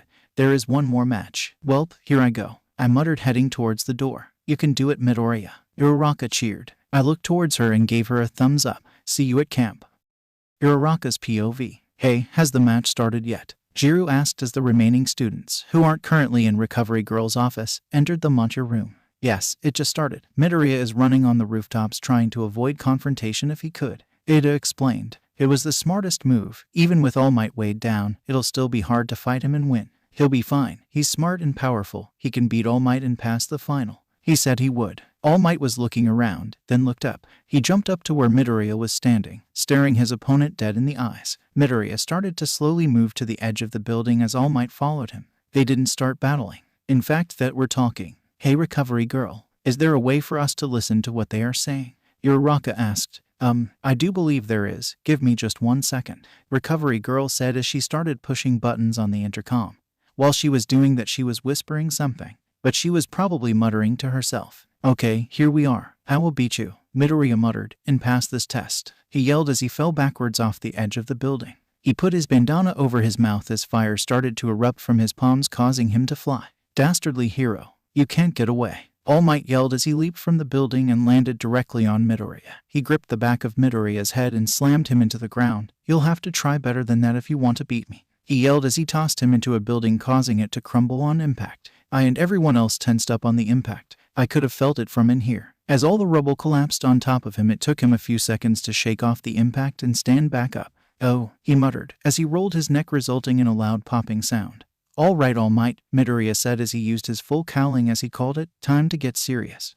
And prepare for a bucket load of video game and anime move references. Midoriya rushed towards All Might in rapid speed. He jumped and pulled his arm back, causing All Might to raise his arms to his face. Hurricane kick, Midoriya yelled as he pivoted his body and spun around, landing one powerful kick before landing back on the ground. The force managed to knock back All Might a few feet, giving Midoriya an opportunity to run. So, you've adapted your battle style. Interesting, but not enough, All Might bellowed as he rushed towards him. Shoot, Midoriya yelled as he stopped dead in his tracks and stuck his arms out. Heat haze. Fire erupted from his palms, enveloping All Might in embers, but All Might drove through the flames and gripped Midoriya's prosthetic arm. All Might then slammed Midoriya onto the ground, causing a massive crater underneath him, then knocked him into another building with his knee. All Might isn't going easy on him, Asui commented. What's wrong, hero? All Might asked, feeling tired yet. But Midoriya isn't giving up, I responded. As if, Midoriya yelled as he kicked off the building and rushed towards All Might. Then he pulled his bandana off his mouth. Fire dragon's breath, he yelled as a massive inferno erupted from his mouth and surged onto All Might. But it served another purpose, propelling him closer to the goal. He's doing it, Bakugo muttered. He's almost there, I yelled. Not so fast there, hero, All Might yelled as he launched himself in the air and gripped Midoriya's face and launched him a few meters backwards. Once Midoriya landed, he hopped up and rushed towards All Might. He jumped in the air, pulling back his arm again. If you think I would fall for the same try. Then Midoriya slammed his legs back onto the ground. He squatted down, pulling his arm back. Star punch, he yelled as he leaped and twirled in the air, landing his punch on All Might's jaw. As he was dazed, Midoriya jumped and flew towards the exit. NGGH. Oh no you don't, All Might yelled as he turned around and leaped in the air. He pulled his arm back. New Hampshire smash, he yelled as he punched the air, as the sheer force of this punch launched him towards Midoriya, colliding his back towards his. Midoriya yelled in agony as he was launched into an abandoned bus which was a few meters away from the exit, and landed face first on the ground. As he was lying there, All Might stood by the exit waiting for his advancement. Midoriya was lying there, then after about 3 minutes, stood back up. I heck, I'm not done, he muttered as he adjusted his bandana, then popped open his second pocket. He pulled out a small bottle, placed it in his mouth, and pulled out the cork. He then covered his gloves in some sort of yellow liquid, then used his full cowling. Tea time, to finish this, he said as he rushed towards All Might. All Might stood there and braced for impact. Once Midoriya was about 3 feet away, he lit his gloves on fire. Falcon punch, he yelled as he punched All Might with his flame gloves. As an added effect, he used the fire from his palms to do additional damage, and in a way, it did look like a falcon. I'm not finished yet, Midoriya yelled as he planted his feet on the ground. He then started to spin around and use his flight ability, Soaring Tempest, he exclaimed as he landed 5 kicks in succession before flying over All Might and heading towards the goal. Go Midoriya, I cheered. He was almost there. Nice try, hero, All Might yelled as he gripped Midoriya's ankle and slammed him back onto the ground, a literal foot away from the door. Midoriya tried to use his fire to get away, but All Might gripped his arms and held them away from his face. Game over, All Might muttered as steam started to emanate from his body. No, it's not, Midoriya growled as he twisted both of his arms to the right. Steam erupted from his elbow as his arms popped off. I will pass, he muttered as he started to crawl towards the exit. Midoriya reached towards the exit. He's going to do it. He's going to. Time's up, the exam is over. Izuku Midoriya has failed, the automated voice over the intercom said. No, I muttered. He was so close. He continued crawling until he couldn't move any further. FK, he yelled as he banged his head against the door. All he needed was 10 more seconds. Yaoyorozu muttered. He was alone against the symbol of peace, and he lost by a few seconds. I yelled as I tightened my fist. How is that fair? Then, the door opened. I apologize. There was a glitch in the system. It closed a minute before your time was actually up. It was Mr. Aizawa. Proceed through your test as normal. The whole room was silent. Everyone, including Midoriya and All Might, didn't know how to react to this. Hero, you won't get away. All Might said as he moved towards Midoriya. But kneel down, D-Drat. I've been bested by you, and now you will get away, he yelled in a dramatic fashion. Midoriya looked back. Before crawling through the open gate, the sign above the door said good job. You passed. He passed. He passed. I cheered. The nerd got lucky, Bakugo commented, but a small smirk is forming on his face. Indeed, had that glitch not happened, then Midoriya would have failed. Ada said, regardless, he fought well against All Might. All Might stood back up and headed towards the exit as well, probably to give Midoriya back his arms. Still, he was limping pretty bad, so much so that Recovery Girl stepped out to go heal him. I'm sure he'll be fine, he's dealt with way worse. No one's POV. A glitch how? All Might asked, as he entered the faculty office. He made a short stop to visit Midoriya in Recovery Girl's office. He was unconscious, so he couldn't tell him how proud he is, so all he could do is drop off his prosthetic arms. Yes, a glitch, what of it? Aizawa asked. Are you sure? Because I had a timer on my wrist. It was 30 minutes, not 29 minutes. All Might stated. You gave him an extra minute, did you? So what if I did? Aizawa asked. So what, I gave him an extra minute. You saw potential in him. That's why you not only gave him the extra minute, but also had him go up against me alone in the first place. All Might explained. You saw the fight he gave, and you saw how well he did. I won't say he has zero potential. I also won't say he didn't deserve to pass. But that's because you've been training him harder than anyone else. That's why I paired him alone with you. Aizawa explained. False. All Might commented. What do you mean, false? Aizawa asked. I mean that, false. All Might answered. I'll concede that I have trained him during the 9 months between his release and the first day of the school year, but from that point onward, it was all him. All Might explained. And I'm sure you know that. You're just using that excuse to save face. Aizawa had nothing to say. Admit it. You see as much potential in him as I do, or else you wouldn't have announced that glitch at all. Fine, I'll admit it. Sometimes you find a diamond in the rough, Aizawa commented. His ingenuity and creativity with his quirks is top-notch, he praised. But that means that I will be even harder on him than I was in the past. All Might laughed. I'm sure he'll appreciate that, he said as All Might left the room. All right, Narumi, you can come out now, Aizawa said as Midnight turned her chair around to face Aizawa. When did you realize I was here? Midnight asked. 5 minutes ago. I would have shrugged and left, but All Might barged in and now I didn't have a chance to kick you out, Aizawa said bluntly. Anyway, not the point. How much of that did you hear? I heard how much you've warmed up to Midoriya, Midnight said. I have no idea what you're talking about, Aizawa said as Midnight chuckled. Don't lie to me. If you didn't like him, then you would have not made up some lie about a glitch in the system, Midnight pointed out, as Aizawa raised an eyebrow. I'm not stupid, Eraser, especially since Principal Nezu, Power Loader, and I worked tirelessly to make sure there was no faults and no discrepancies to make this test as accurate as possible. If there was a glitch, then we would have spotted and eradicated it yesterday. I'll take your silence as an I'm 100% correct. You've grown to like the ex-criminal, she said with a smirk. Fine, I'll, once again, admit that I see potential within Midoriya, Aizawa said heading towards the door. But that mean I'll be way harder on him than I was before. The training camp and provisional license exams are coming up, so everyone needs to work harder than ever if they have any hopes of passing, he explained as he opened the door to faculty office. Whatever you say, Eraserhead, Midnight commented. Aizawa scoffed and exited the office as he headed on home. He passed by Recovery Girl's office. Thanks for the he, Midoriya said as he stopped right in front of Aizawa. Hello, Midoriya, Aizawa said. Hello, Mr. Aizawa. Heading home? He asked. Yes, though I still need to grab something from the classroom. How are you feeling? Aizawa asked. My bones feel like they've been crushed by a steamroller, but I'll manage, Midoriya said as he rolled his shoulder, eliciting a small popping sound. Well, you did well during the practical. Not just anyone could go up against a teacher on their own and win, Aizawa said. Yeah, well, I got the ST beat out of me, and I won by a glitch. It wasn't really a victory, just a series of events that favored me, he said. Aizawa sighed. Be that as it all may, you still held your own against All Might of all people. Happenstance or not, you still passed, he said as he walked past Midoriya. The last day of class before summer vacation is tomorrow. Don't be late. It was faint, but Aizawa heard a thanks from Midoriya. He has potential. In fact, he's begun to tap into that potential. Still, it needs refining, Aizawa thought as he opened the front door of the school. The training camp will help refine him. Midoriya's POV. Pop, oh, I muttered as I slowly made my way to class. My body feels as stiff as a wall. It's not as bad as yesterday, and after a long ice bath it helped ease the pain. But still, Pop, oh, this is gonna suck. Once inside I was swarmed by literally everyone. Dude, your battle was amazing, Zero said, patting me on the back. Oh, I yelped as he retracted his hand back instantly. Oh, right, sorry, Zero apologized. Don't worry about it, I muttered. Still, how did you do it? Kirishima asked. I watched the replays, but it still boggles my mind how you beat a teacher, beat All Might all by yourself. I didn't, I said. He kicked my A. I got a few good hits in sure, but I didn't win.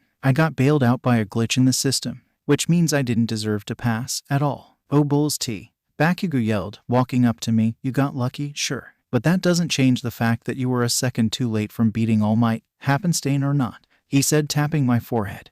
That shows that not only you can take a punch from the symbol of F King Peace, but dish out as much punishment. The whole class was stunned, but I smiled. Thanks Bakugo. Don't thank me. This means that I'll have to go even harder against you, so that I can beat All Might. Bakugo said a smirk. Heh, well one of those things is right. I smirked back. Oh, that reminds me, Midoriya. Uraraka asked as I looked at her. Where did you come up with those move names? Then Mr. Aizawa barged into class. Once the bell rings you should be in your seats, he said. Well sorry, tell you later, I yelled as I rushed to my seat. Morning, Aizawa greeted as he walked to his podium. Unfortunately there are a few of you who did not pass your final exams, he said as Kirishima, Sato, Ashido, and Charge Adult winced. So when it comes to the training camp in the woods, everyone is going. It's a last-minute twist. All four of them cheered in unison. We really get to go to camp? Kirishima asked. Seriously? Ashido asked as well, with tears forming in her eyes. Yeah, the good news is that no one bombed the written exams. 4 failed the practical, badly. 2 teams failed the practical exam,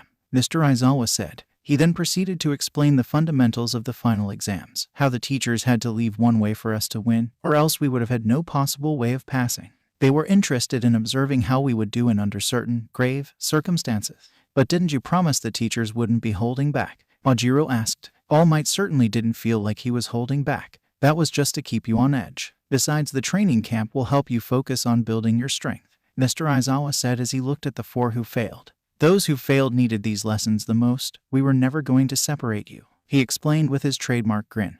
That was just a logical deception we used. Not that bull's tea again. The 4 who failed were cheering to themselves while Ada balled his hand into a tight fist and started shaking. He tricked us all. I should have expected this, he muttered as he shot back up. Mr. Aizawa, this is the second time you lied to us. Aren't you afraid we'll lose faith in you? Ada asked. Not how I would have took it, but sure, we'll roll with it. Ooh, a little blunt there, Tenya, Uraraka said. That's a good point, I'll consider it, Mr. Aizawa muttered. But I wasn't lying to you about everything, he added as he glared to the 4 who failed. Failure is failure.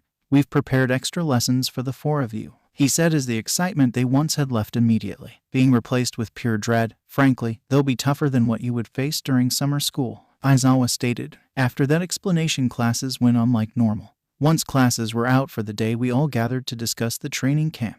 This is gonna be great. I'm so glad we all get to go together, Ajiro commented. Ada opened up the booklet we all have been given. Seems like we'll be at the camp a whole week. Guess I need a bigger suitcase, I muttered. Guys, since we're off tomorrow and we finished exams, I have the best idea. Why doesn't class want to go shopping together? Hagakure asked, sounding way too excited about this. Hey yeah, we've never hung out as a class before, Charge Adult commented, as Uraraka nodded in agreement. Bakugo, see they're right, Kirishima asked. I can't think of anything more annoying. Bakugo muttered. What about you, Midoriya? Uraraka asked.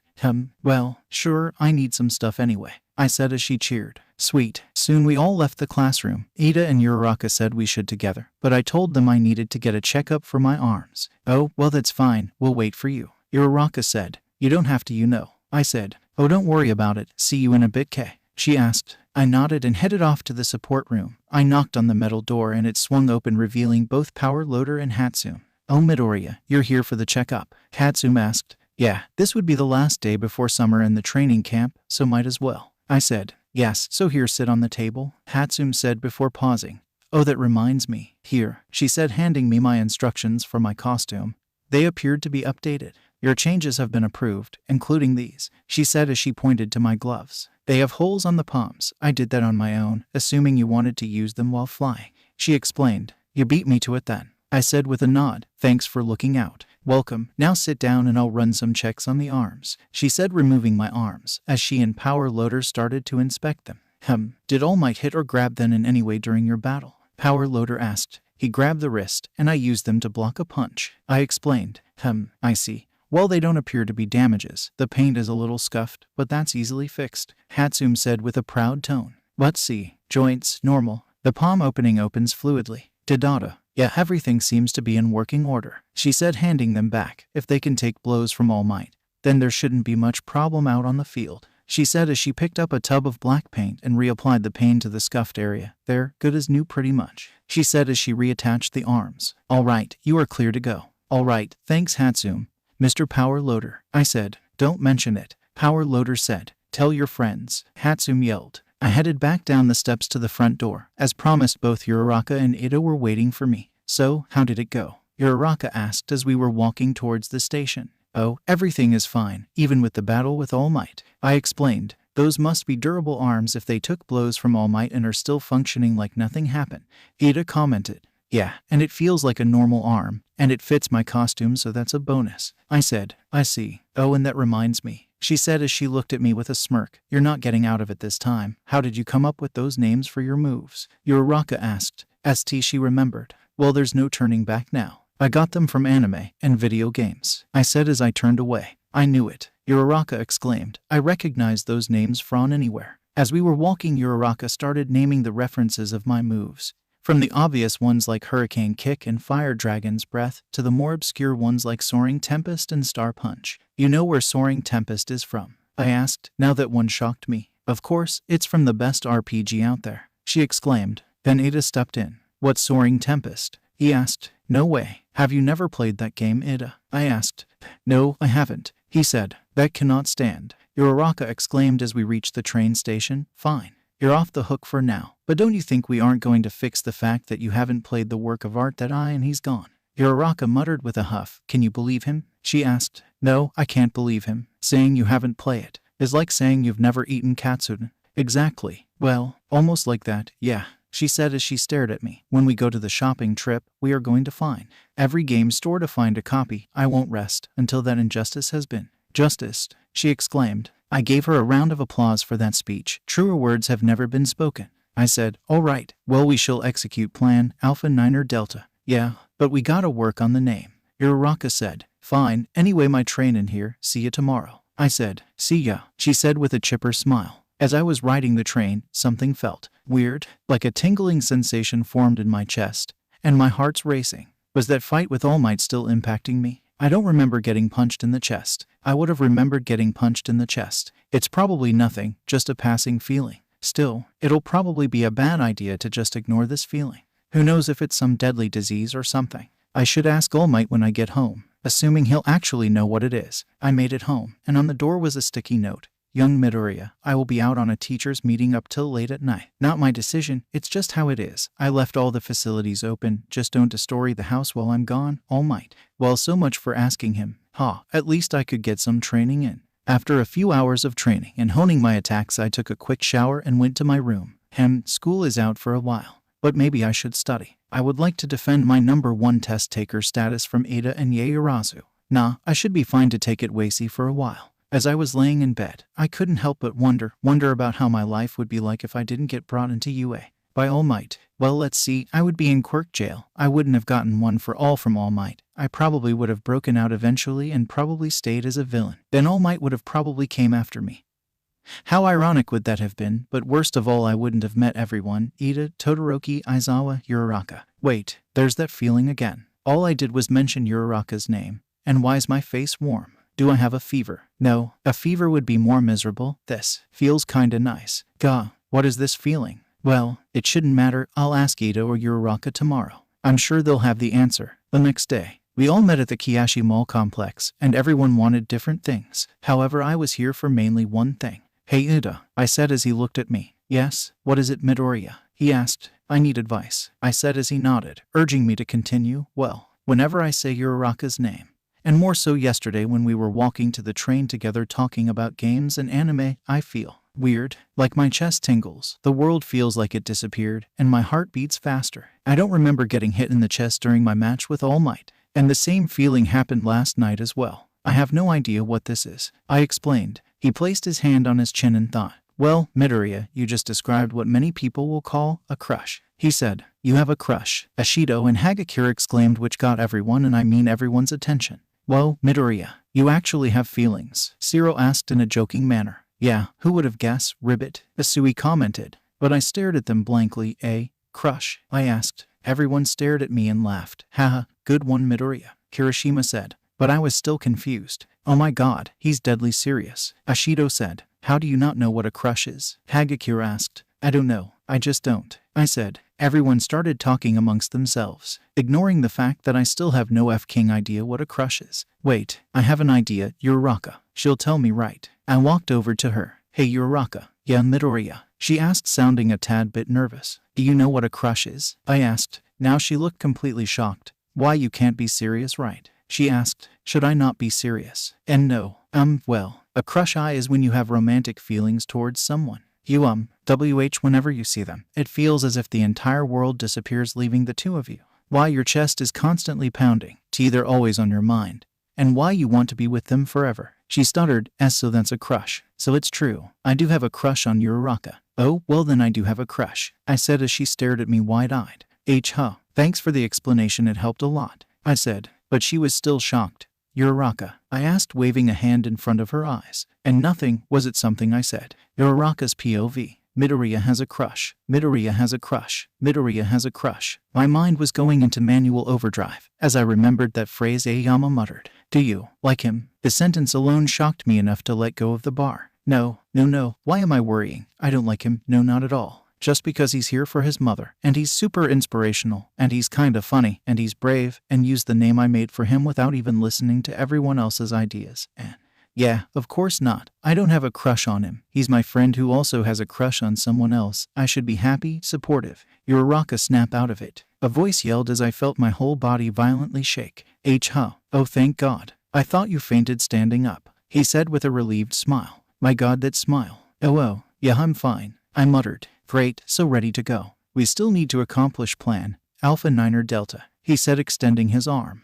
Sorry Midoriya, I need to do something. I'll see you later, I stuttered, speeding away. Gah, idiot, I yelled at myself, garnering looks from the other patrons. But I couldn't care less. You ran away from him, what were you thinking? I yelled, then shook my head roughly. All right, you can do this. All you have to do is find Midoriya and apologize. Say that there was a flash sale. Yeah, that's believable enough. But wouldn't lying be a bad thing in this situation? I asked as I looked around. There was a flash sale on duffel bags. All right, I'll buy one, then go find Midoriya and apologize. That way I won't be lying. The perfectly cunning plan, I exclaimed as I headed into the store. Flash sale was right. I not only bought a duffel bag, but a flashlight, a thermos, and even a sleeping bag, and it only costed 2,500 yen. There is no way they're making money off of this. Not that I will complain. Anyway, phase 2 is underway. Find Midoriya and apologize for running off and abandoning him to wander the mall alone. Shouldn't be too hard to find him. I mean, come on. Who else has green hair that messy in this world? Okay, this was way harder than I thought. Where is Ho? There he is. Wait, who is that? A man with a hoodie was sitting with Midoriya with his hand around his neck. And Midoriya looks uncomfortable. Midoriya, I asked as both the man and Midoriya looked at me. The conversation fell silent and the atmosphere tensed to a grave degree. Is that a friend? No, that can't be right, I muttered as the hooded man looked towards me with malice and insanity in his eyes. Hey, I'll let go of him, I stuttered, scared of this man's gaze. Gee, this is nothing, everything is fine. Stay back. No closer, Midoriya yelled until the hooded man let go and raised his arms. Oh, are you a friend? I didn't know, he said as Midoriya was violently coughing. Sorry about that. The man then stood up and began to walk away. Once he was a few feet away, I rushed towards Midoriya. Are you all right? Hey, Shigaraki, Midoriya growled. Wait, that's the guy from USJ. What is your sensei? All for one after? He asked. Wait, all for one? Who is that? Who knows? But more importantly, you should be more careful, Shigaraki said, but still facing away from us. The next time we meet will likely be when I have decided to kill you, he muttered before walking away. We reported Shigaraki's appearance to the police. The mall got closed early so the police can investigate without any interruption. We were told to wait here until the police finished investigating the area for questioning. We were standing there for a few minutes. It's taking a while, right, I said. But he's gone. Where did he? Oh, there he is. He was sitting with a kid. I headed over to Midoriya. Yeah, they're really nice people. Oh, here's one now, Midoriya said, pointing towards me. This is Connor. He lost his mom and felt all alone. He said, Hi, my name is Uraraka. You were so cool during the sports festival, he exclaimed, brimming with excitement. Well, I know, right? Did you see the moment where she tossed the tape guy out of bounds using his own tape?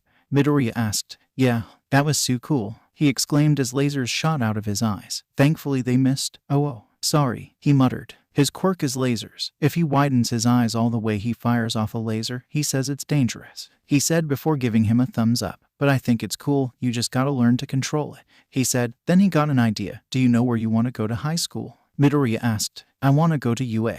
But my mom thinks it's dangerous with all the villain stuff. Connor muttered. Well, she's not wrong, Midoriya. But that's because UA does a great job at training students to become awesome heroes. He said with a smile, there are dangers out there. That's the world we live in. However, there are people who are willing to do whatever it takes to make it a better world for the next generation, like me and Uraraka and those guys over there. Midoriya pointed towards our classmates. Sure, UA is be dangerous, but the world won't be less dangerous if you don't do anything about it.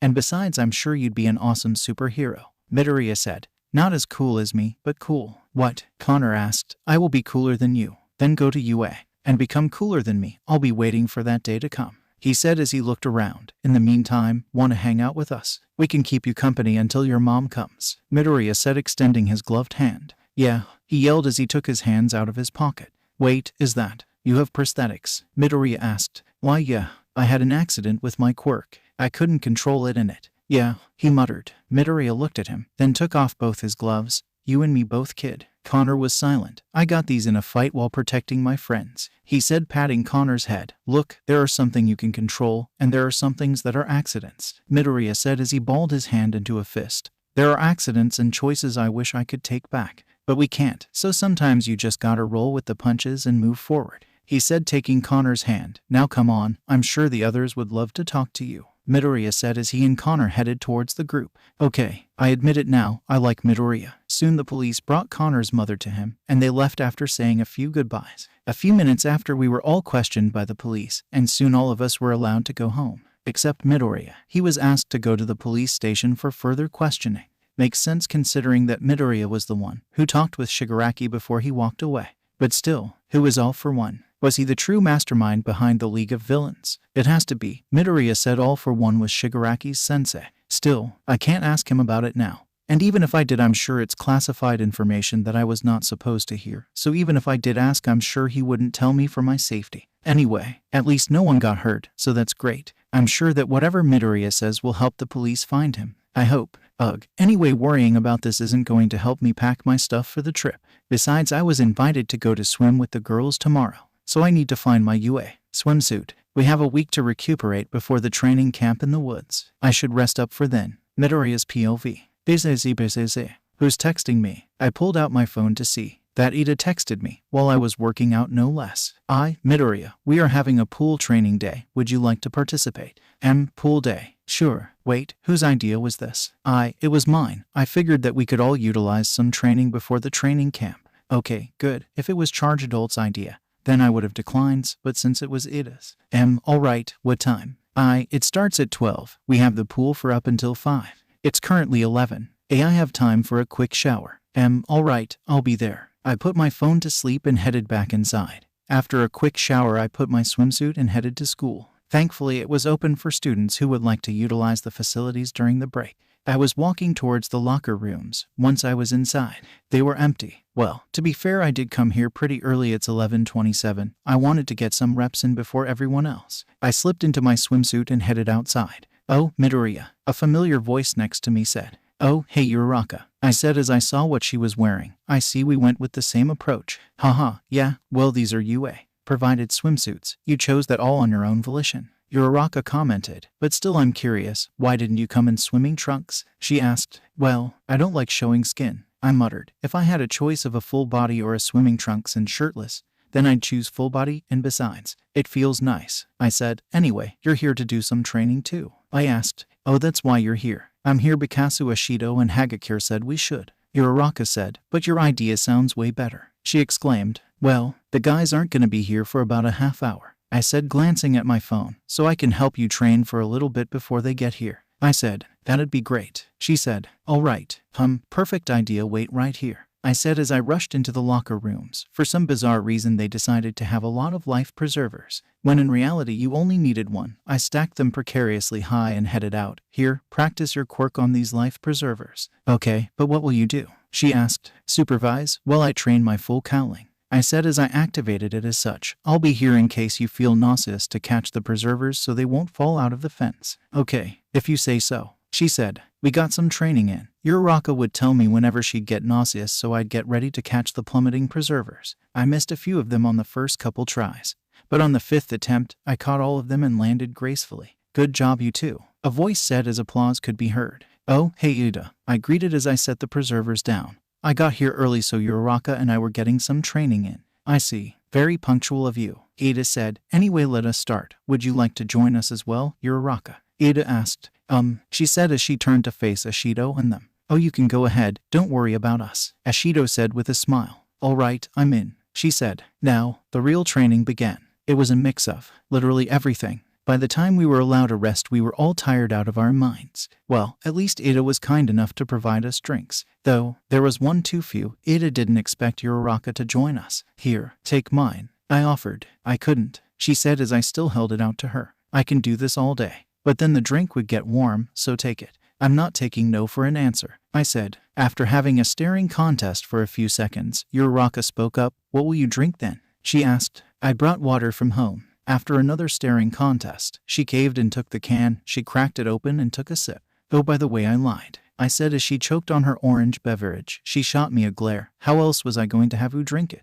Dehydration is not a good thing. Then why aren't you drinking? She yelled. Well, if it was you or me situation, then I'd pick you, I responded. She said nothing after that. In fact, her face went a little pink. What's wrong? Are you sick? She just shook her head. And no, just the summer heat, she exclaimed. Oh, then I have a great idea then, I said as I turned to Ida. Wanna have a race? Ida placed a hand on his chin and thought.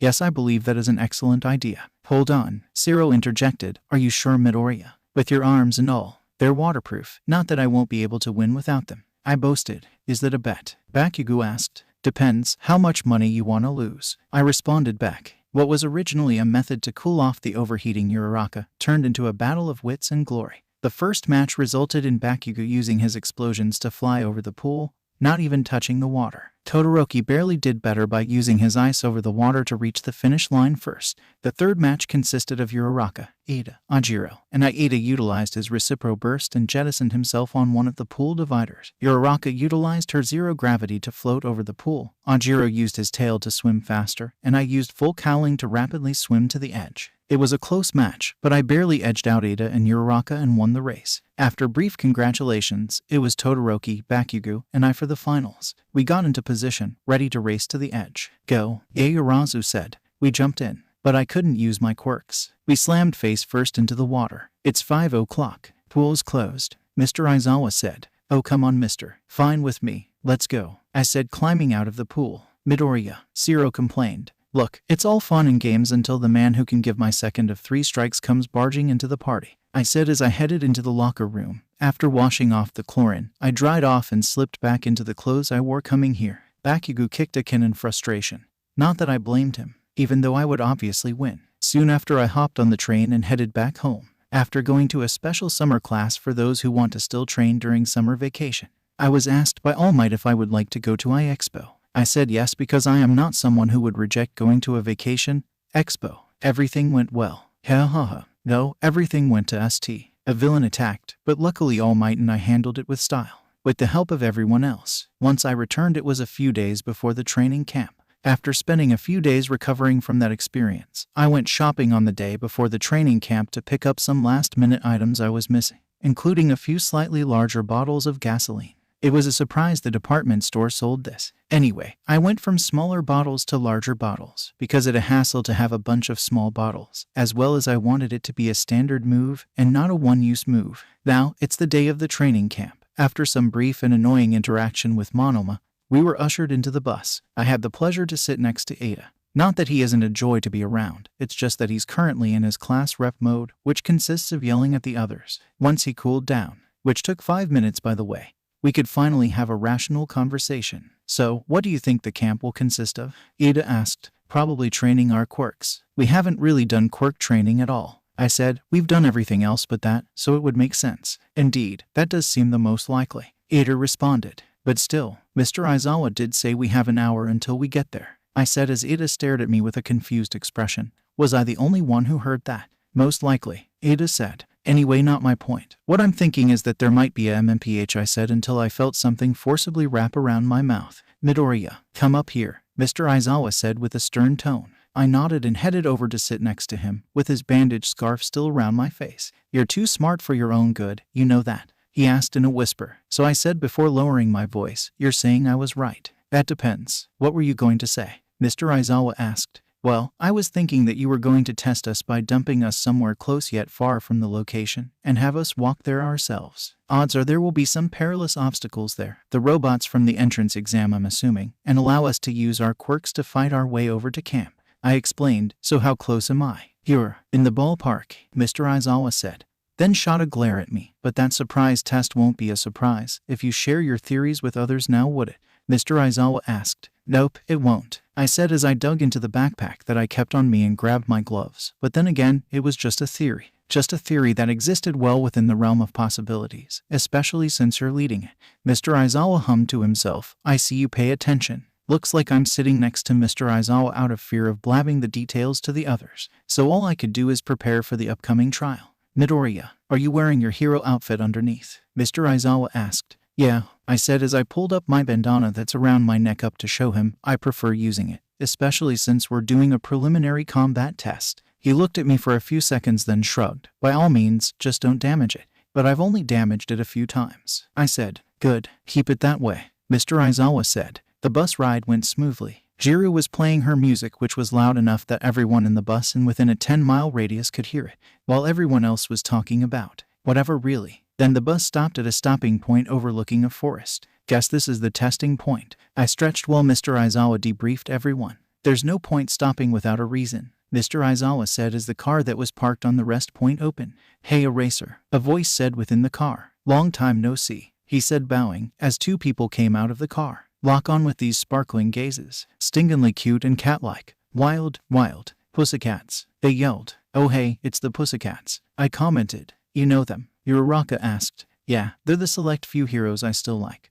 They are a 4-person hero team. WHA set up their own agency. They specialize in mountain rescues. They've been in the business for a bow, I said before the blue one, Pixie Bob, clamped her paw on my mouth. I'm 18 at heart, she yelled. Then she glared at me. At-yo, she exclaimed, taking her hand off my mouth as a black mark appeared on it. Don't place your hand over my mouth, I muttered as I blew embers into the air. You damn brat, try telling that to my mouth. That's enough, both Aizawa and Mandalay yelled, causing us to both turn away from each other. But Mandalay, Pixie Bob whined. Well, you shouldn't have snapped over something like your age, she muttered. Anyway, we own this whole stretch of land here. You all will be staying at the foot of the mountain, she explained as she pointed towards the general directions. As she was explaining, I leaned in towards Uraraka. Get ready to jump off the ledge, I whispered. Why? She whispered back. That seems dangerous. Yes, and staying up here will be more dangerous. Just trust me on this, I muttered. It's 9:30 a.m. right now. If you're fast, maybe around noon, she said, as everyone looked worried and rushed towards the bus. I, on the other hand, gripped Uraraka's wrist and started running towards the ledge. Kiddies who don't make it by 12:30 won't get any lunch, Mandalay exclaimed as the stampede of students who were running towards the bus were stopped by Pixie Bob. Midoriya, why are we doing this? Uraraka yelled. Pixie Bob is the reason, I yelled as we jumped over the ledge. I pulled my bandana over my mouth, carried her bridal style, and slowly hovered to the bottom. Above us, all of the students were launched over the ledge with Pixie Bob's quirk, Earth Flow. Once we landed safely, the rest of the students fell onto the ground rather hard. Oh, Ashido muttered. Hey Midoriya. What the heck? She yelled, dusting off her uniform. Yeah dude, how come you didn't say anything? Charge Adult exclaimed. I figured out this was coming, and Mr. Aizawa didn't want me to spill, hence why he had me sit with him in the front. I said, so I told Uraraka and now I'm here, I said, setting Uraraka down. Anyway, I said as I started to unbuckle my belt, you guys should get ready, I said as I took off my school pants and shirt, revealing my hero costume. What the? How did you? Zero asked. I smuggled it from the classroom, I said as I checked the contents of the pouches. Since I can pretty much fight with my gloves on always, I use my glove pouch to store the larger bottles of oil I bought a while ago, which I managed to store 2 within the pouch. Which reminds me, I now need uses for not only the 3rd pouch I requested, but the 2nd pouch that I once used for the smaller bottles was now empty. Hey, since it's private land, you can use your quirks as you wish, Mandalay yelled, though one of you has already took the initiative. You have 3 hours. Come to the facility on your own 2 feet, she said before pointing towards the forest behind us. After getting through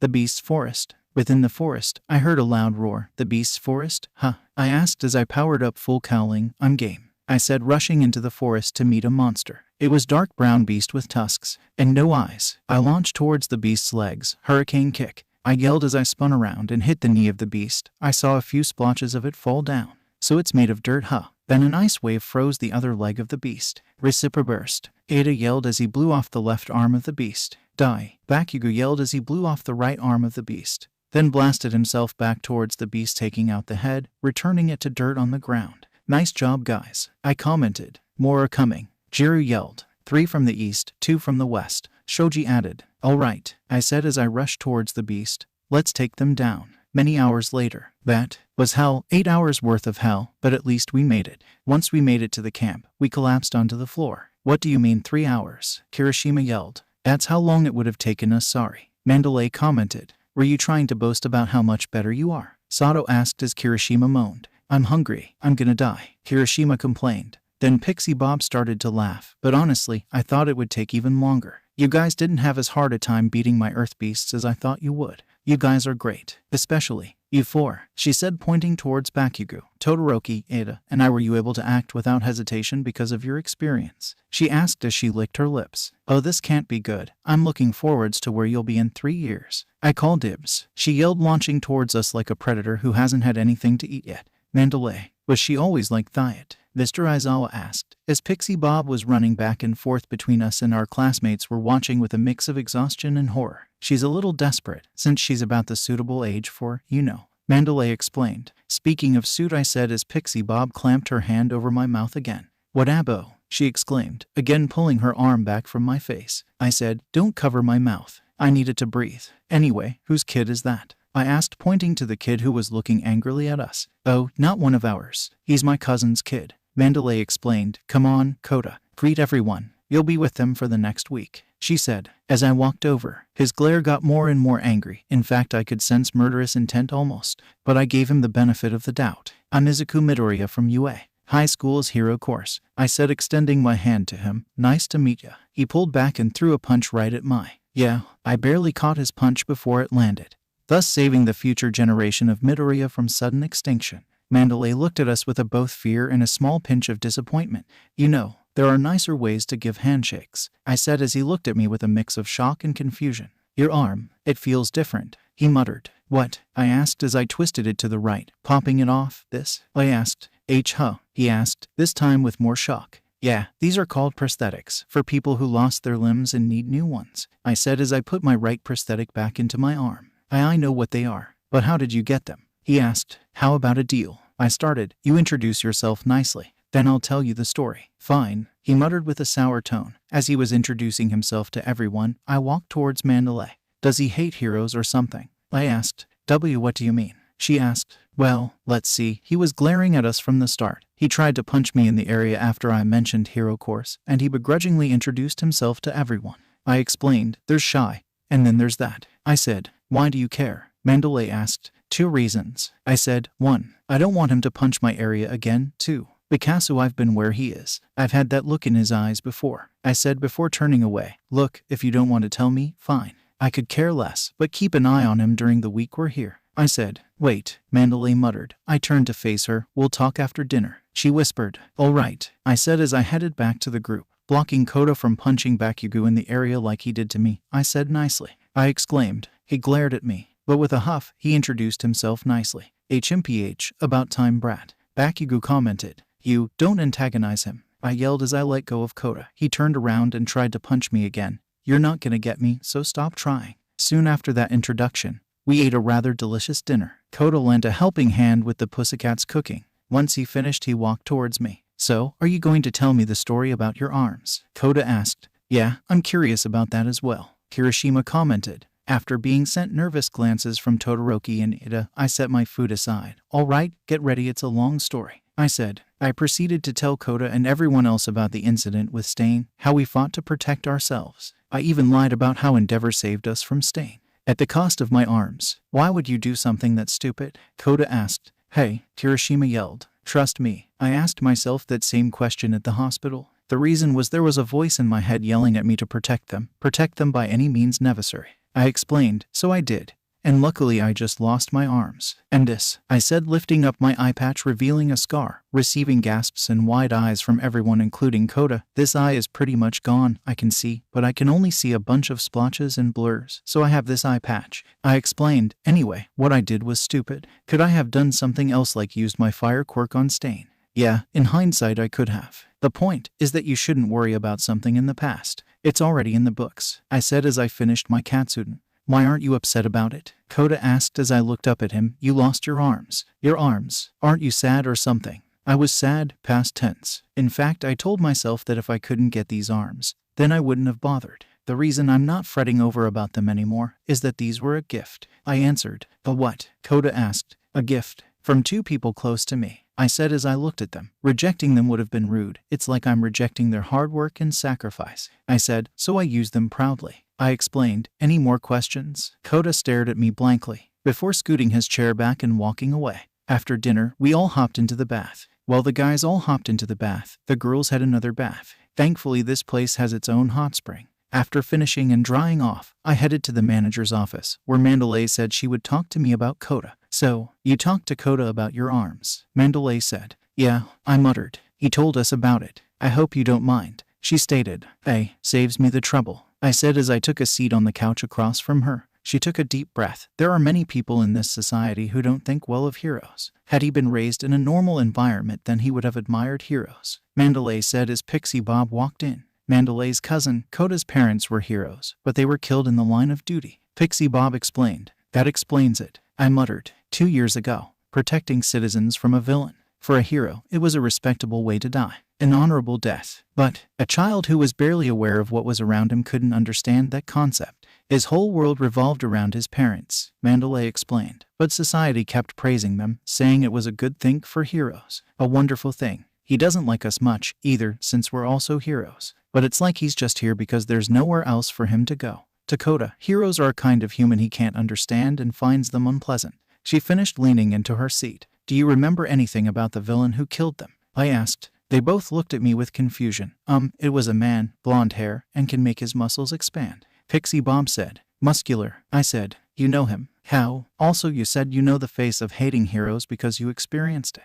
What happened? Mandalay asked. I sighed. Pixie Bob, you should take a seat. I'm about to tell another long story, I said. Pixie Bob took a seat next to Mandalay, giving me their full attention. All right, it all started about a year ago actually. I always wanted to be a hero, loved heroes and wanted to be one. The problem, at the time I was quirkless, I said as their eyes widened with surprise. If you're shocked now, imagine how heartbroken I was as a 4-year-old. Anyway, a year ago I ran into a hero I looked up to and respected the most. When I saw him I asked this question, can I become a hero without a quirk? He responded with a no, it's impossible. Needless to say, that made me snap. I ran away, tears falling from my eyes. I found the nearest dark alleyway and started yelling, letting every single emotion out of my system. After a few minutes of yelling and crying, I suddenly got my fire-breathing quirk. You can guess what happened to the building. Oh my god, Pixie Bob commented. You haven't heard anything yet, I responded. Anyway, as I was running from the scene, I was walked up to by none other than the leader of the League of Villains, Shigaraki Tamura. I said. Once he walked up to me he gave me this whole spiel about heroes and how much they're a plague to society, how two-faced they are. At the time, and even now to some extent, I agreed. I said. What? Mandalay asked. Yeah, I used to love heroes, every single one. Then I learned firsthand that the face they put on for the cameras and news is all just a face. I learned that there are people out there who became a hero just for the fame and fortune. I understand becoming a hero for a living as a job. Nothing in life is ever free. However, there's a living. And then there's Mount Lady who stole the credit from Kamui Woods just for publicity. I said, I could go all day about that. But we don't have that kind of time. So Shigaraki brought me into the League of Villains, and they had me do a bunch of stuff, ranging from robberies, attacking heroes, and tasks that got me caught, burning down a hero agency. I said, you were arrested? Pixie Bob asked. Yep, but I skipped over an important part. The reason I know Muscular was because the League wanted to recruit him during my time. He of course said no for a stupid reason of I wanted to see people bleed on my own. It was rather creepy, but I didn't press him on it. I explained. Now back to the story. Yes, I was arrested. They questioned me on who I was working for. I didn't answer out of hopes that they would get me. Then they sent in Mr. Symbol of Peace himself. I explained. So I told him everything, out of blind anger, about the League and everything. I explained. But you're in UA. How? Mandalay asked. All Might, like the F-King insane guy, he has offered me a spot for rehabilitation.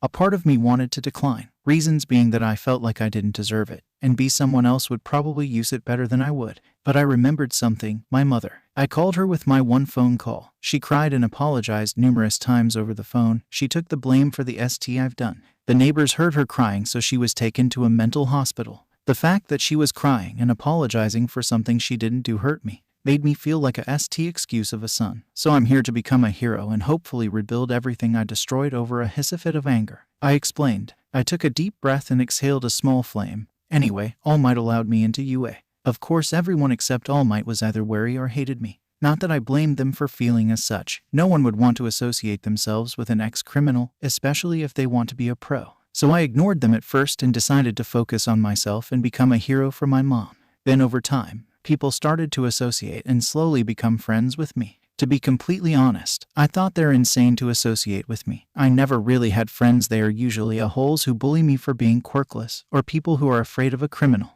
So when people actually wanted to be friends with me, I don't know, maybe if I had friends I would have not done the stupid ST I did. But what are you going to do? The past is history. Anyway, now I have other reasons to be a hero. At first it was because of my mother. Then other people started to have my back, so now I can't let them down. What kind of friend would I be if I failed after they believed in me? I asked. So now I have 2 goals. 1. Send that bastard Shigaraki to FK in the prison. 2. Become a hero for my mom and everyone. I explained. Any questions? You mentioned your quirk manifested a year ago. What is it? Mandalay asked. It's fire breathing. I should know. Pixie Bob answered. You're half right, I said as they looked at me with confusion. My quirk is fire breathing. But the reason my quirk manifested so late was because of this. I said as I activated full cowling. I have 2 quirks. That's impossible, Pixie Bob commented. So is me getting into UA. Me doing the impossible is almost a daily occurrence. I quipped. Trust me, I was confused when the second quirk manifested. In fact, it literally manifested when I was doing a quirk assessment test at the first day of school. I added. How is that possible? Mandalay asked. I don't know all this biology mumbo-jumbo, so I can't help you on that department.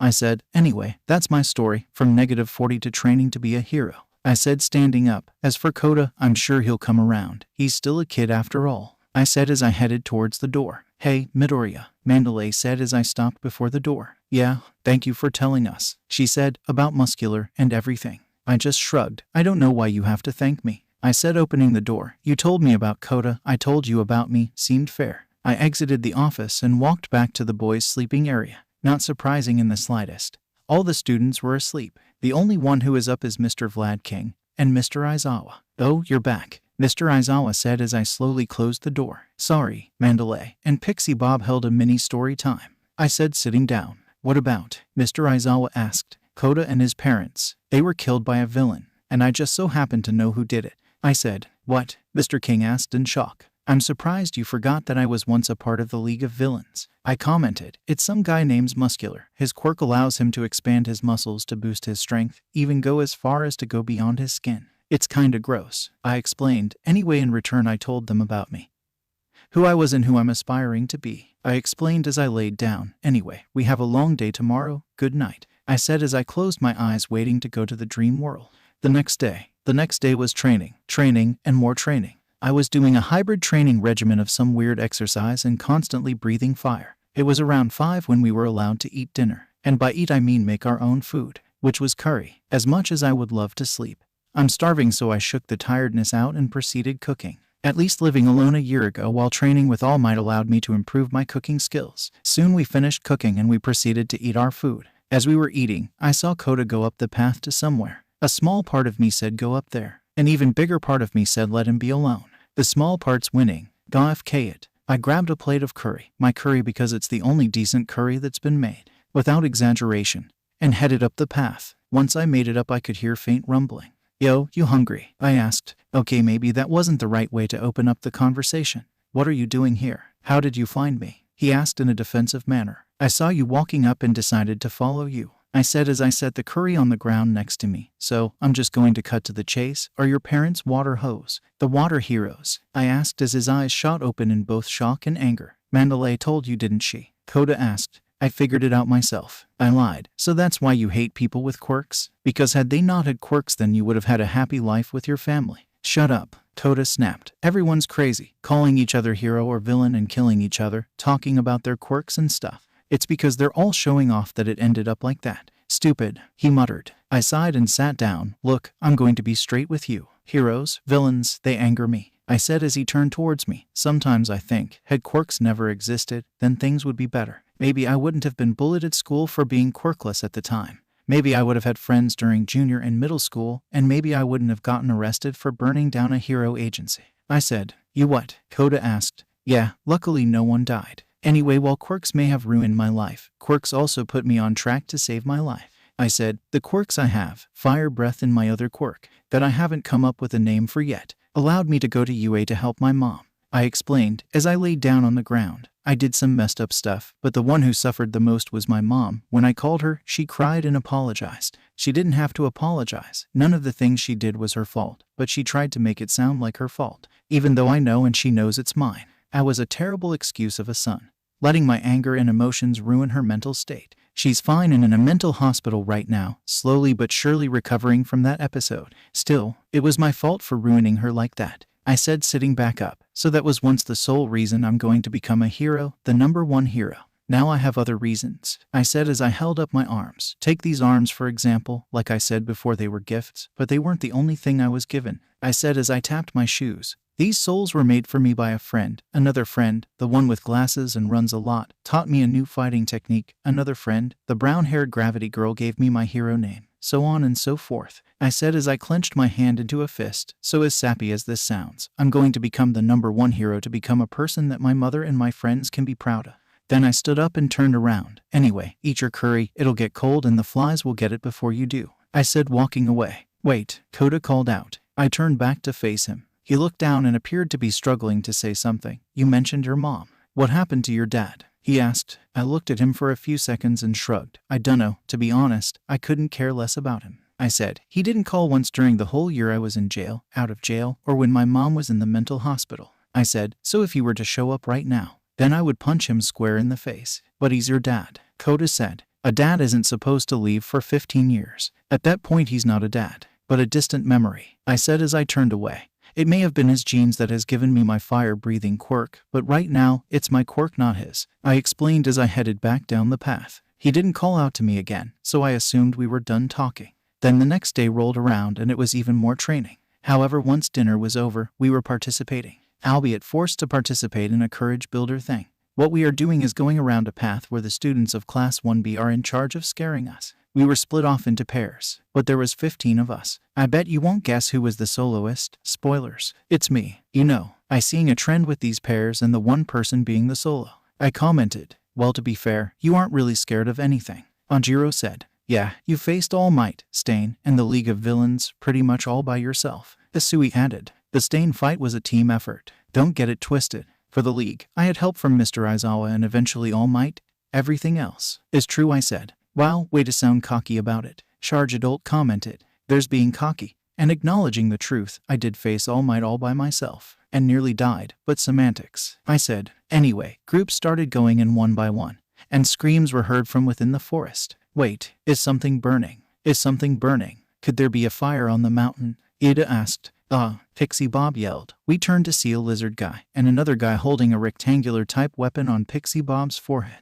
Wait, I know these guys. If it isn't Stain's lackeys, I commented, walking forward. You know them? Tiger asked, blocking me from moving forward. It's complicated, I said as I looked at them. It's you, the kid who got in Stain's way. The lizard villain, Spinner said. Long time no see, Spinner. Magni, how's life? I asked as I summoned full cowling. Not that I care really. You, get out of here, Tiger said. I'm on their kill list for 2 reasons. It's not like I could leave if I wanted to, I added. Then Spinner set his sights on Ada.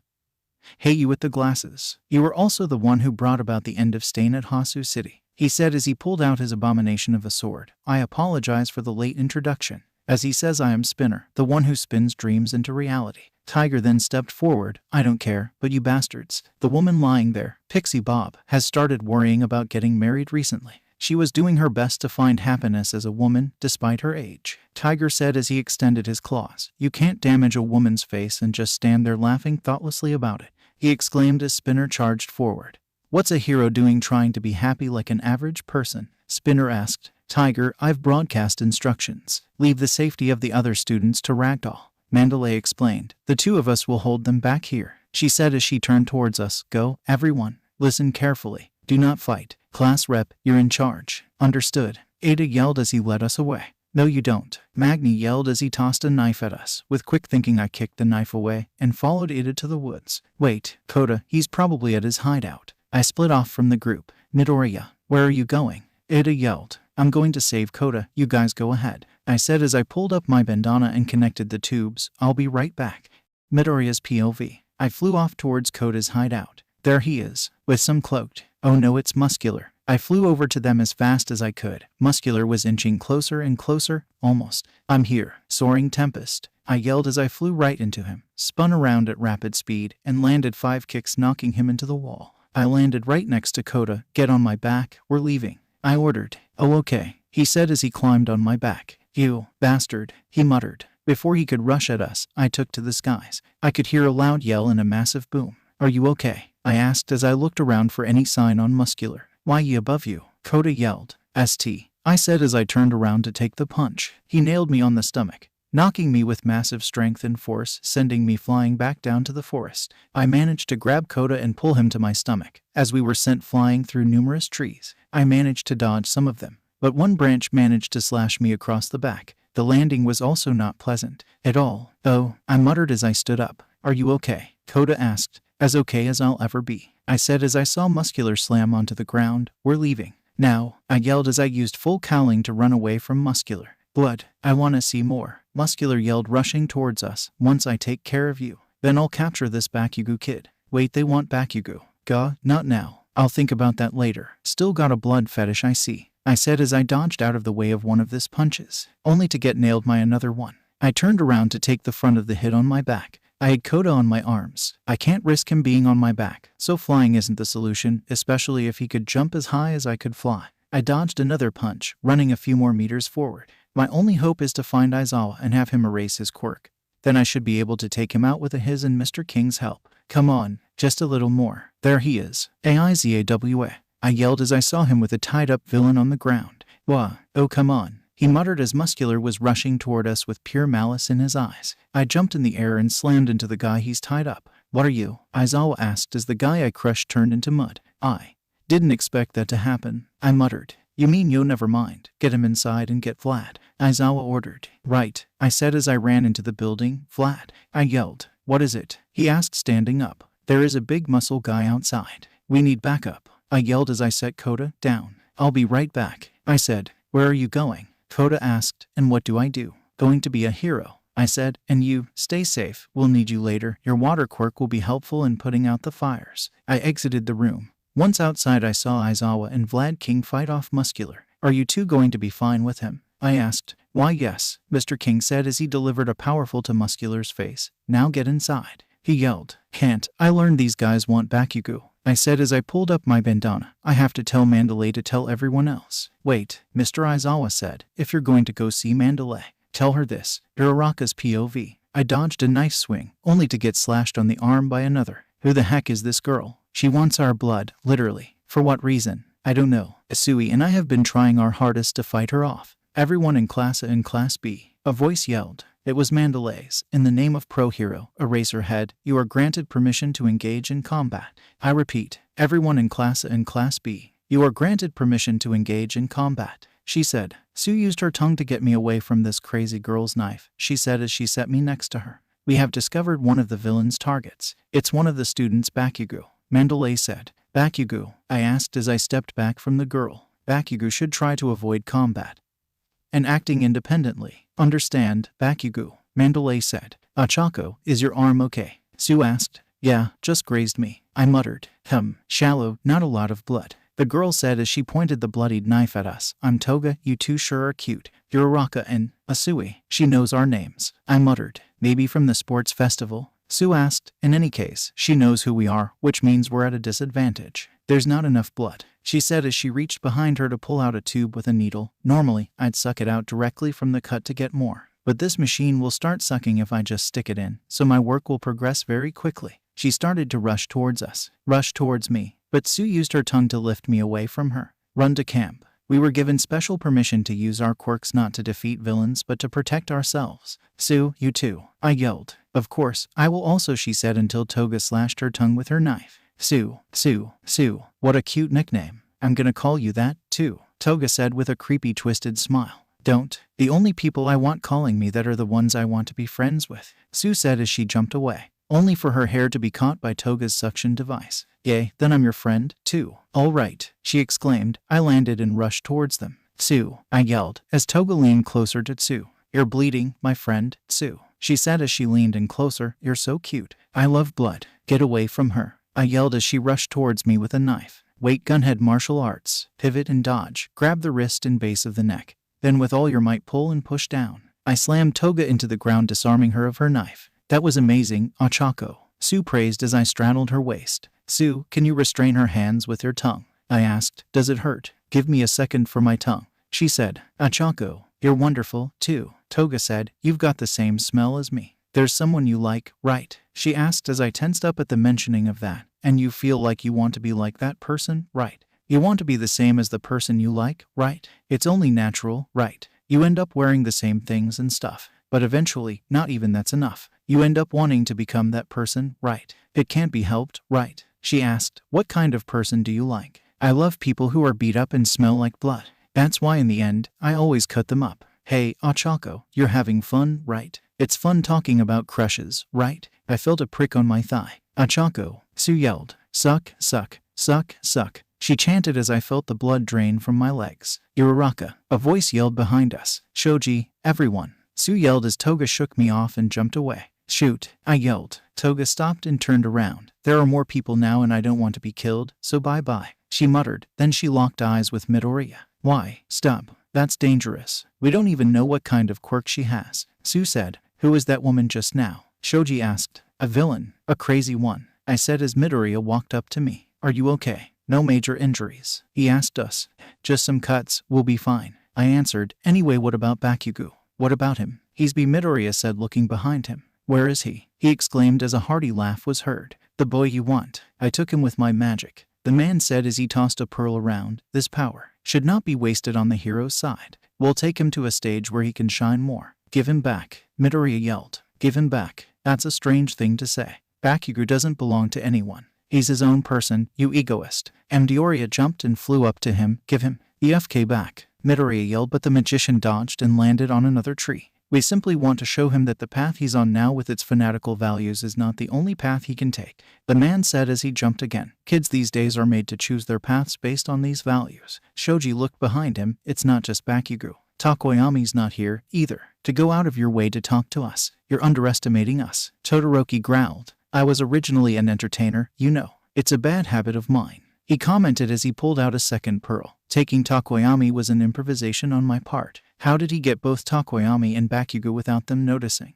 Is his quirk silent? Moonfish, a man with blade tooth. He may not look it, but he's a cutthroat on death row whose appeal was dismissed. With a violent nature trampled that cutthroat down one-sidedly, I decided he was good, too. UFK, Midoriya said as he flew towards him. Don't take them, he yelled, but the entertainer hopped on Midoriya's back and launched himself away. Todoroki gritted his teeth. Uraraka, take this guy, he said as he gave the unconscious student to me. Right, I said as I held him. Todoroki sent a gigantic wave of ice towards him. Sorry, tricks and running away are my only redeeming features, the entertainer exclaimed, managing to dodge the giant ice wave aimed at him.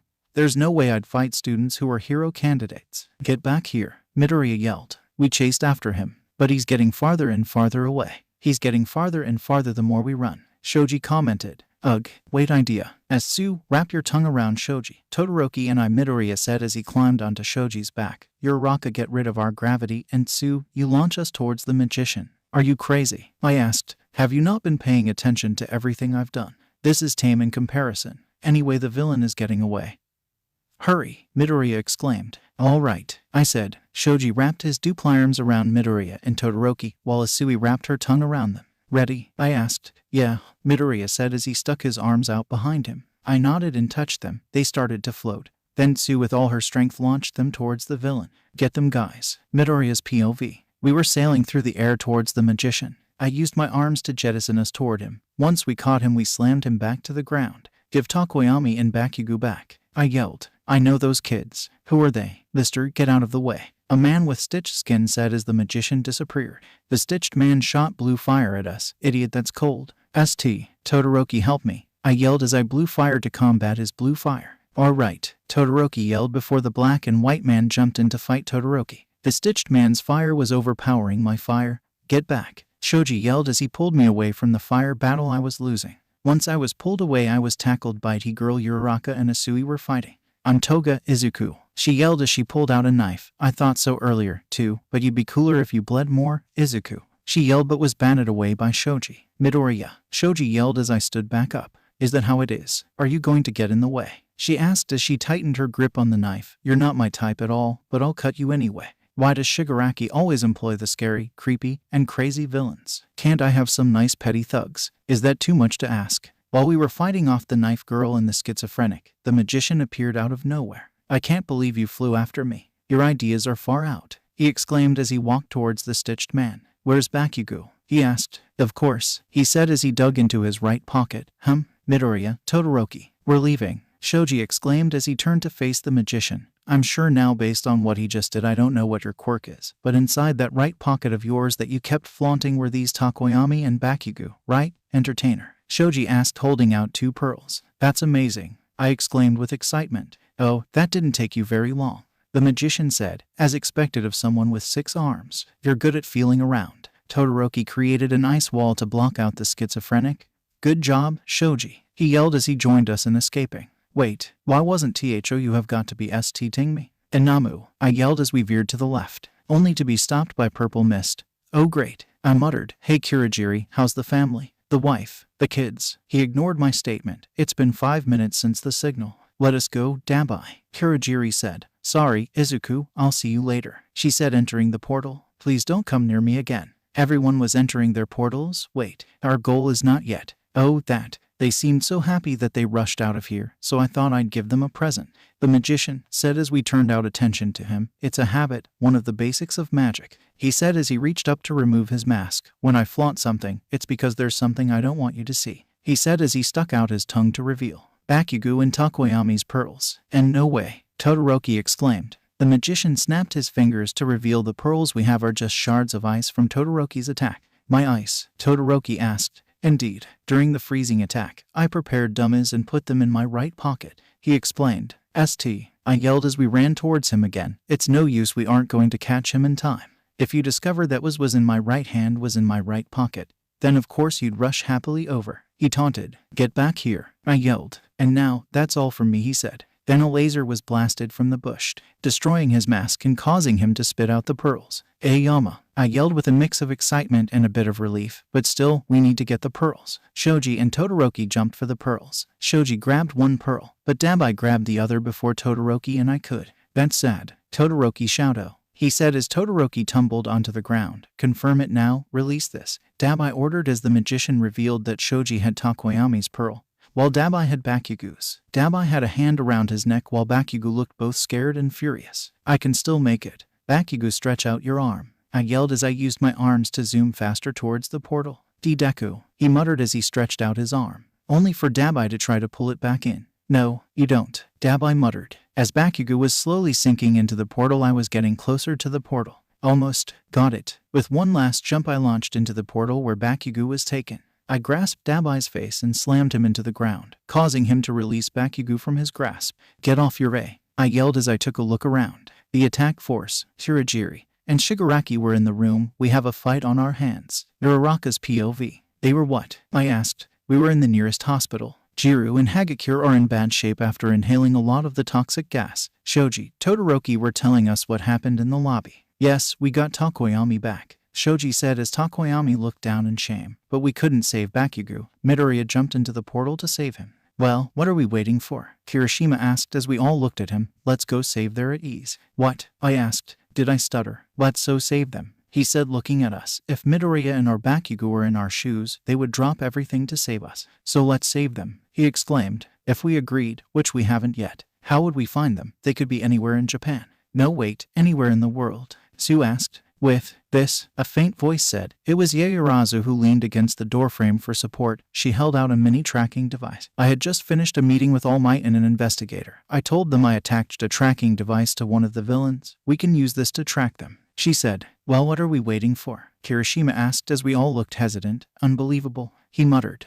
Everyone started voicing their opinions on the matter. But then Sue spoke up. Everyone, we're all shocked from Bakugo and Midoriya's kidnapping. But let's think things through calmly. No matter how justified your feelings, if you're saying you'll fight again, that you'll break the rules, those acts are the same as villains. The room was silent. Then Kirishima turned towards Todoroki. Todoroki, you're in right. I'm in, he muttered. Todoroki, this is a ba, Kaminari said, but Todoroki cut him off. It was my fault that he got captured in the first place. Had I ran faster or stunned Dabai with my fire, I would have grabbed Bakugo's pearl and none of this would have happened. He explained. Besides, I owe him after he lost his arms for me. Yaoyorozu, are you in? Kirishima asked. I wouldn't have brought it up if I didn't want in, she said, taking a deep breath and standing up straight. But you're wounded, Ashido said. That doesn't matter. And besides, as class rep, I can't allow one of my students to be in distress, she said, walking next to Kirishima and Todoroki. Anyone else? Kirishima asked. Ada clenched his fists. Still, this is something that should be left to the pros.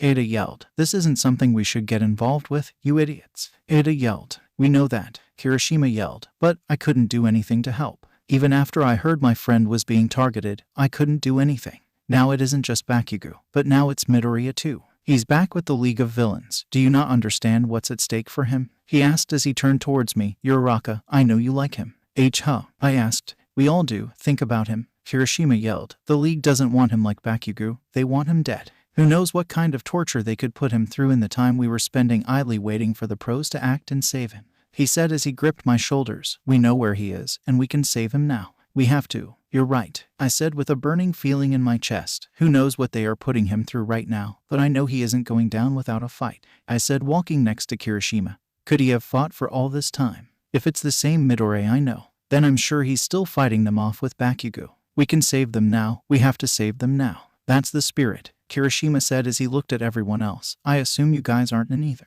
That's fine, now we re-go. I'm coming too, Kaminari said as he stepped forward. Kaminari, Ashido said. I hate it. I hate it when he called me Charge-Adult or Thunderdolt. But I now realized why he does it, Kaminari said. He's motivating me to stop thinking a complete idiot and start acting like a hero, he explained. And I'm sure if I save him he'll stop calling me that, he said, standing next to us. Awesome, Kirishima said. Anyone else? There was silence. All right, he said as Kirishima looked at us. We're going at night. Everyone okay with that? We all nodded. Good. Meeting adjourned, Kirishima said. A few hours later, it's nighttime. Kirishima and I were waiting outside for the others. We faced resistance from the others, as they tried to get us to stay and not go after Bakugo and Midoriya.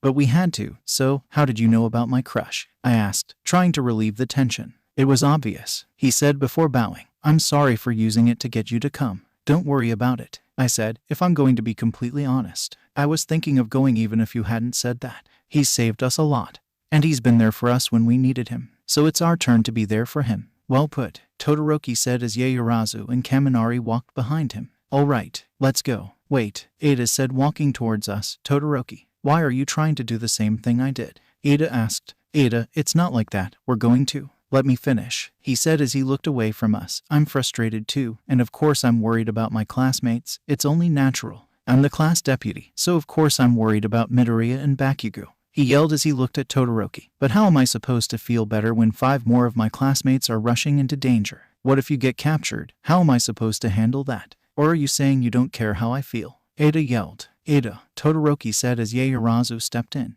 Ada, I know how you feel, but I can't leave him hanging after he sacrificed everything for me, Todoroki said. Besides, we don't expect to face them head-on and win either, I said as he looked at me with a confused expression. We'll get them without throwing a punch, like Todoroki planned.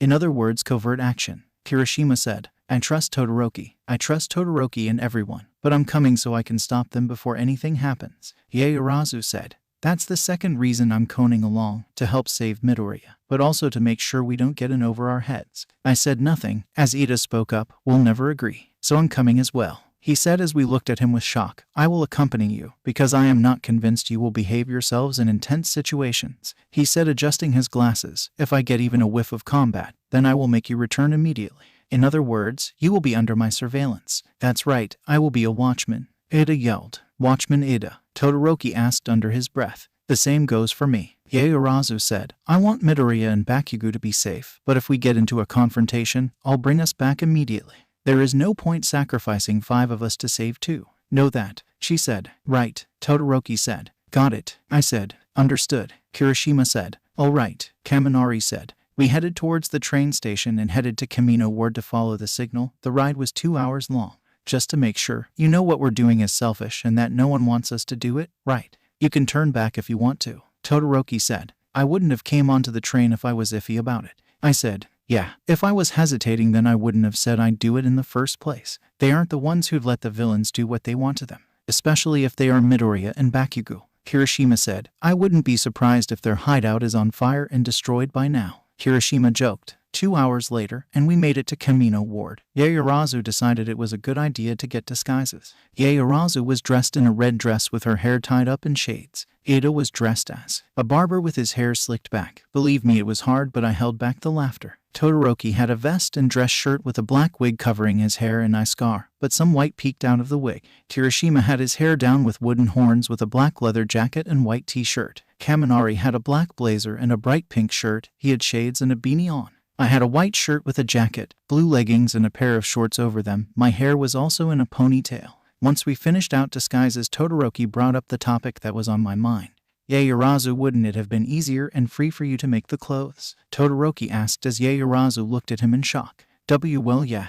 But that's cheating. Yeah, as a citizen I must do my part to supplement and stimulate the economy, she yelled. So she's a rich girl who wanted to shop at a thrift shop. Got it. Once we finished, we followed the tracker. We saw a group of people huddled around a giant tower. Mr. Aizawa, Principal Nezu, and Mr. King were talking to the media. We have determined that it was a sleeping gas from one of the enemy's quirks. Thanks to the quick response of Ms. Kendo and Mr. Tetsu, there were no serious injuries from that attack. Principal Nezu responded. Okay, so Jiro and Hagakure and those who were also in the gas will be fine. In addition, we are providing mental care to the students, but at the moment, we do not see any signs of serious psychological trauma. Are you saying that it was a bright spot in this tragedy? The interviewer asked. We believe that the worst outcome is one that would have infringed on the future. Principal Nezu answered. Can you say the same thing for the kidnapped Bakugo as well as Midoriya?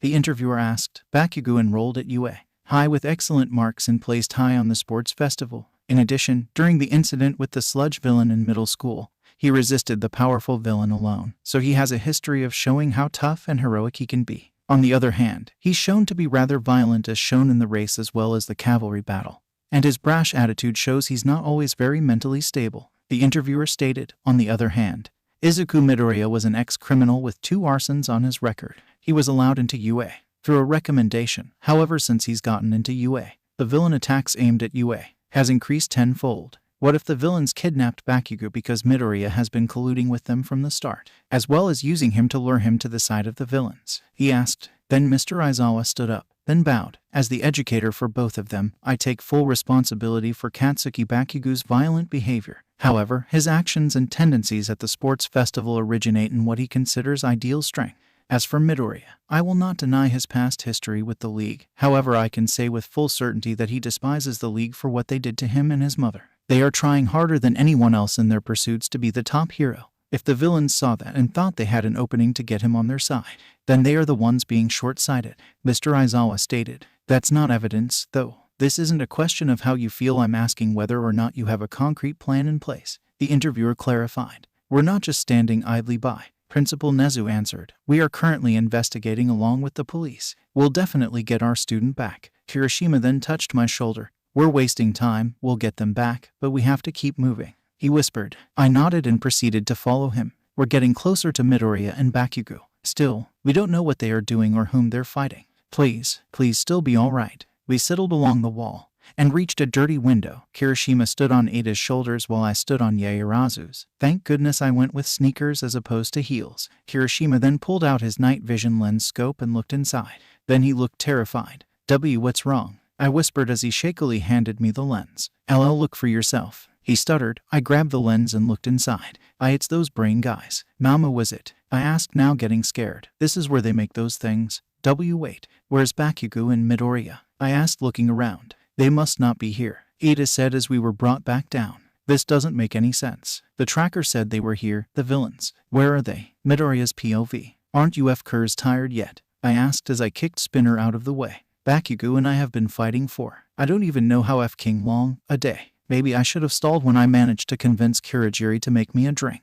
I could have taken small sips and bought us a few minutes before I threw it on Magni and lit it on fire. Bakugo and I stood back to back. How you pant feeling? I asked as he blew Shigaraki back. These guys are annoying. They're even swapping out when they get tired. Bakugo said as he kicked Toga back. Can't we just burn or blow up the building and leave? I already told you. Kurogiri is there. He'll just use a portal to send our blasts back at us. Even if we did manage to blow a hole through the wall, he'll just make a portal to bring us back here. And if I light the building on fire, then the others will catch fire. And I can't have another arson on my record. I already have 2. I said as I delivered a star punch to Magni, who winced because of her face burns. Hello, this is Pizza La Camino store. A voice behind the door said. Did you sick FKS really order pizza? I asked. Smash. The wall blew open. All Might is here, as he bust through the wall taking out Spinner. All Might. Bakugo and I said. Kamui Woods came in and unleashed his preemptive binding technique, lacquered chain prison, wrapping everyone in his bark. Dabai tried to burn his way out of the prison, until Gran Torino came in and knocked him out. Don't be impatient. It'd be in your best interests to stay put, Gran Torino said before boosting himself back beside All Might. Just what I'd expect from one of the most competent new heroes around, Kamui Woods, and the veteran faster than the eye can see, Gran Torino. All Might praised, as he glared at the captured villains. You can't run anymore, League of Villains. Why? Because we are here. How did you know? The magician asked. How did you know where we were? He asked. Simple, All Might said as he pointed towards me, more specifically my arms. I had a tracking device installed on both arms. Pretty ingenious if I do say so myself. You did. What? I asked, then sighed. Well, it saved out a ease, so I can't be mad, I said as Ed Shot appeared from the door. When one is on the offensive is when one neglects defense the most, he said as he unlocked the door, revealing an army on the other side. We're not the only ones here from Pizza La Camino store. Outside you are surrounded by skillful heroes like Endeavor and the police. Then All Might looked at us. You two must have been scared. You two did a good job bearing it. I'm sorry, but it's fine now. I wasn't scared, we both said in unison. I would have defeated these gaggle of weirdos with one arm had Kurogiri not been here, I said looking away. Besides, I didn't want another arson on my record. After I went through all that trouble to prepare this. Why are you coming to me, you last boss? Shigaraki asked. Seriously, do you ever shut up? I asked. Shigaraki ignored me. It's fine. We're not the only ones here. Well, the same goes for us, Shigaraki said as he turned to Kurogiri. Kurogiri, bring as many as you can over. St. No. Namus, I presume. All Might yelled, as nothing happened. What happened, Kurogiri? Shigaraki asked. I'm sorry, Tamura Shigaraki. The Nomus that were supposed to be in a fixed location are not there, Kurogiri said. Huh? Shigaraki asked. You are still green, Shigaraki. All Might said. Huh, League of Villains. You underestimated everything too much, the soul and determination of these two, the diligent investigation of the police and our anger. All Might yelled. That's enough with the childish pranks. This is the end. Tamura Shigaraki. All Might. This is the hero acknowledged by Stain. Spinner yelled in fear. The end, you say? Don't be ridiculous. I've only just begun. Shigaraki asked as he struggled to stand up. Justice. Peace. I'll destroy this garbage heap that you put a lid on with such vague ideas. It was for that purpose that I set All Might apart and started gathering people for my own cause. Don't be ridiculous. This is the beginning. Kurogiri. Shigaraki yelled until Ed's shot pierced him with a red wire. No, stop. Magni yelled. I couldn't see anything. What, did you kill him? She asked, but another red wire hovered towards her. I played around with his insides and made him unconscious. He's not dead. Ed Shot said. Ninpo, 1000 sheet pierce. This man was always a nuisance. I'll have him sleep. Didn't I tell you earlier that it's be in your best interest to stay put? Gran Torino said. Kenji Hikishi, Atsuhiro Sako, Shuichi Agachi, Himiko Toga, Jinbu Begawara. He listed off as the other villains looked at him with shock. With little information and time, the police officers worked through the night to determine your true identities. Do you understand? There's nowhere left for you to run, Gran Torino said, then turned towards Shigaraki. Hey Shigaraki, can I ask you where your boss is? Shigaraki stared at Gran Torino for a few seconds, then finally spoke. This is unsatisfying. Don't be ridiculous, he muttered. Where is he right now? All Might asked. Go away. Disappear. Shigaraki, I hate you, Shigaraki yelled as gray metallic splotches appeared out of thin air. Nomus crawled out of them. Nomus, Kamui Woods exclaimed in shock. They came from nowhere. What's that? All Might asked. Ed Shot, what about Kurogiri? Gran Torino yelled as Edshot glanced at Kurogiri. He's still unconscious, he didn't do it. Edshot explained. Kamui Woods, do not let them go under any circumstances. All Might yelled. Why yes sir, Kamui Woods responded. Then I felt something wrap around my body. The same metallic goop that brought the Nomus was forming around me and Bakugo. What the was the last thing I heard before the goop completely enveloped me. Splash. Cough cough. Bakugo, I asked as I stood up to see. A man with an industrial mask on his face. It can't be, it is. Ha. It's an honor to meet you for the first time. All for one. You're Araka's POV. Those voices. It's Bakugo and Midoriya. But why are they here? And all for one. You have failed again, huh, Tamura? All for one said. But do not be discouraged. Just try again. I have brought back your associates back as well. Even this child. Because you judged that he was an important piece. And this one, Izuku Midoriya, because you judged that he was a dangerous force that should be eliminated. Try as many times as you need. Come on, he's right there, we can save him. Why did you come here in the first place? To save him and Bakugo. If he dies, then how will you live with yourself? I have to move. I turned my body around, but Ida clamped his hand on my shoulder, sending me a look of, don't move a muscle. Still, what can we do? A loud explosion is heard, as sheer force rippled throughout the area. I'll have you return everything. All for one. It's All Might. Will you kill me again? All Might. One for all asked as the force died down. You're pretty late. It's a little more than 5 kilometers from the bar to here. It was easily 30 seconds after I sent the Nomus before you arrived. You've gotten weaker, All Might. What about you? What's with that industrial mask you've got on? Are you overexerting yourself? All Might asked as he started hopping up and down. I won't make the same mistake as I did 6 years ago. All for one. I will take young Bakugo and Midoriya back, and this time I will throw you in prison for sure, and all of the League of Villains you control with you. All Might yelled as I heard his launch towards All for One. There's so much to do. It'll be tough, for both of us. All for One said as gusts of wind blew on the other side of the wall. The winds repelled All Might, sending him barreling through the metropolis. Air cannon plus spring-like limbs, kinetic booster ×4, strength enhancer ×3. All for One listed off. How does he have so many quirks? This combination is fun. Maybe I'll try to add a few more enhancer types. All Might. Both Bakugo and Midoriya yelled. Even without your worry, he won't die from something like that. So run away from here. Tamura, take that child and kill the other one. One for all said. The villains were talking about their escape. I heard a loud boom in the distance as All Might launched his way back into the fight. I really hate you guys. I heard Midoriya mutter, ready. FK yeah I am. Bakugo answered. Damn it, at this rate All Might won't be able to defeat him, especially with Bakugo and Midoriya there. They're too close to All Might, so he's holding back his true strength. Come on, think. What would Midoriya do at a time like this? Think of a way for us to get them out without using our powers to fight. Think. I got it, I whispered as everyone turned to face me. I have a plan. Midoriya's POV. God, it's never ending. They're getting disparate. Unlike before, they'll get Bakugo even if it's by force. As for me, I'm on their kill list. I kicked the magician out of the way of Bakugo. If there was ever a primary objective, is to not let the masked man touch Bakugo. If he so much as lays a finger on him, it's game over. The second is to get the FK out of here. Once we leave All Might, I could fly us out of here, but Dabai has us locked on range, and his fire can overpower mine. All we can do now is fight until something happens. Soaring Tempest, I yelled as I knocked the magician out of the way. Then dodged Shigaraki's hands. You piss me off, I yelled as I kicked his hands away. Fire Dragon's Breath, I yelled as I pulled down my bandana to blow a massive fire blast. But Shigaraki dodged and Dabai fired at my fire. Deku, Bakugo yelled as he dragged me away before Dabai's flames could reach me. Thanks, I muttered as I got ready to continue fighting. Then, our miracle happened. Ida, Uraraka, and Kirishima plowed through the wall as a giant ice ramp formed. The two of them were flying high into the air. Then Kirishima extended his hand. Come, he yelled. All the villains were caught off guard, but Shigaraki rushed to grab Bakugo's arm. However, Bakugo blasted them away and propelled himself upwards with a massive explosion. Now's my chance. I put my bandana on and flew high into the sky. I caught up with them and flew right beside them. However, the magician was hurtling towards us at breakneck speed. Titan Cliff, Mount Lady yelled as she blocked the magician's last-ditch effort. Mount Lady, I yelled as she leaned to the side. Prioritize the mission. Go, stupid kids, she muttered before falling to her side. So, still think she isn't a hero? Uraraka asked. I looked down. My opinion of her has changed. We landed far away from the fight. Then we rushed over to the nearest screen we could find, which was the big screen in Kamino Tower. Once we got there, many people stared in horror. Then I saw it. All Might was in his deflated form. All the citizens are too scared to say anything. Their symbol of peace was not in his muscular form.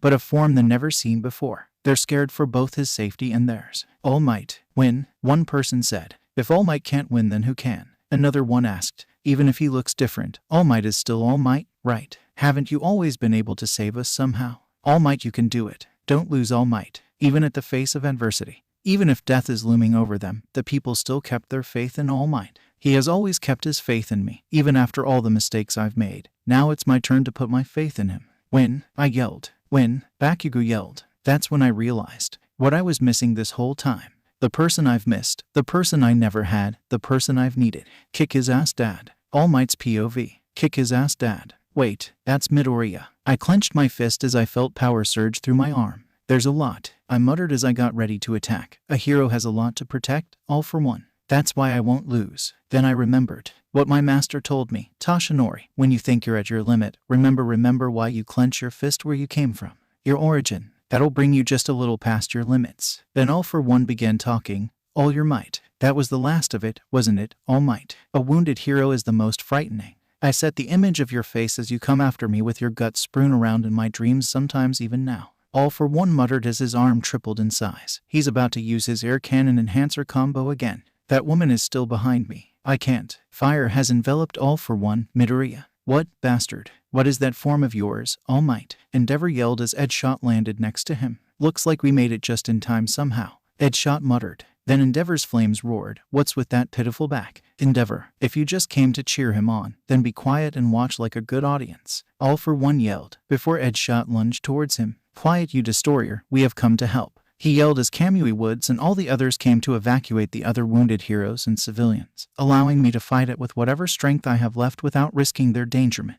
Everyone is counting on me to defeat All for One. Me, their symbol of peace. All Might. I could hear their collective cheers reach all the way over here. How annoying. All for One said as he blew away both Endeavor and Edshot with his air cannon, leaving just him and I. Let's stop talking about emotions and start talking about reality, he said as his right arm grew to massive proportions. Spring-like limbs, kinetic booster ×4, strength enhancer ×3, multiplier, hypertrophy, rivets, airwalk, and spear-like bones. The shockwaves until now were just to wear you out, not kill you. In order to kill you for sure, I will punch you with the ultimate combination of quirks that I have right now, he yelled as he lunged towards me. I stood my ground, summoning whatever remaining sliver of One for All that remains into my right arm. Izuku Midoriya, he yelled as my eyes widened in shock. He's the one you passed One for All on to, isn't he? He lunged into Kurogiri's portal without any knowledge of where it would end up, all to save his friend. It's as if you have no control over him at all. You can die full of regrets, All Might. Even as a teacher, it's your loss, he yelled as out fists collided.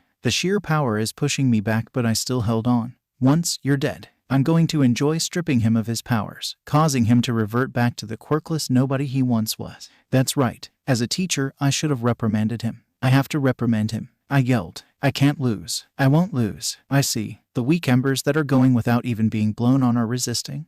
They're desperately resisting to keep from going out until they fulfill their duty. All for One commented before pushing his fist further and further into mine. How unsightly. Blood shot out of my arms and out of my mouth. He was overpowering me. I'm reaching my. When you think you're reaching your limit, remember. I planted my foot on the ground, slowing his assault. It's not just because I'm a symbol, like my master did for me, until I finished training him, I muttered as we slowed to a stop, creating a massive crater below us. Until then, for you to resist so much in such an unsightly way. I can't. I miscalculated. I can't die, I yelled as I transferred my strength from my right arm to my left, causing All for One's attack to sail right past me. I striked him with my powered-up left arm square on the face. I remembered what Gran Torino taught me. I have to be tricky to take down my opponents when a head-on approach isn't working. All for One recovered and turned around. Little tricks like that aren't like you, he said as he used the same combination of quirks on his left arm. Someone else has been influencing you. It's weak. I reverted my left arm to normal, which caught All for One off guard. That's because my back wasn't in it, I yelled as I extended my right arm into the air. The words of my former master rang through my memory as I felt One for All surge through my arm. This power has been entrusted to the next generation by many people, praying that it would work for the good of all, that all their hopes would become one. It's your turn now. Do your best, Toshinori. The bruising went away as my arm surged with the power of One for All for me to deliver the final blow. I pivoted away from All for One's fruitless attack as I launched myself underneath him to deliver the final blow. Farewell, All for One. United States of Smash. Midoriya's POV. As the tornado of debris settled down, It revealed All Might still standing over the unconscious One for All. He did it. All Might beat him. All Might slowly and shakily raised his arm into the air. His hand was balled into a fist, signifying victory. He puffed up into his muscular form, before staggering to the ground, but not collapsing. The crowd cheered at the gesture, reveling in the fact that All Might, their symbol of peace and justice, defeated the big bad guy and was safe. Everyone was cheering his name. Soon afterwards, the heroes are working tirelessly to get the wounded civilians who are under the rubble to safety. As the news reporter was talking about the incident itself, All Might pointed towards the camera. "Anyway, let's move. We have to tell the heroes about Bakugo, right?" Kirishima asked, grabbing onto his arms, but Bakugo snagged it away. "Yeah, you're right," Ada said as we proceeded to walk towards the heroes. I couldn't help but glance towards the screen. "Next," All Might muttered as I turned to give him my full attention.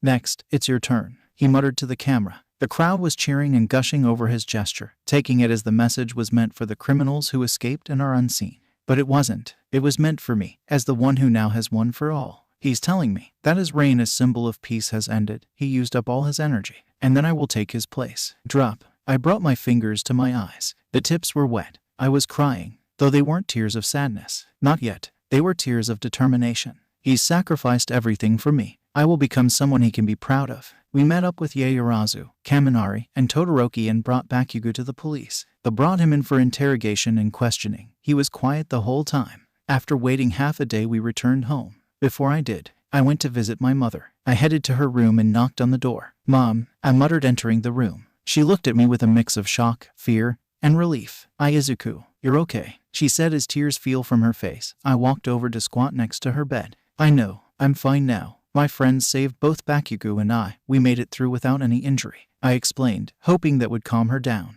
"Are you sure? No injuries?" she asked. "Yes, Mom, no injuries whatsoever." She gave me a skeptical look before nodding. "Okay, I believe you," she said. Then she looked up at me again. "Oh, that reminds me. The doctor said I'm free to leave now," she said. "What? Really?" I asked, excitement bubbling in my voice. If she's cleared to go, then she must be making massive headway towards recovery. "Yes, but our house. You can live with me and All Might," I said instantly, as she looked hesitant. "Will it be okay?" she asked. "Sure, if he trusts you enough for you to see him in his base form, I'm sure he'll be fine with you living with us," I said, as I felt my phone buzz. It was a text from All Might. "AM, young Midoriya, I need you to come to Dagaba Beach tonight."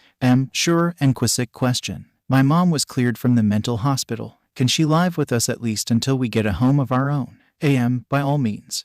Great, thanks. He says you can. I said, "Okay," she said with a big smile on her face. "Well, sorry Mom, I gotta go," I said, standing up. "Someone has got to clean the guest room." "Oh, okay, bye dear," she yelled as I walked out the door. I exhaled a heavy sigh and ran my hand down my back, wincing over the contact of the wound. Those branches cut deep. I shrugged it off and began heading home. Once I passed through the doors, tiredness hit me like a wave. I want to sleep so badly, but I can't. If I sleep now, then the guest room won't get finished and I will probably sleep through All Might's meeting time. I have to bear with it and work. What's a few more hours after I spent 24 fighting villains? I tiredly cleaned the guest room. Not a single speck of dust and garbage was anywhere. Perfect for my mom to sleep. I glanced at the clock. It was 8:30, perfect. I slipped on my shoes and headed to Dagaba Beach. Well, this brings back memories. I saw 2 cans laying on the sand, staining my hard work I did a year ago, but I'll pick those up and throw them away later. Right now, All Might needs to talk to me. I walked until I was a few feet behind him. "All Might," I said as he turned to face me. "So, you finally made it," he said as he ran towards me. Then he pulled back. "Texas. Smash," he yelled, but I blocked it with my arms. It was significantly weaker than before. "You don't keep your word, do you?" he yelled. "Who do you take after? Who do you think?" I asked as I brought my arms down. "As you can see, I'm officially retired as the symbol of peace. It's clear that my body isn't going to allow me to fight another battle," he said as he turned into his muscle form, threw 3 jabs before reverting back to his base form. "The last embers of One for All have gone out, and I can't keep my muscle form anymore," he said as he pulled his arm down. "But even so, every single time, you rush out no matter what I tell you. No matter how many times I tell you, you keep destroying your body. That's why, this time," he yelled, extending his arm towards me. I braced for what's next. "When you fought out of that predicament, saving young Bakugo without breaking your body, I was so happy," he said, pulling me into a hug. I was shocked, and it felt warm. "From here on out, I will devote myself to raising you. Let's keep working hard to make you into a hero that will make everyone proud." I brought my arms up shakily to return the hug. "I will also Become the father figure you never had. Huh? I asked. Your mother told me about your father, as well as I heard you yell kick his ass dad during my battle against All for One. He said, gee, that was some crazed fan. It wasn't me. I yelled, though it didn't help my case at all. I heard him chuckle, sure it was, but the point still stands. I'm sure the reason you went down this path was because of a lack of a father figure, along with me saying those things. He muttered, water under the bridge at this point.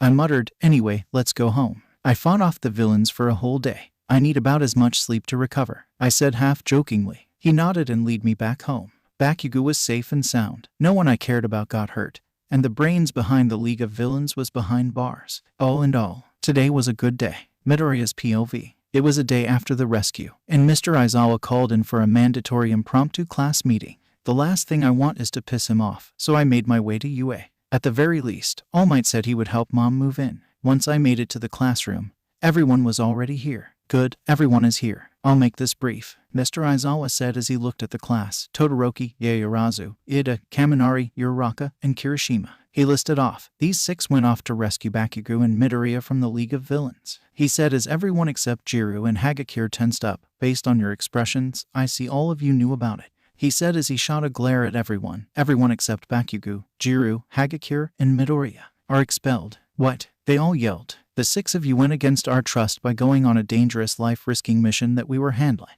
while the remaining 11 knew about it, but didn't stop it. He explained, such actions cannot and will not go unpunished. There was silence. Now wait a goddamn minute, I said as I walked towards Mr. Aizawa.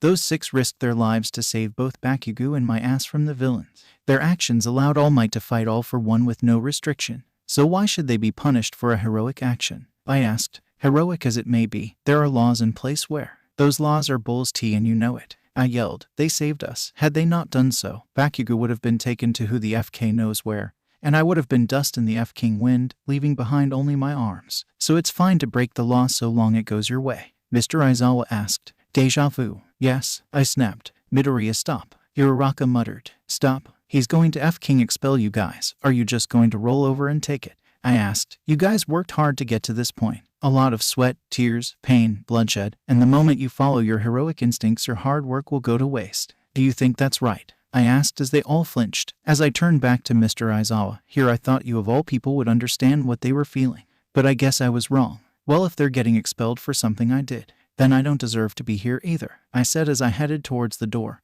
Good luck, Bakugo, Jiru, and Hagakure, I said as I pulled open the door, until Mr. Aizawa's tape wrapped around my face. Let me finish, he muttered as he dragged me back in. You are all expelled. Had All Might's retirement not happened, he said, as he released me, he trusts you all. And in his last act, he wants you all to stay and become pro-heroes that will surpass him, Mr. Aizawa explained. But that means that you'll have to work hard to regain that trust that you threw away by your actions, he said as he headed towards the door. Meeting adjourned, he said as he stepped out. You should have opened with that, I yelled as fire erupted from my mouth onto the door. Oops. After frantically putting out the fire, the rest of the students crowded around me. Midoriya, had he not said that last part, would you have really left UA? Uraraka asked. Honestly, FK, yeah, I would, I said as everyone stared at me with shocked expressions. Why the shocked expressions? The 6 of you summoned courage and fought tooth and nail to save us, and I'm sure the 11 of you tried your hardest to stop them. Had he not said that last part, then I would have continued walking out the door, I said with a shrug. All of you earn my respect, even you, Kaminari. Oh my god, Kaminari muttered. He said my F-King name. He exclaimed. Okay, calm down, Charge Adult. That's just a treat. Keep this up and actually develop a brain and I might keep calling you that, I said. I don't want to inflate his ego too much. Way to kill the mood, he muttered. Everyone laughed. It was good to see them revert from their glum attitudes. After the meeting was over, we were sent a flyer through the mail about dorm rooms from UA. It's basically so the staff can keep a close eye on us in case villains attack. What do you think, Mom? I asked as she, All Might, and I were eating lunch. I don't know. Will my son be protected? She asked. Yes, we will tighten security by 1,000-fold, All Might said. She looked hesitant, but nodded. Then I approve, she said. Wow, that was easier than I thought. Thank you, All Might said as he finished his meal. Anyway, I need to go with Mr. Aizawa to convince the other students' parents about this. I'll be back at around 6:45. All Might said as he finished buttoning up his shirt before stepping out. Since I had free time until then, I headed down to the gym to do some exercises, mainly practicing my moves. So far I have mastered the Star Punch, Falcon Punch, Fire Dragon's Breath, and heat haze, though they didn't require much skill to execute, so that's understandable. However, the hurricane kick and soaring tempest still needs work with the execution, more specifically the speed in which they are executed. They're powerful attacks, sure, but they aren't as fast as I would like them to be, so I focused my efforts on perfecting them, while ironing out the kinks of my newest move I've been itching to try out. I know I've limited myself to one move per franchise, but for this move, I'll make an exception. Alright, time to test it out, I said as I squatted down to my ironclad shoes. I heated them up, causing them to glow in a bright white glow. Diable Jam, Soaring Tempest, I yelled as I executed my Soaring Tempest, with the added effect of my burning hot souls colliding with the dummy, lighting it on fire. Badass, I muttered with satisfaction. This will add some spice to my kicks, I said as I started to smell smoke. OST, my shoes are on fire. I rushed towards the pool and dunked my shoes into the water, immediately dousing them. Okay, flame-resistant shoes. Got it, I noted as another thing I would need to bring up with Hatsum, or the nearest shoe store. Then I heard clapping. That was impressive. All Might commented, handing me a bottle of water. How did meeting the parents go? I asked as I downed the whole bottle. Well, all of them said yes. All Might answered. So what did you call that move? Diable Jam. It's from a show I used to watch. In fact, all of my moves are named after anime and video games, I admitted as he looked at me with confusion. So, you're a fanboy copying their moves? All Might asked. Look, I'm paying homage, and they work, so that's all that matters, I countered as All Might shrugged. Alright, fine. Anyway, dinner is ready. Shower, then come eat. Oh, and pack your stuff. You're moving into the dorms tomorrow. Tomorrow? But my mom just moved in yesterday, I said. Don't worry, you can visit her whenever you so desire. Once the move has been settled, you all will be given about 5 days to recuperate before the provisional license exam. Granted, we would have had you take it during the training camp, but complications, All Might explained. Besides, I'm sure she'll understand. Alright, I said. After a quick shower and eating dinner, I headed to my room and started packing. Some clothes, bath supplies, towels, my hero costume that I brought with me to camp and never got to return. Wait, it's sewn on the back. Mom, she didn't have to do that. Anyway, some other miscellaneous items, my only game console, I will make Ida play that game if it's the last thing I do, and some picture frames I had laying around. Once that's out of the way, I closed my suitcase and brought it downstairs, and left it near the front door so I could take it to the dorms tomorrow. Mom and All Might were relaxing and watching TV. I didn't want to interrupt, and I was feeling extremely tired, so I changed into my sleepwear and laid in bed, waiting to go to sleep. The next day, all 19 of us were standing in front of the Class 1 dorms. Mr. Aizawa was about to give us the grand tour. But, oh, before it slips my mind, meet your new classmate, Mr. Aizawa said as we turned to see a familiar hue of purple. It was Shinso. Well, I'll be, you finally made it, I said as I shook his hand. I know, all it took was beating one of your classmates to make it here, he commented. So that's where Minda has gone. Well, that'll at least give him motivation to work harder and not be a perverse creep.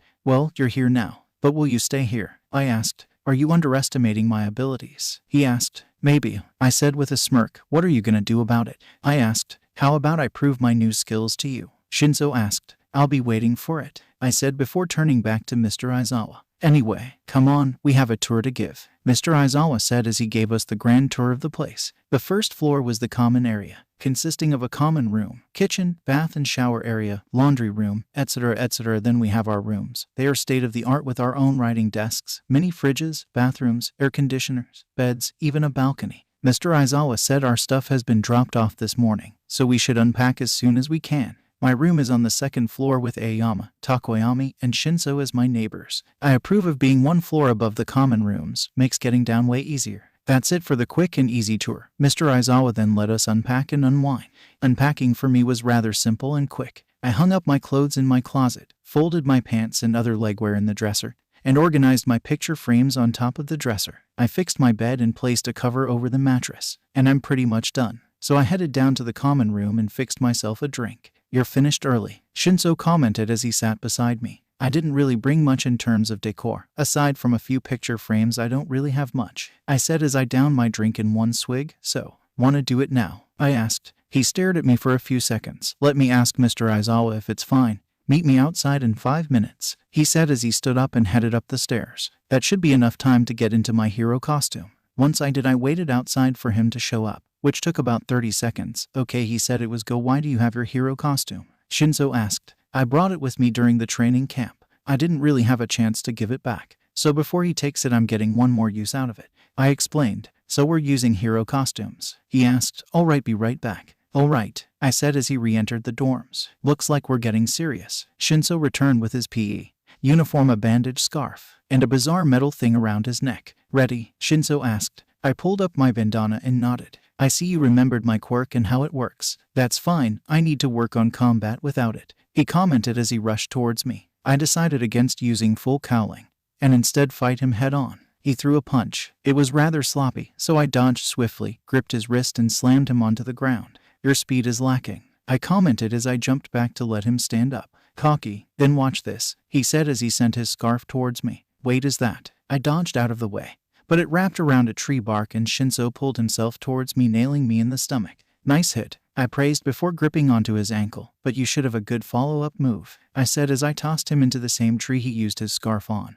Though I will say one thing, you've definitely gotten faster than before, I said as I waited for him to stand back up, which he did. Why aren't you using your quirks? He asked. You caught me, I said. Why? Come at me with full force, he said, sounding angry. You sure? I asked as he nodded. All right, I said as I summoned full cowling and flew towards him. I aimed a kick at him, but he dodged. Keep an eye on your surroundings, I said as I kicked off the tree and nailed him on the back with a hurricane kick, sending him back to the center of the battlefield. I flew towards him and landed a star punch on his back. I think you had enough. Recovery girl isn't here, so don't overexert yourself, I said as I gave him a hand up, which he took. Like I said at the sports festival, speed and power is where you're lacking. You may have improved during the few-month interval, but not enough to combat with me right now, I said. Well, what should I do? Shinso asked. Are you stupid or something? I asked as he glared at me. How about training, working out? I do, Shinso commented. Clearly not enough, I said as I sighed. Look, I'll help you work out. The problem is that I'm sure my regimen is way harsher than yours. I can handle it, Shinso replied. Famous last words. But alright, I'll knock on your door in the morning. Now take a shower and get some rest, I said as I headed back inside. Lunch. Shinso walked into the shower room. Mr. Aizawa entered the common room. So, how did he do? He asked, sitting next to me. Honestly, he did better than I expected. He landed a creative blow with that scarf of his. But other than that, he didn't do well. His speed and overall strength was lacking, I explained. I see, Mr. Aizawa muttered, though I offered to help. Really? Mr. Aizawa asked as I nodded. Yeah, but I told him it'll be harder than whatever regimen he has now. He said he'll do whatever it takes, so we'll see if he can back up his talk, I said, leaning back into the couch. Well, I'll leave him to you then, Mr. Aizawa said, standing back up. Honestly, it's becoming a hassle to train him. So you're in his corner then? That explains the scarf, I said before standing up. I'll turn him into a powerhouse. Mr. Aizawa chuckled. I'm sure you will. Just don't kill him on his first day here, he said before turning around to leave. I'm counting on you, he said before entering the elevator. I smiled and began washing my glass. Once I finished, I was still alone. Guess I could practice my hurricane kick and soaring tempest more. Nah, I'll train later. It's been a while since I've had a decent nap, and I'm still tired from the rescue. Huh? I asked as I shot up awake and backhanded whatever was touching me. It was Kirishima. Thankfully, he hardened in time. Oh my gosh, Kirishima, I'm sorry, I muttered, then gore angry again. Actually no, why the FK are you poking a sleeping man? Sorry bro, you were passed out on the couch and I thought you died, Kirishima replied. Well fine, anyway how was unpacking? I asked now that I'm pretty much wide awake. It went well, most of us are done. All that's left is Kaminari, Kirishima said. Great, now no reason you woke me up, I asked. Because we have an awesome idea, Mina said, running and jumping over the couch. Was that necessary? I asked. Yes, she said bluntly. Anyway, the awesome idea. We should have a room judging contest, she exclaimed. So where's the awesome idea? I asked as she slapped my arm. Come on, have fun, she whined as Charge Adult came down to the common room and Kaminari finished. Fine, I muttered, standing up. Let's get this over with. Everyone excluding Shinso and Bakugo, started off with my room. My very basic room. It's quaint, Ida commented as they looked at my picture frames. Who is this? He asked. I shrugged. My mom and I. Everyone looked at the picture frame in shock. But you look so young and happy, Yaoyorozu commented. Things change fast, I muttered as I headed out the door. Who's next? The rest of the judging proceeded with a bit of an awkward silence. After all the rooms were viewed, there was a voting for who had the best room. While Todoroki's was the nicest, Sato won because he had cake. Hooray for bribery. All right, we good. Good, I'm going to bed, I said before I felt a hand on my shoulder. Wait, Midoriya, Ida, Kirishima, Yaoyorozu, Todoroki, Kaminari. Can you guys come outside for a sec? Uraraka asked. We were confused but did as told. Once we were outside, Asui was standing there looking different. You see, Sue has something to say to you all, Uraraka said as she stepped away from Asui. I can't help but say everything that comes to mind, but there are times when I don't know what to say. She started. Do you remember what I said at the hospital? Yeah, I remember, Kirishima muttered. I hardened my heart and said some painful things, she said as Uraraka come in to help her get through her words. Even so, you still went. When I heard about that this morning, I was shocked. I thought I'd stopped you, so I was filled with disappointment and bad feelings. And when Midoriya said those words yesterday during the meeting, I didn't know what to say anymore. I didn't feel like I could have fun talking with everyone. But, she said as she looked up, tears were streaming from her eyes. That made me very sad. That's why I wanted to tell you even if I couldn't gather my thoughts properly, so that I could feel like I deserved to have fun and talk with everyone again, she said while she was wiping her eyes and sobbing. It's not just Sue who feels this way. Everyone felt this way after hearing that we went through with the plan and after hearing Midoriya saying he would drop out if we were expelled. So the room king and everything was because they understood how you all felt. So don't blame them, but, I know it's hard, but anyway, let's all work hard together and laugh together again, she exclaimed, pumping her fist in the air. Sue, Kirishima yelled, I'm sorry. Thanks for telling us how you feel. I'm sorry too,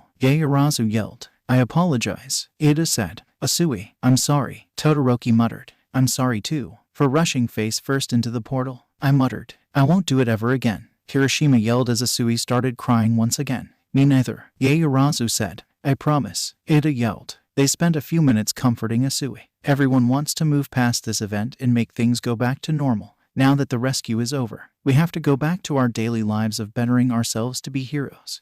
Midoriya's POV. Soaring Tempest. I yelled as I hit the dummy 5 times before it shattered. Good. A tad bit faster. I'm prioritizing my Soaring Tempest before Hurricane Kick because it's harder to keep the momentum going since it's a multi-hit attack. But I should take a break. I've been at this since I finished my run with Shinso, which was an hour ago. I trained him all day yesterday, telling him the regimen I made for him. With All Might's help, that is. Once I gave him the list, I told him to train on his own, as well as make his own moves. Or else how is he going to beat me if I know what he's doing? He agreed and went back inside to train in his room. I headed back inside, a towel wrapped around my neck to soak up any stray sweat droplets. I reached into the fridge and pulled out a bottle of water. Once I got it, I walked over to the couch and pondered. I wonder if Hatsum is in right now. I need some flame and heat-resistant shoes. Hey Midoriya, Ida said as he sat next to me. What are you muttering to yourself about? Oh, some updates for my hero costume. I came up with a new move, one that requires you to have flame and heat-resistant shoes. He asked. Yeah,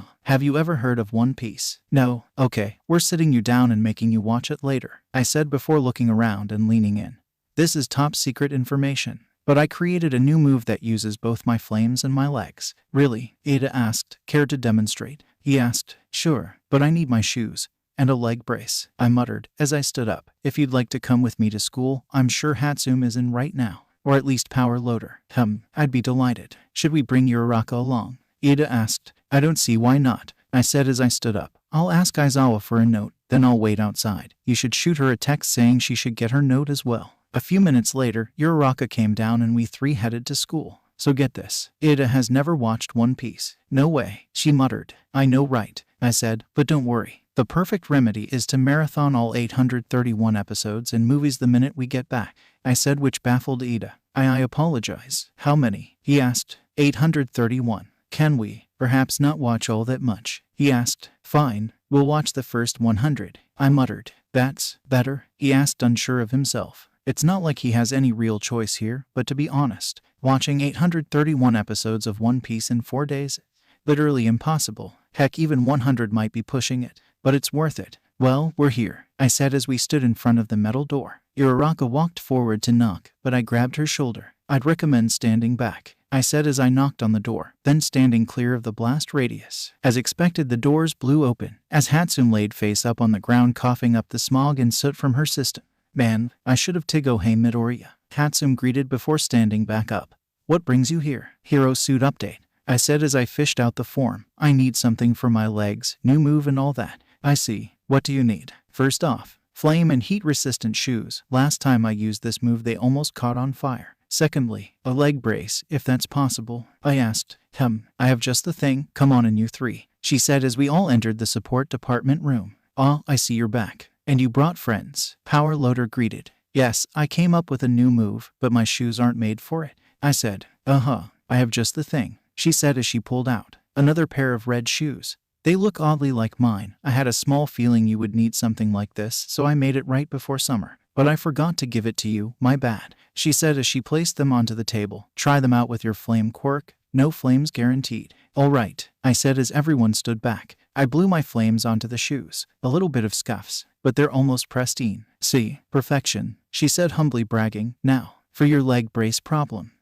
Here it is, baby number 194, she said as she handed me 2 leg braces. These go on your legs. They're made of the same material as your arms and iron soles. Here, try it on, she said, handing them to me. I took off my shoes and placed the braces over my legs. Well, how do they feel? She asked. They fit like a glove, I said, giving her a thumbs up. Really outdone yourself this time, Hatsune. Though these pale in comparison to these, I said, pointing to my arms. Heh, then that means I have to try harder to beat them, she commented with a silent determination on her face. So, you guys need anything? She asked, looking at Uraraka and Ida. Ooh, they muttered. Might as well get ideas. It's inevitable to update your costumes, I said as I took some practice kicks. Might as well beat the impending rush. They nodded and started to talk to Hatsune about things that could improve their costumes. It's been a while since she's been this excited, Howard Loader said as he returned to his laptop. Ever since you started coming in, there has been less explosions and more good prototypes, he said. Thanks, you've really helped me out. I just shrugged. I don't know what I did really. I just came in and asked for things. I just thought it'd be boring just working on my costume, I said as I headed towards the door. Besides, I'm sure 16 other students will be coming in about a week, so don't thank me yet, I said as I walked out of the support department room and headed back to the dorms. I'm sure Ida and Uraraka will come when they get the chance. Once I came back to the dorms, there was a note on the door. To Midoriya, Ida, and Uraraka, we left for a day at the mall. Don't destroy the place while we're gone. Kirishima. I read out loud. P.S. I cleaned up the dummies you destroyed. Well, that's fine. I don't really like going to the mall, and it gives me a chance to try out Diable Jam in privacy. I headed to the back and set up a dummy. I put on my flame and heat-resistant shoes and put on my leg braces. Once everything was ready, I used my flame breath to heat up my right leg. Then I launched myself towards the dummy. Diable Jam. Hurricane Kick. I yelled as I unleashed my hurricane kick, causing the dummy to shatter into flaming pieces. That was awesome, a voice yelled. I turned to see Ida and Uraraka standing at the doorway. Oh hey, how did it go? I asked, grabbing a broom and started sweeping up the charred remains. Oh, we didn't really reach a conclusion, but don't change the subject. What was that? Uraraka asked. Your leg was on fire. Fire, and you kicked the dummy to heck and back, and not only was it destroyed, it was incinerated. It's a move I got from One Piece. You did not, she said with realization dawning on her eyes. Did you just try Diable Jam? She asked. Not try. Did the Diable Jam, I said as I dumped the flaming dummy parts into the trash can. I needed to add some spice to my kicks, so I thought that would be the perfect solution. Indeed, the benefits of having 2 quirks, Ida said. 2 quirks adds more creativity, I said with a smirk. Now I have a counter for Todoroki. A counter for who? A voice asked. We're back, another voice yelled. We turned to see everyone standing at the back door. Welcome back, I greeted before rushing inside. I grabbed a cord All Might gave me that allowed me to connect my phone to the TV, then rushed back. Ada, Uraraka, get your asses in here, I exclaimed as I connected my phone to the TV and put on One Piece. It's anime binging time. We started watching One Piece. I sat on the floor and Uraraka and Ida sat beside me, one on each side. Slowly everyone else came in to watch as well. So, what is this show about? Yaoyorozu asked. She came in late, so it's to be expected. I cut of Jiru to explain the fundamentals of the best anime in the world, One Piece.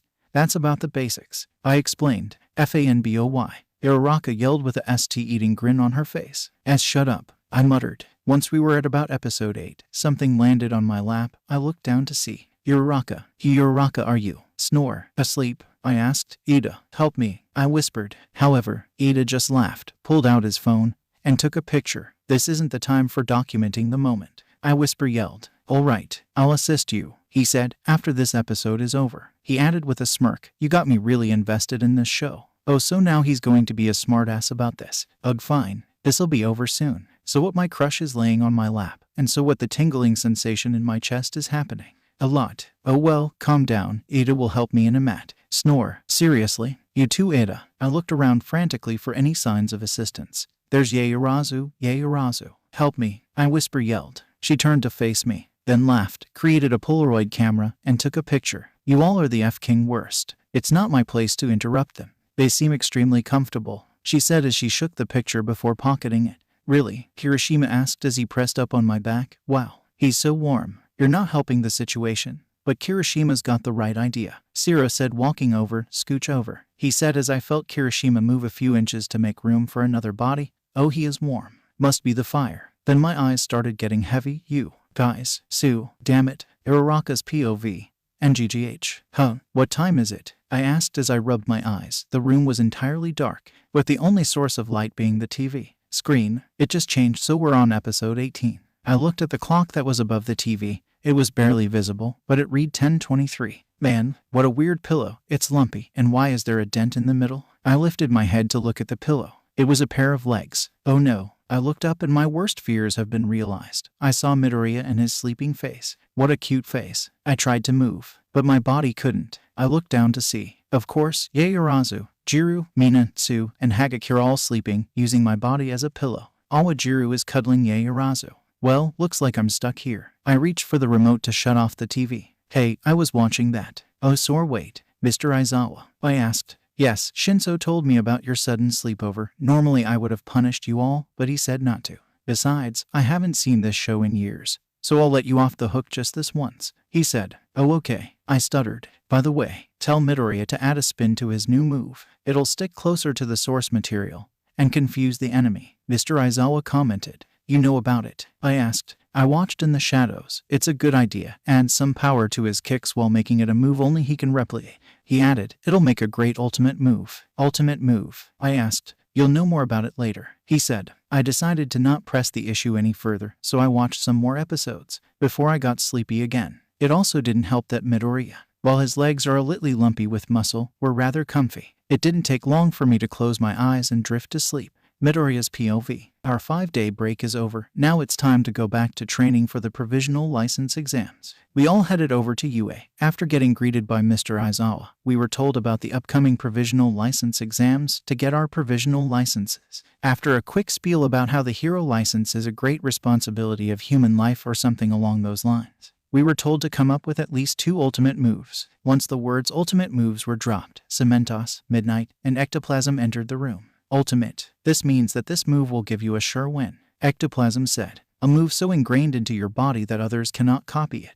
Battle means seeing how much you can force what you're good at on your opponent, Cementos added. Your moves will represent you. These days, pro heroes without ultimate moves are an endangered species, Midnight stated. We will tell you more as we go along. We want to proceed logically, Mr. Aizawa stated. Change into your hero costumes and meet me in Gym Gamma. Once we changed into our costumes, we headed to Gym Gamma. Gym Gamma, also known as the Training Dining Land, or TDL, Mr. Aizawa explained, ignoring the potential lawsuits that name may bring. I came up with the idea for these facilities, Cementos said as he made a small model in front of him. Terrain and other things can be prepared specifically for each student. That's what the dining part refers to. I see, Charge Adult muttered. Then Ida's hand shot up. Please allow me to ask a question. He yelled in his typical Ida-ness. Why must we have ultimate moves for our provisional licensing exam?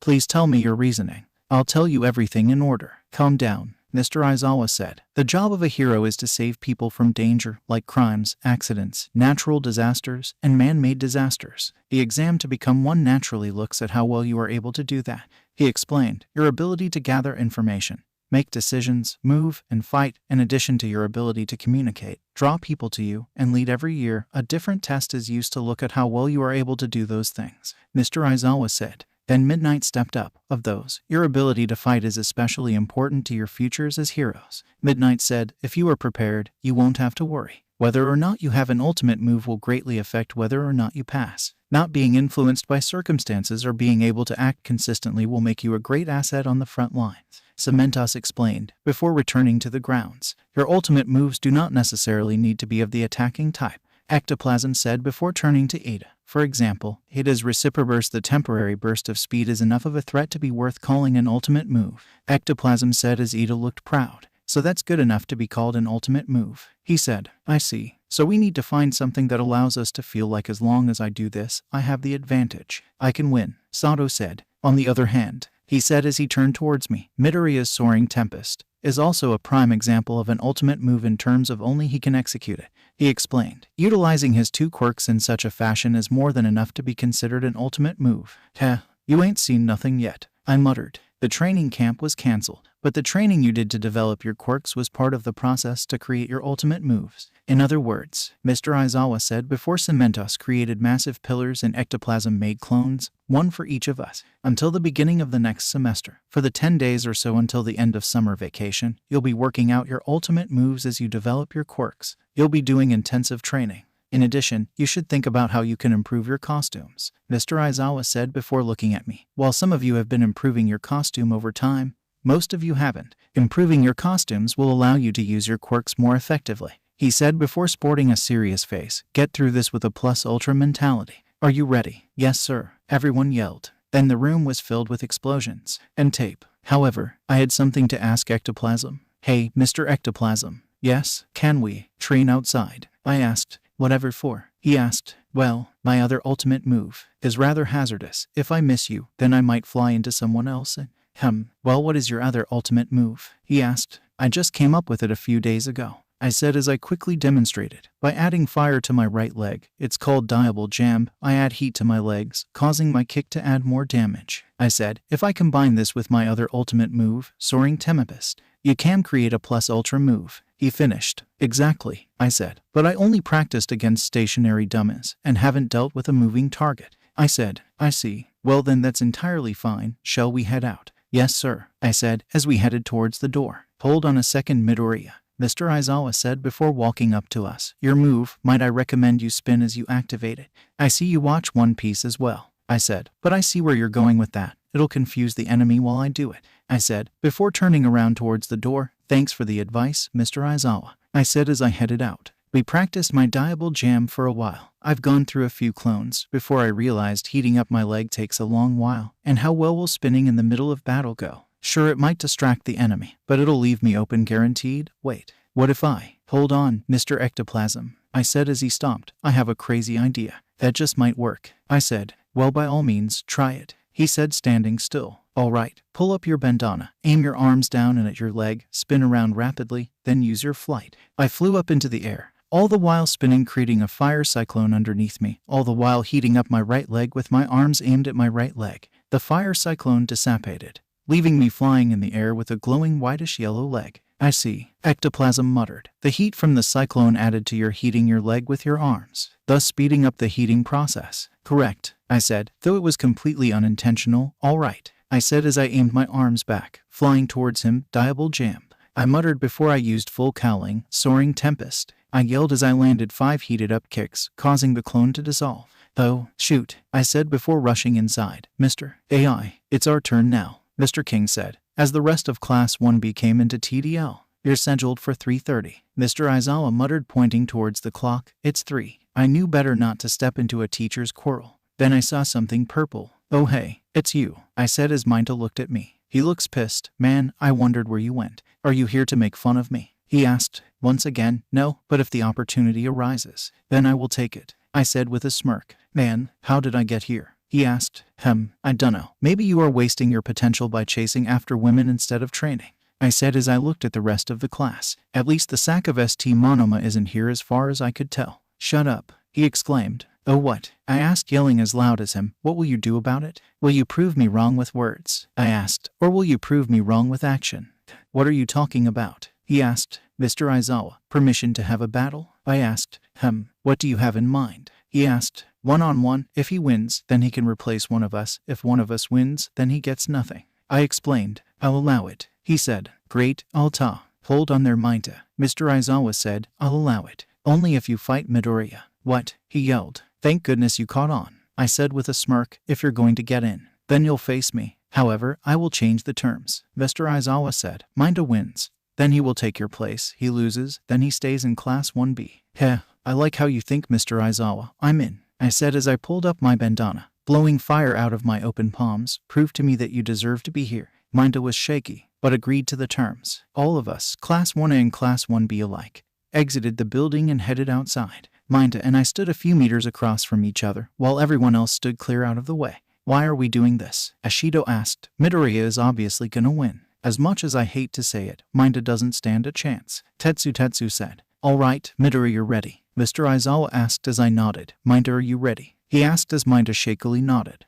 All right, go, Minda wasted no time in sending a barrage of balls at me. They were sporadic and all over the place. I dodged then and took to the skies as a wave of balls were flying behind me. Learn to lead your shots, Dips T. I yelled as I dived back down and landed in front of him. I gripped his arms and launched him away. Mind to get up, Tetsu yelled. He was slow to get up, but did, only to see me spinning in place. What is he? Mind to, this is your chance, Tetsu yelled. All right, he yelled as I saw him took a ball from his scalp. Before it could hit, I jumped out of the way and used my fire to fly away and create a fire cyclone. What the FK? Bakugo yelled as I saw everyone enamored by the spectacle that was my fire cyclone.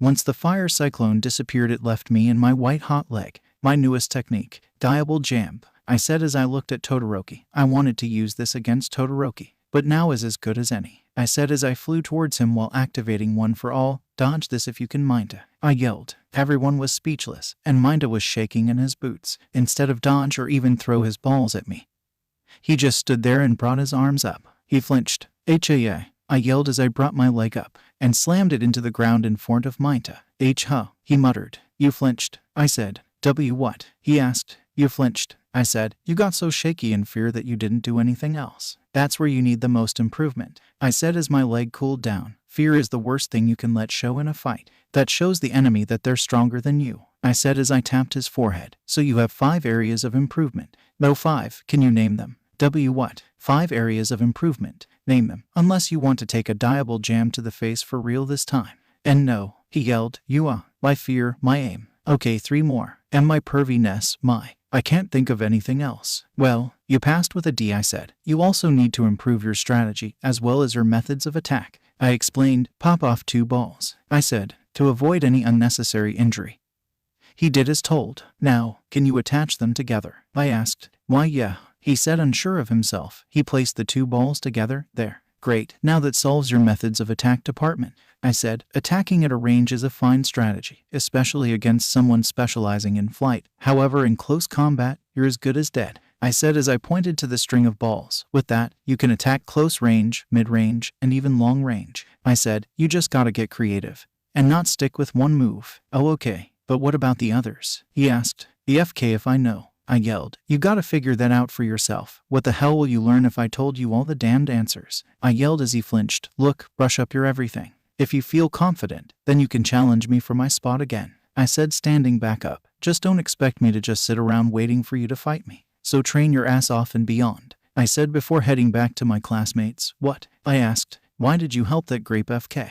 Bakugo asked. Yeah, don't you want to stay here? Ashido asked. Sure, but if he beats me for my spot, then he definitely deserves it more than I do, I said. Besides, I've been itching to show off my Diable Jam, Soaring Tempest combo, I said with a smirk. Nothing better than combining your ultimate moves to create a plus ultra move. I also believe he can be as good of a hero as any of us. He just need the right push. It was 3:30, meaning it was time for Class 1B to have the TDL. I walked behind the pack, as everyone else was ahead of me. Hey, Mr. Aizawa said. Yes, I asked. Good job, he said.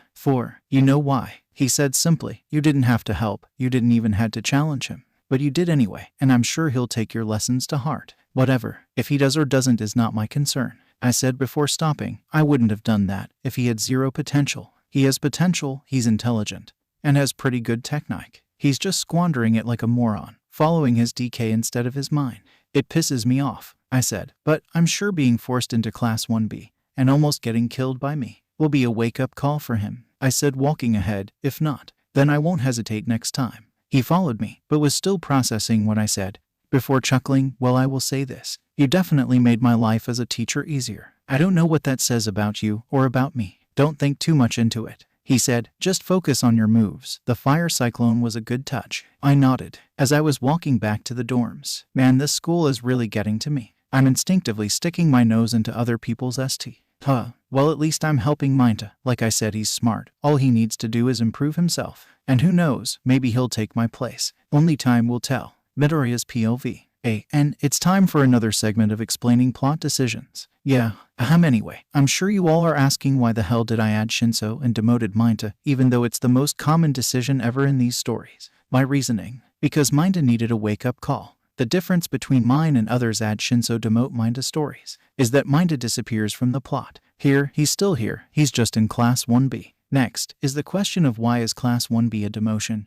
Their class is better in the Quirk department. The thing is that Minta thinks that Class 1B is a demotion, while Class 1A is the top, so he wants to get back more than ever. His fight with Midoriya is a wake-up call to stop thinking with his DK and sack up. Now, I bet you all are wondering why I didn't give Hagakure the shaft. My reason is that. Well, I'll explain that later. So yeah, in conclusion, this decision has development for two characters, Shinso and Minta. Shinso is going to be a major character. Not a main character, but a major character, and no, I'm not changing it. We good? Great. Let us continue. The 10 training days have came and went. I feel like my diable jam, Soaring Tempest move, is getting close to perfect. Now it's time to execute against some schmucks that happen to get in my way. All Reiki guys, listen up. I'm only going to say this once. I said, which got everyone's attention. We don't know Jack ST about the other schools, but they know a lot about us. How so? Ashido asked. Because unlike the others, we're the only ones whose quirks were televised. Not only that, but we're pretty famous. So expect a lot of opposition. I said, so here's the plan. We don't know what the hell the test is, but it's imperative that we stick together, at least at the start. If it's a fight or something along those lines, we don't need to run around looking for people. People will come to us. So instead of offense, stick to defense. I explained, we don't know what's the objective, but know that we need to keep our wits about us. Don't take moves that are risky. I would like us all to make it through this. Once the impromptu strategy meeting was over, the bus rolled up to a massive stadium. Once we exited the bus, Mr. Aizawa gave us this whole speech about this being a stepping stone for us to hatch from the egg of heroism to become chicks of the future, or something along those lines. Sure, not how I would have worded it, but we'll roll with it. If that speech wasn't weird enough, one guy from Shikzu High, Aka the UA of the West, came in and interrupted out sound off. He then slammed his face into the pavement in apology and walked away as blood oozed from his forehead, as if nothing is wrong. His name is Inasayarashi. He loves UA but had a chance to get in but refused for whatever reason. Eraser. It's you, isn't it? Eraser. A loud jovial voice echoed. I've seen you on TV and at the sports festival, but it's been a while since I've seen you in person. It's Ms. Joke. Let's get married. No. Then she bust out laughing. No. Good one. You're hard to talk to, as usual, Joke. Her quirk is outburst. She forces those near her to laugh, dulling their thinking and their movements. Her fights against villains are full of craziness. And it's kinda creepy, but whatever works. If you marry me, then we can make a happy family with never-ending laughter. She exclaimed. That sounds like Mr. Aizawa started. A literal nightmare. I finished. The area was silent, as Mr. Joke looked at both of us rapidly before bursting into laughter. Ahaho, you two are a riot, she exclaimed before she got serious. Oh, it's you, she said. Yes, it's me, I said with a mix of sarcasm. You're the guy who burned down a hero agency a few months ago. Am I right? I'd be lying if I said I wasn't. I said simply. So they let her cry. I'm gonna stop you right there, I said, which silenced her. Look, I know what I've done in the past was stupid. I was going through a wanting to see the world burn for what it has done to me phase. Is this supposed to make you sound better? She asked. It would if you shut up and let me finish. Why, you Joke said before Mr. Aizawa stopped her. Let him finish, he said, which with a heavy sigh, she did. Thank you, Mr. Aizawa. Anyway, like I said before, what I did was stupid. I was an emotional preteen back then. Now, during the time from then to now, I've gone through more hell than you can even dare to imagine. So much so that, I said as I gripped my right arm and twisted to the right, popping it off. This happened. She was shocked. What happened? Hero killer. I was one of the 3 kids who ran into him. I said, popping my right arm back in. I survived, but the few hits I took ended in disaster. I said, anyway, long story short, I couldn't give less of a ST who I was a year ago. That me shriveled up and died, leaving behind a few remnants. I said, walking past her, if you want to call me a criminal, by all means. But like I said before, I've gone through more hell than you can dare to imagine. I said, walking up to her, meeting her face to face, but know that it won't affect me. I said, walking past her, bumping her shoulder as I walked. I headed inside the stadium, with everyone else behind me. I changed into my costume and headed back outside for debriefing. The first part of the exam consists of the preliminaries. There are 100 spots open to the 1540 examiners, and how you pass the first part is by getting the examiner's weak spots. We are given 3 weak spots to put anywhere on our bodies, so long they are visible. To pass the preliminaries, you need to eliminate 2 other examiners with tagging balls that are provided for us. How you fail is when all of the weak points on your body has been tagged. It's entirely free for all, but all 20 of us will make it through to the actual exam. Once the debrief was over, the test immediately began. Like I said in the bus, we all stuck together. Well, 18 of us. Bakugo ran off immediately, and Kirishima followed him to provide backup. But 90% of us stuck together to brace for the onslaught that I expected. Their first attack was a massive barrage of tagging balls. They rained from the sky, almost blotting out the sun. However, with quick defensive maneuvers, we deflected and incinerated the first attack. However, they weren't shaken up. Instead, one of their students hardened the balls, and another one sent them to the ground. We had no idea where they were, until Jiru used her quirk to shatter the ground below us, resurfacing the balls. They were aimed at Zero, but Ashido melted them with one of her ultimate moves. Everything seemed to be going at a slow pace, until a massive explosion shook things up. Oh, finally, someone passed. What? There were 120 people taken out. The announcer yelled. A single person took out 120 people and passed. Well, I'm so surprised that I'm awake now. He said. I'll say. That's impressive. Hold on. Now isn't the time for praise tips, T. We need to get these assholes off your back. Then one guy placed his hands on the ground, and in one swift move, destroyed and altered the land we were standing on. I fell into a crevice, and after recovering, I noticed I was alone. Damn, his quirk separated us. I can't yell for my friends, or else I'll just attract unnecessary attention. You should pay attention. A sultry voice behind he said as the person flipped over me and tagged one of my weak points. Shoot, I exclaimed as I got into fighting position. Tag, you're it, she muttered. You're not smart, staring off to space like that. Shut up, I muttered as I got ready to fight. She pulled back her hand to throw the ball, but threw a rock first. I dodged the rock and batted away the ball she threw afterwards. Wait, where did you think I was gone? She whispered before tackling me to the ground. I was just hiding. Okay, she's extremely creepy. Before she could do anything else, I used full cowling to swipe her away. Then, just my luck, other students came in. They attacked, but I dodged. Midoriya, a voice yelled. Wait, Uraraka, what is she doing? Does she have a plan? I won't let you. The other students yelled, as one sprayed acid at her, but she dodged out of the way. Geez, get out of my way, she yelled before she slipped. Wait, she's not using her quirk. I'm 100% certain. I'll take her out, one of the students said. Oh no you don't, I yelled, which got everyone's and even Uraraka's attention. I jumped towards her, and at the last minute landed a kick on her stomach. You're not my Uraraka, I yelled, as she plowed through some rock formations. Everyone looked at me with shock. Good, they're distracted. This faker is mine. I landed back on the ground and headed towards her. I looked to my side to see a horrified Uraraka. Uraraka, get out of here, I muttered, which she shakily nodded. It'll be over in a flash, I growled as I walked over to the fake Uraraka that then turned into Kami. I slammed my soul into her stomach. Who do you think you are? I asked as I pulled out the bowls from my back pocket, trying to be one of my friends, trying to take advantage of me by faking as my friends. I tapped her whack points with 3 balls. You're done. Get out, I said, taking my foot off her stomach and walking away. Then I heard the sound of rapid footsteps. I turned around and grabbed a knife. Wait, this knife looks familiar. No way. Himiko Toga, I asked. Haha, Kami giggled as she turned into gray goop, then turned into Toga. Hi Izuku, she exclaimed with excitement brimming in her voice. What are you doing here? I asked as I tossed her in front of me. Hee, your blood, she said with her eyes screamed bloodthirsty killer. She grabbed 2 more knives, one on each hand, then lunged towards me. I yelled as I activated full cowling and lunged towards her as well. Her knives and my prosthetics collided.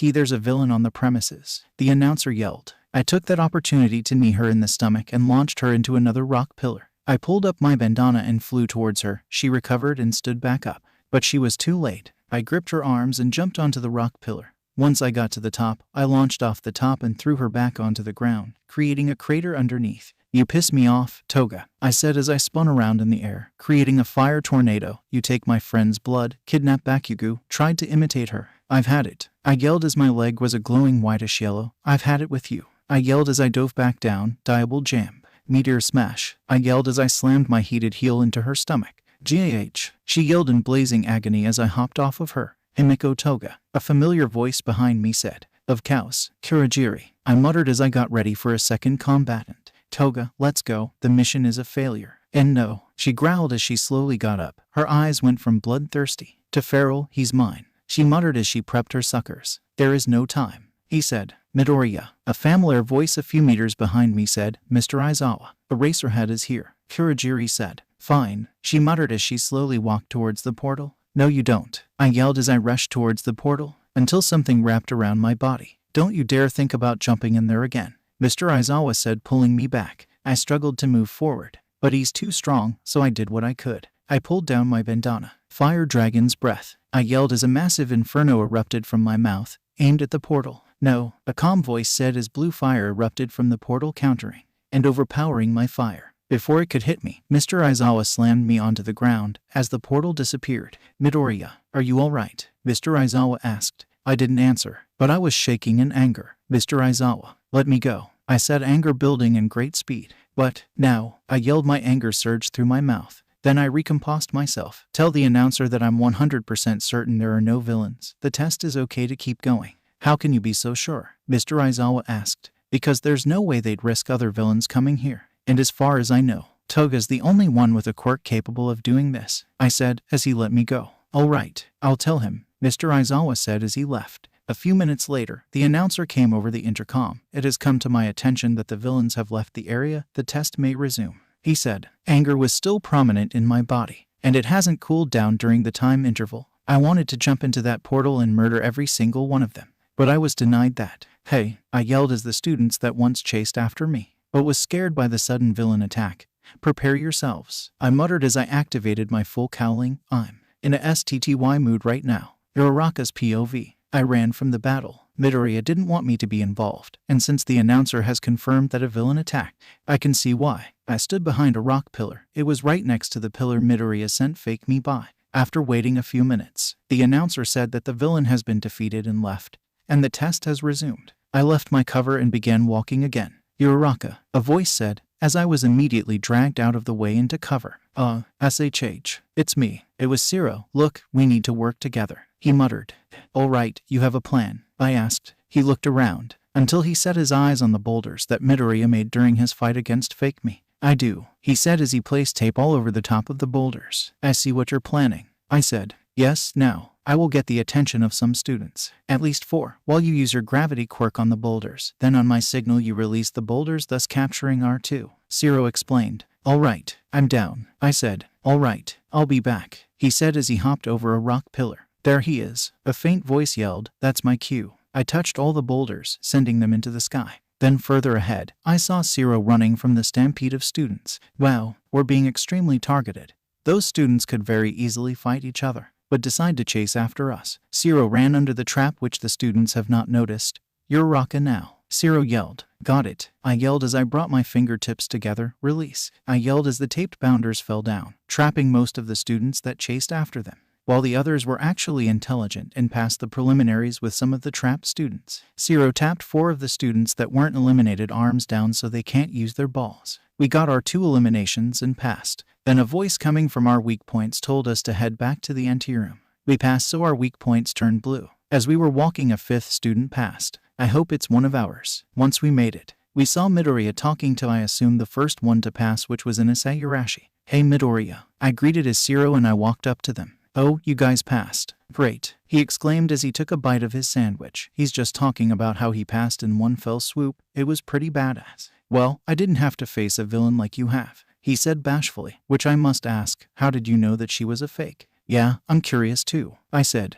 Well, Uraraka, the real one, isn't dumb, I said, which made me turn a light pink. The faker, whose name is Himiko Toga. Toga, I asked. Don't worry, she's gone, he said. Anyway, she slipped off a cliff, which was pretty high up, but instead of using her quirk to stop her fall, she was falling. So I knew it was a faker. Needless to say, it pissed me off. It disgusted me, so I eliminated her. But she then revealed herself to be a villain. Why was she here? There are many pro heroes here, Zero asked. The bloodthirsty BCH wanted my blood. She hoped to get it while in disguise, but she made one fatal mistake playing with my emotions. So we fought. Then her ally, the Warp Gate guy from USJ, came to get her out. At that point, however, she was feral. She wanted my blood at any price. But Mr. Aizawa rushed in to cover me, so she left through the portal. Now I wanted revenge, so I rushed towards the portal again. Except Mr. Aizawa stopped me, though I wanted to get some damage in, so I breathed fire into the portal. But the blue flame guy, I blocked and overpowered my fire. He explained. Man, must have been scary. Zero muttered.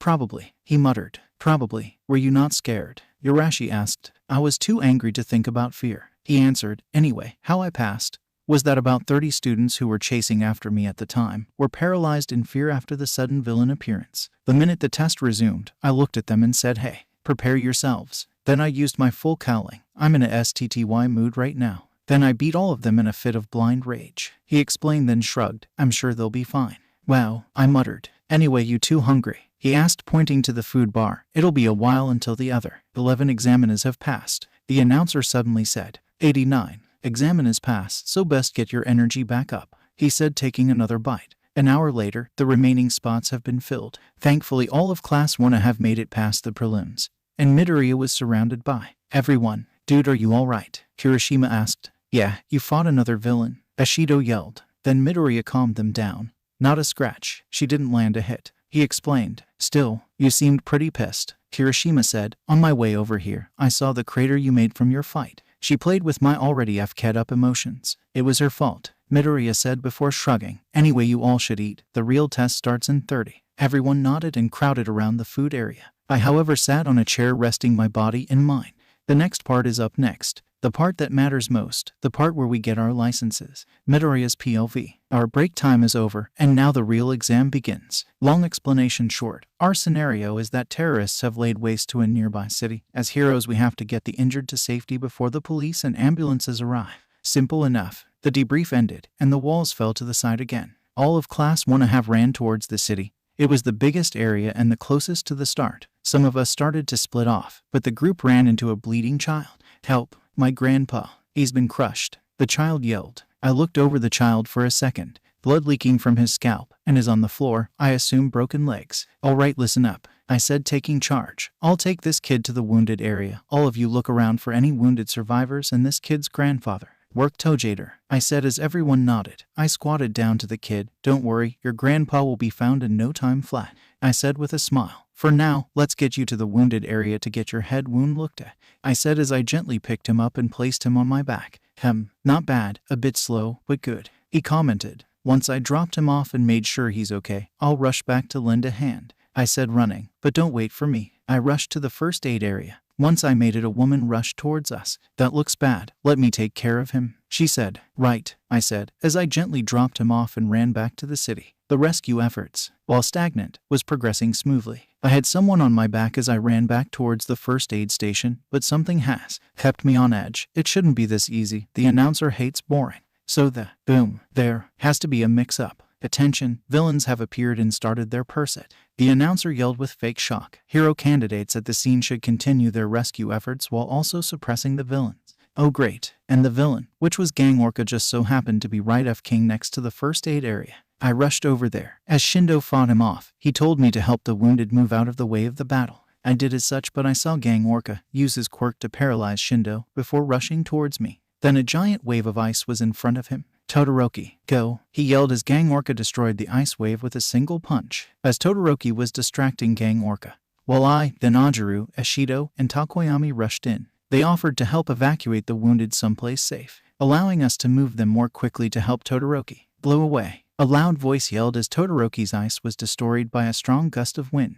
Oh great, we went back and forth trying to get the wounded out of the way as fast as humanly possible. On my way back, I saw Todoroki's fire get intercepted by Urashi's wind. God, what are those King idiots doing? Shoot, I have to help those idiots. Hey, you guys handle the rest, I said as I set down a wounded lady. What are you going to do? Ashido asked. I'm going to help the two morons over there. Then once this is over, I'm slapping them both in the face with a flaming fist, I said as I flew over there. On my way over there, I saw Todoroki shoot another flame blast. But while it's being directed to Shindo. I dived downwards to get him out of there. What are you King idiots doing? I yelled as I set him to the side. Before they could answer, Gang Orca used his quirk to paralyze both Todoroki and Urashi, causing them to both fall to the ground.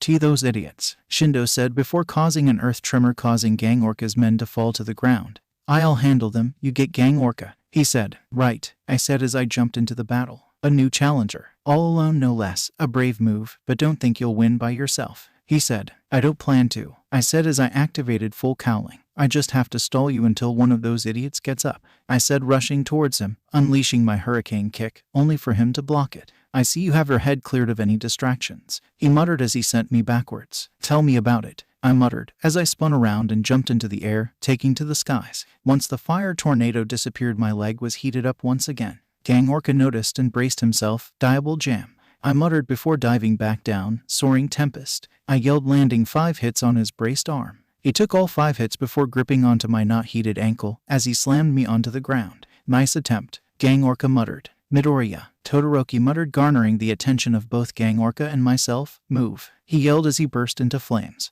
and Urashi to use his wind to send an aimed fire blast at Gang Orca. During the confusion, I dodged out of the way as Gang Orca was trapped in a fiery prison. While he was occupied, I helped Shindo out by taking out some of the goons. Once I finished though, he broke free of the prison. Nice move. But how will you follow up? He asked, walking towards them. My leg was cooling down, but I have enough for one more kick. I launched towards him using full cowling, like this. I yelled as I leaped above him, Diable Jam. Meteor Smash. I yelled as I slammed my heating leg onto his head, but he shook it off. Gang Orca gripped my leg and held me upside down in front of him. I'll commend you for your efforts, he said before unleashing his quirk repertoire on me, paralyzing my entire body numb. He then pulled me back and threw me like a ragdoll, hurtling towards an abandoned building with great speed. Then the announcer came on. At this moment, all the HUC who were deployed have been rescued from the danger zone. He explained, it may seem arbitrary. Crash. GAH. I screamed as I collided back first into the building. Have been completed.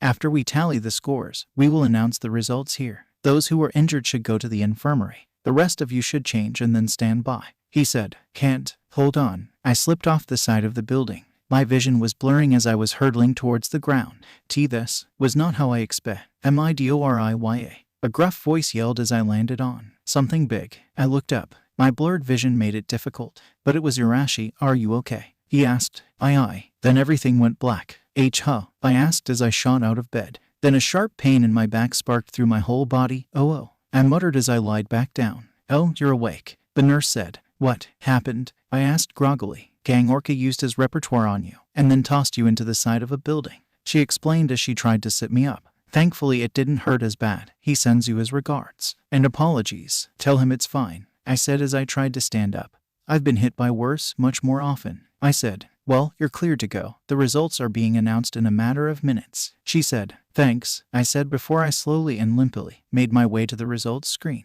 The names of those who passed are listed in syllabary order. The announcer said as all the names flashed up on screen. Please check the list keeping those words in mind.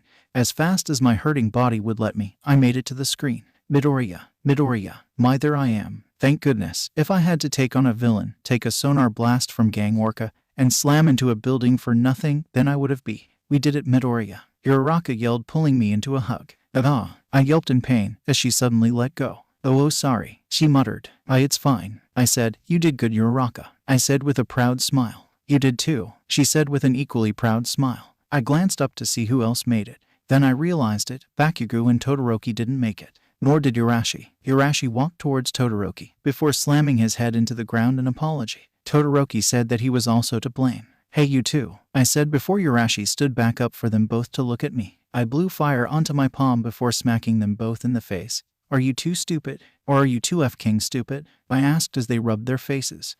Obviously the F-King stupid option. I yelled as I gripped the bridge of my nose. Honestly, had you two worked together instead of getting into your petty-ass argument, then I wouldn't have had to take a sonar blast in a building to help. I muttered before I pointed at both of them. You two sorry FKS better work your asses to the ground to pass again. Or I swear to whatever god or no god you worship that slap will feel like a pillow. I yelled before walking away. Dang Midoriya, Ashido said. I said I'd do it. I muttered. I said I would slap them in the face with a flaming hand. The announcer then said that those who failed will be given some remedial classes, and if they pass said classes, then they will be given a provisional license, in order to account for the changing times since All Might's retirement, as well as for those who failed can rectify their mistakes and get their licenses. After that debrief, it was late afternoon, and we were given our hero licenses. Izuku Midoriya, Aka Fire Charge. I like it, I said as I took a picture of the license before putting it in my pocket.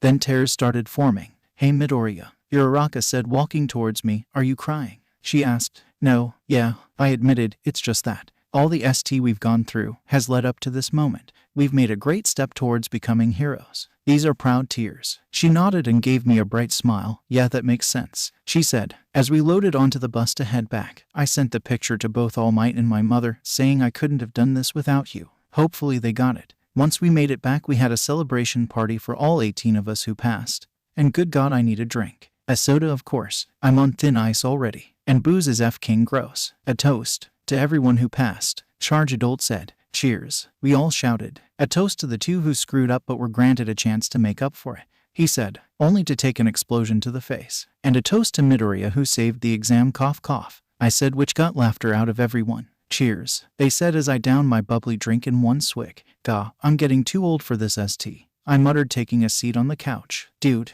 you're 16, Hiroshima said. Semantics, I said as I served myself up another glass only to down it once again. Dude, you're going to be an alcohol addict, I swear, Zero commented. Nah, I tried some during my run-in with the league. ST's nasty, I said, but it makes lighting their faces on fire easier. I stood up before they could even ask. Well, I'm tired. Good night, I said. Dude, it's 9:30, Hagakure commented. Yeah, and I've done way too much ST to warrant sleep. You guys can party, but I'm too tired, I said as I headed up to my room. I didn't even bother changing, I just slammed my tired body onto the bed, wincing at the back pain, then closed my eyes to sleep. Midoriya's POV. The pain in my back has subsided. Thank FK. Now it's time for class. I got up later than usual for my morning jog and workout. It was 6:15.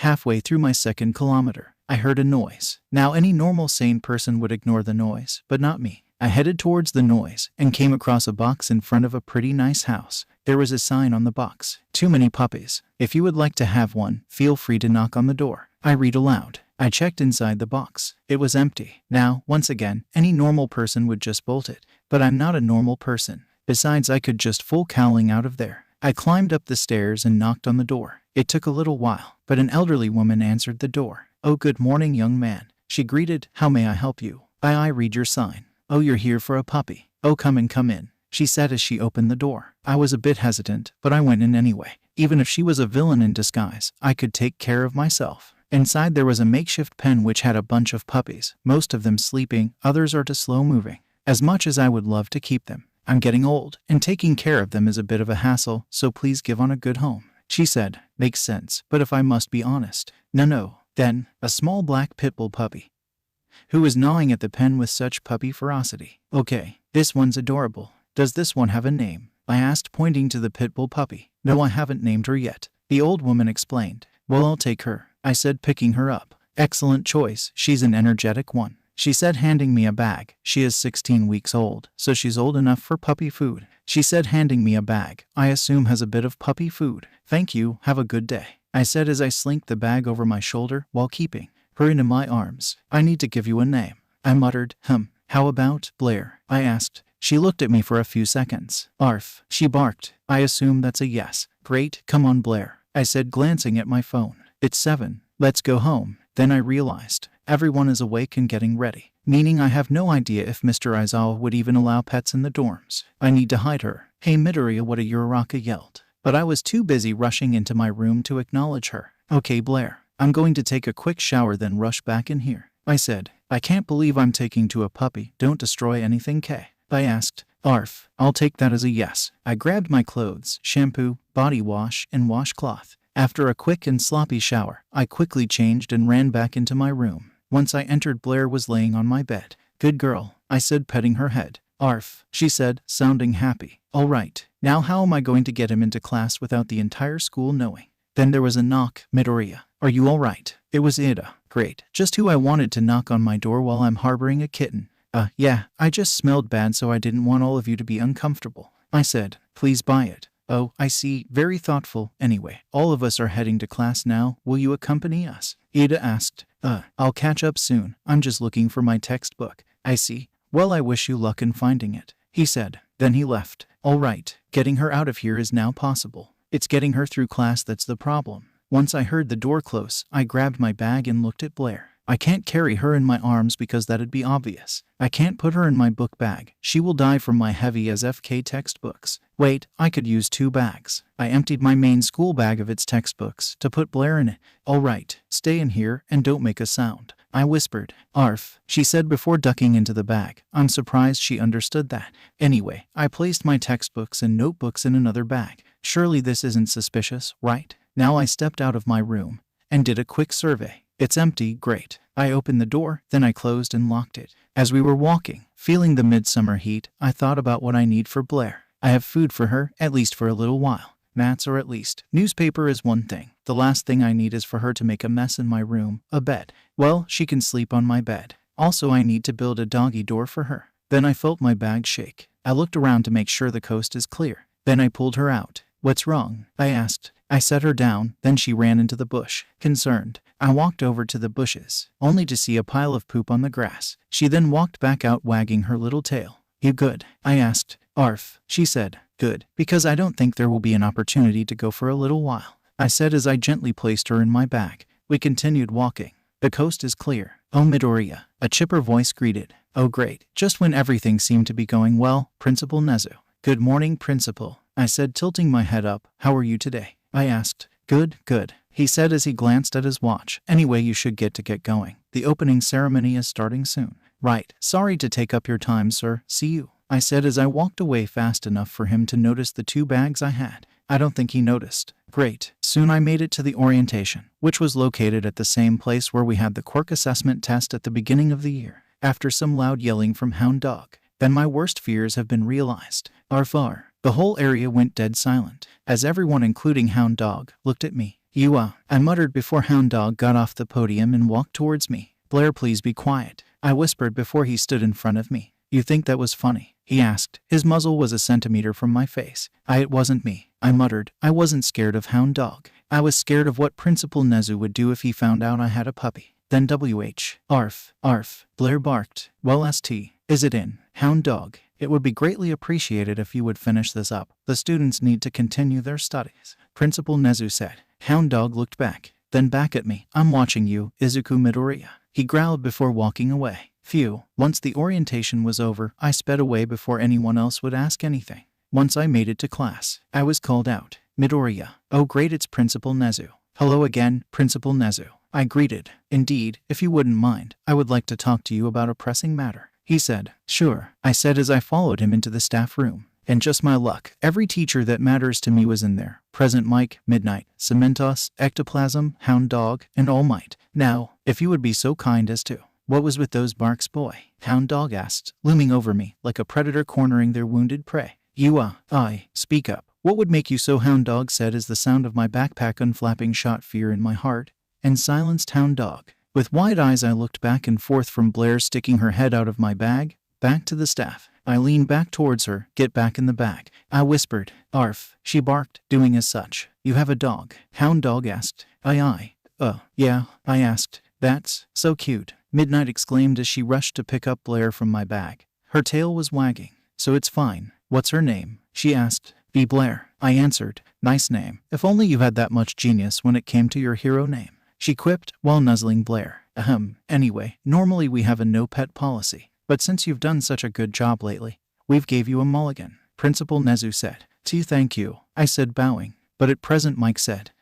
I corrected. She's your responsibility. Present Mike finished. I've acknowledged that, I said, as I grabbed Blair from the over-affectionate Midnight. Now is that all? The last thing I want is to have an angry Mr. Aizawa, I said. Yes, that is all. But there is one thing you need to know about Mr. Aizawa. Yes, I asked. Mr. Aizawa isn't fond of dogs, Present Mike said. Why is he a cat person? I asked. As the room went silent, the sudden meeting was adjourned. Now I was left with my final challenge. Mr. Aizawa. I entered the room with Blair in my arms. Now's a good time more than any. Mr. Aizawa, I muttered as I opened the door. So, it's true, he muttered, then shrugged. Principal Nezu sent me the message. I could care less, just don't let her, I corrected. Fine, don't let her run rampant, he said. I nodded and walked back to my seat. There were whispers and murmurs, but I ignored them. I'll answer their questions later. Class went on, as Blair nommed on my prosthetic finger. I need to get her a chew toy or a teething ring, so. Midoriya, Mr. Aizawa said suddenly. Why yeah,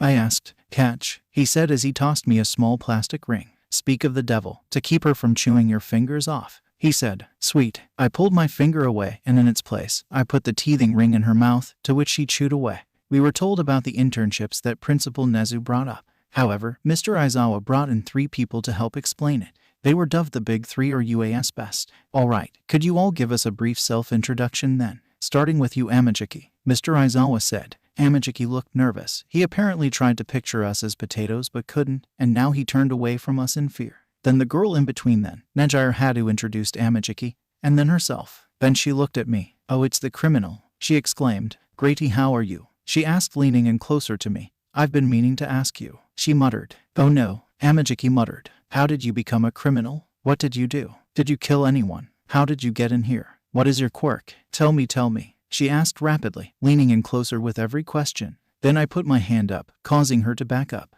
Okay, inhale. So I was a criminal. I was captured when I burned down a hero agency. He had it coming. I didn't kill anyone, luckily. I got in here through a bull's tea decision. My quirks, plural, is fire breath, and a quirk I call stockpile, which allows me to multiply my strength and speed. I explained. Arf, Blair barked from my bag, which instantly got Hadu's attention. A puppy, she exclaimed. Yeah, I said as I picked her up out of my bag. Her name's Blair. She's a pit bull. Wanna pet her? She loves attention. Do I? She exclaimed as she pet Blair softly, which elicited tail wagging from her. So soft. So cute. As she was petting the blonde-haired third year started talking. Please do not worry, Eraserhead. I am the key performer today, he exclaimed before slamming his elbow onto Shoji's desk. The journey ahead. So where did you get her? Hadu asked, still petting Blair. I got her from an elderly woman. She was getting too old to take care of all her puppies, so she gave one to me because I asked for one. I explained. Wow, she muttered. Will you two quiet down? He exclaimed. Anyway, all of you were supposed to say will be full of difficulties. All of you utterly fail at getting the point of the conversation. He sounds upset, I whispered, as I heard the other students were mumbling about the big three and their personalities. Well, I could see from your faces that you've got no clue what's going on. The explanation of the internship, which are not even a requirement, has been left to these third-year students who just appeared all of a sudden. I get it, it doesn't make sense, right? He asked. No, he only gets like this, Hadu muttered. You acquired your provisional licenses as first years, is that right? HRM, this year's first years are really energetic, aren't they? Mirio, Hamajiki muttered. How would all of you like to team up against me? He yelled. When he's itching for a fight, Hadu muttered. Hell yeah, I exclaimed. Getting everyone's odd personalities or not, you three must have been called the best off for a reason. I'm curious, I said. That's the kind of excitement I want, he said, before turning to Mr. Aizawa. It would make sense for them to witness and feel our experience with their own bodies, wouldn't you say, Eraserhead? Mr. Aizawa just shrugged. Do as you like. We headed to Gym Gamma. We all changed into our gym clothes. Mirio was stretching, while everyone else was asking if he was sure about this. I, on the other hand, had other things to worry about. Before I went to the locker room, I veered off and stole 2 bowls from the kitchen. I set the bowls down, filled one with clean water, and popped open one of the cans of puppy food the old lady gave me. I researched the brand. It's high-quality puppy food for Blair. She tasted it, then started eating. All right, can you watch Blair? I asked Hadu and Mr. Aizawa. Got it, she said as Mr. Aizawa nodded. Great, thanks, I said as I ran back to the group. Now, who wants to go first? Mirio asked. I will, I said, cutting of Kirishima. The criminal gone good, eh? Interesting. I've watched you at the sports festival. You have 2 quirks, right? He asked. Yup, I said as I activated my full cowling. Let's see how you can handle them. I yelled as I launched towards him, pulling back for a punch. Everyone else rushed at him as well. Then his clothes slipped off. LHHH. A scream that sounded oddly like Jiru's yelled. Why your clothes? They just fell off.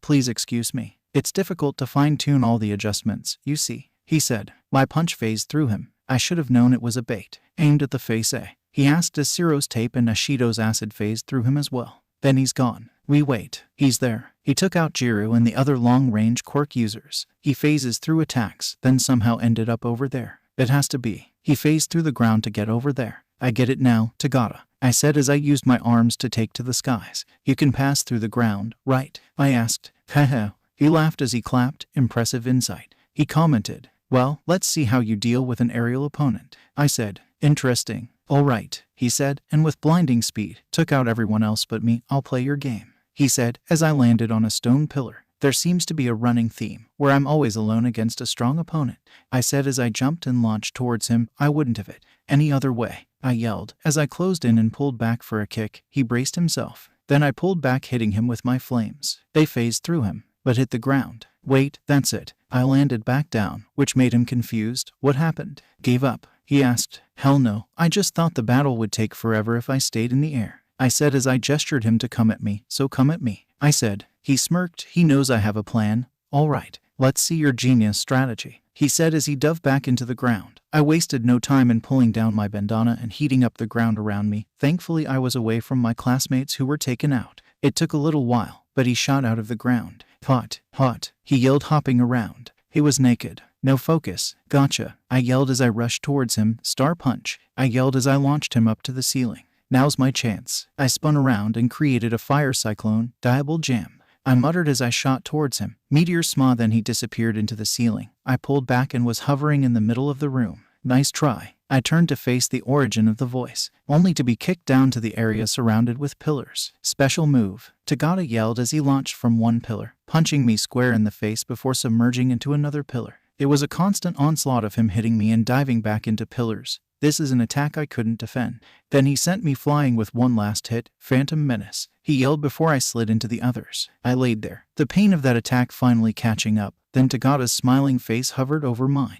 You did well, criminal, he said before giving me a hand up, taking flight and heating the ground so I would have no choice but to resubmerge. Not a bad idea. I was sore, but I took it. He hoisted me up to my feet swiftly and painfully. Soon after everyone else stood back up, gripping their stomachs, Tagada proceeded to explain his quirk permeation. It allows him to pass through any surface, however it leaves him blind, unable to breathe, and unable to see. The reason he's able to utilize that quirk the way he does is by sheer hard work, practice, and predictions. Once his preamble was out of the way, classes continued on like normal, except for everyone being sore from taking a punch to the gut from Tagada. Soon classes were over, and once we made it to the dorm, I was swarmed by everyone. Where did you get the puppy? Hagakure asked. Yeah, I want one, Ashido yelled. I was backed into a corner. Look, can you guys back off? Blair's gotta go, I said as I set her down outside. She ran into the nearby bushes, and to answer your question, I'm not saying ST, I said. Why not? Hagakure whined. Because the school has a no pets policy, I said as Blair walked back to me.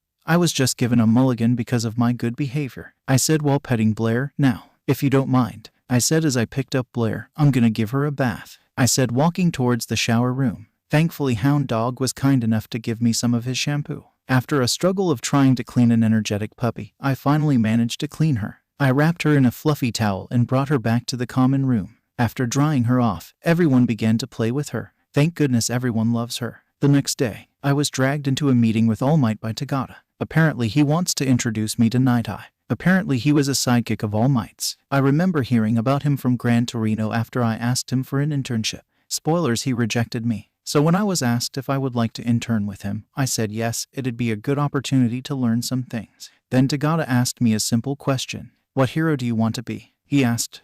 A simple question didn't lead me to a simple answer. Then I remembered who I was fighting for. My friends, All Might, Mom. I want to be the greatest hero. That's a crazy goal, Tagada said, before giving me a thumbs up. I've got no reason to refuse, so it's okay. Then the weekend came around, and I went to Night Eye's agency with Tagada. What the hell do you mean? Make him laugh, I yelled. He respects humor above all else. Make him laugh and you're sure in, Tagada explained. Oh great, except that I'm kinda an ex-criminal. I've seen ST. I've lost my humor to make room for strong will, I yelled. I didn't know you have a limit capacity for traits, he commented. Yes, you just push start to you're missing the point. I'm not funny at all, I yelled. Oh, you'll be fine, he bellowed, shoving the doors open. He's right. What's the worst thing that could happen? Once inside, I was greeted with a scantily clad woman, tied up to a machine, and being tickled. Yeah, not what I was expecting at all. Looks like Bubble Girl. One of his sidekicks didn't show him enough humor, Tagada exclaimed. He turned to glare at me. Mirio,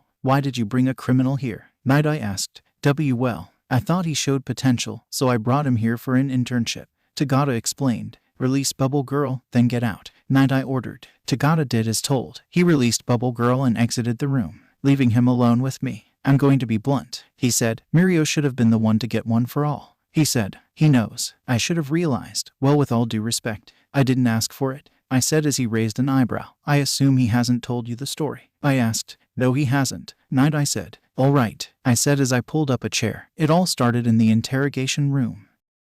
Okay, sadly the chapter is over. And if you enjoyed the video, just leave a like and subscribe with post notification, so when the next chapter is ready, you will be notified. Okay, see you in the next video. Bye.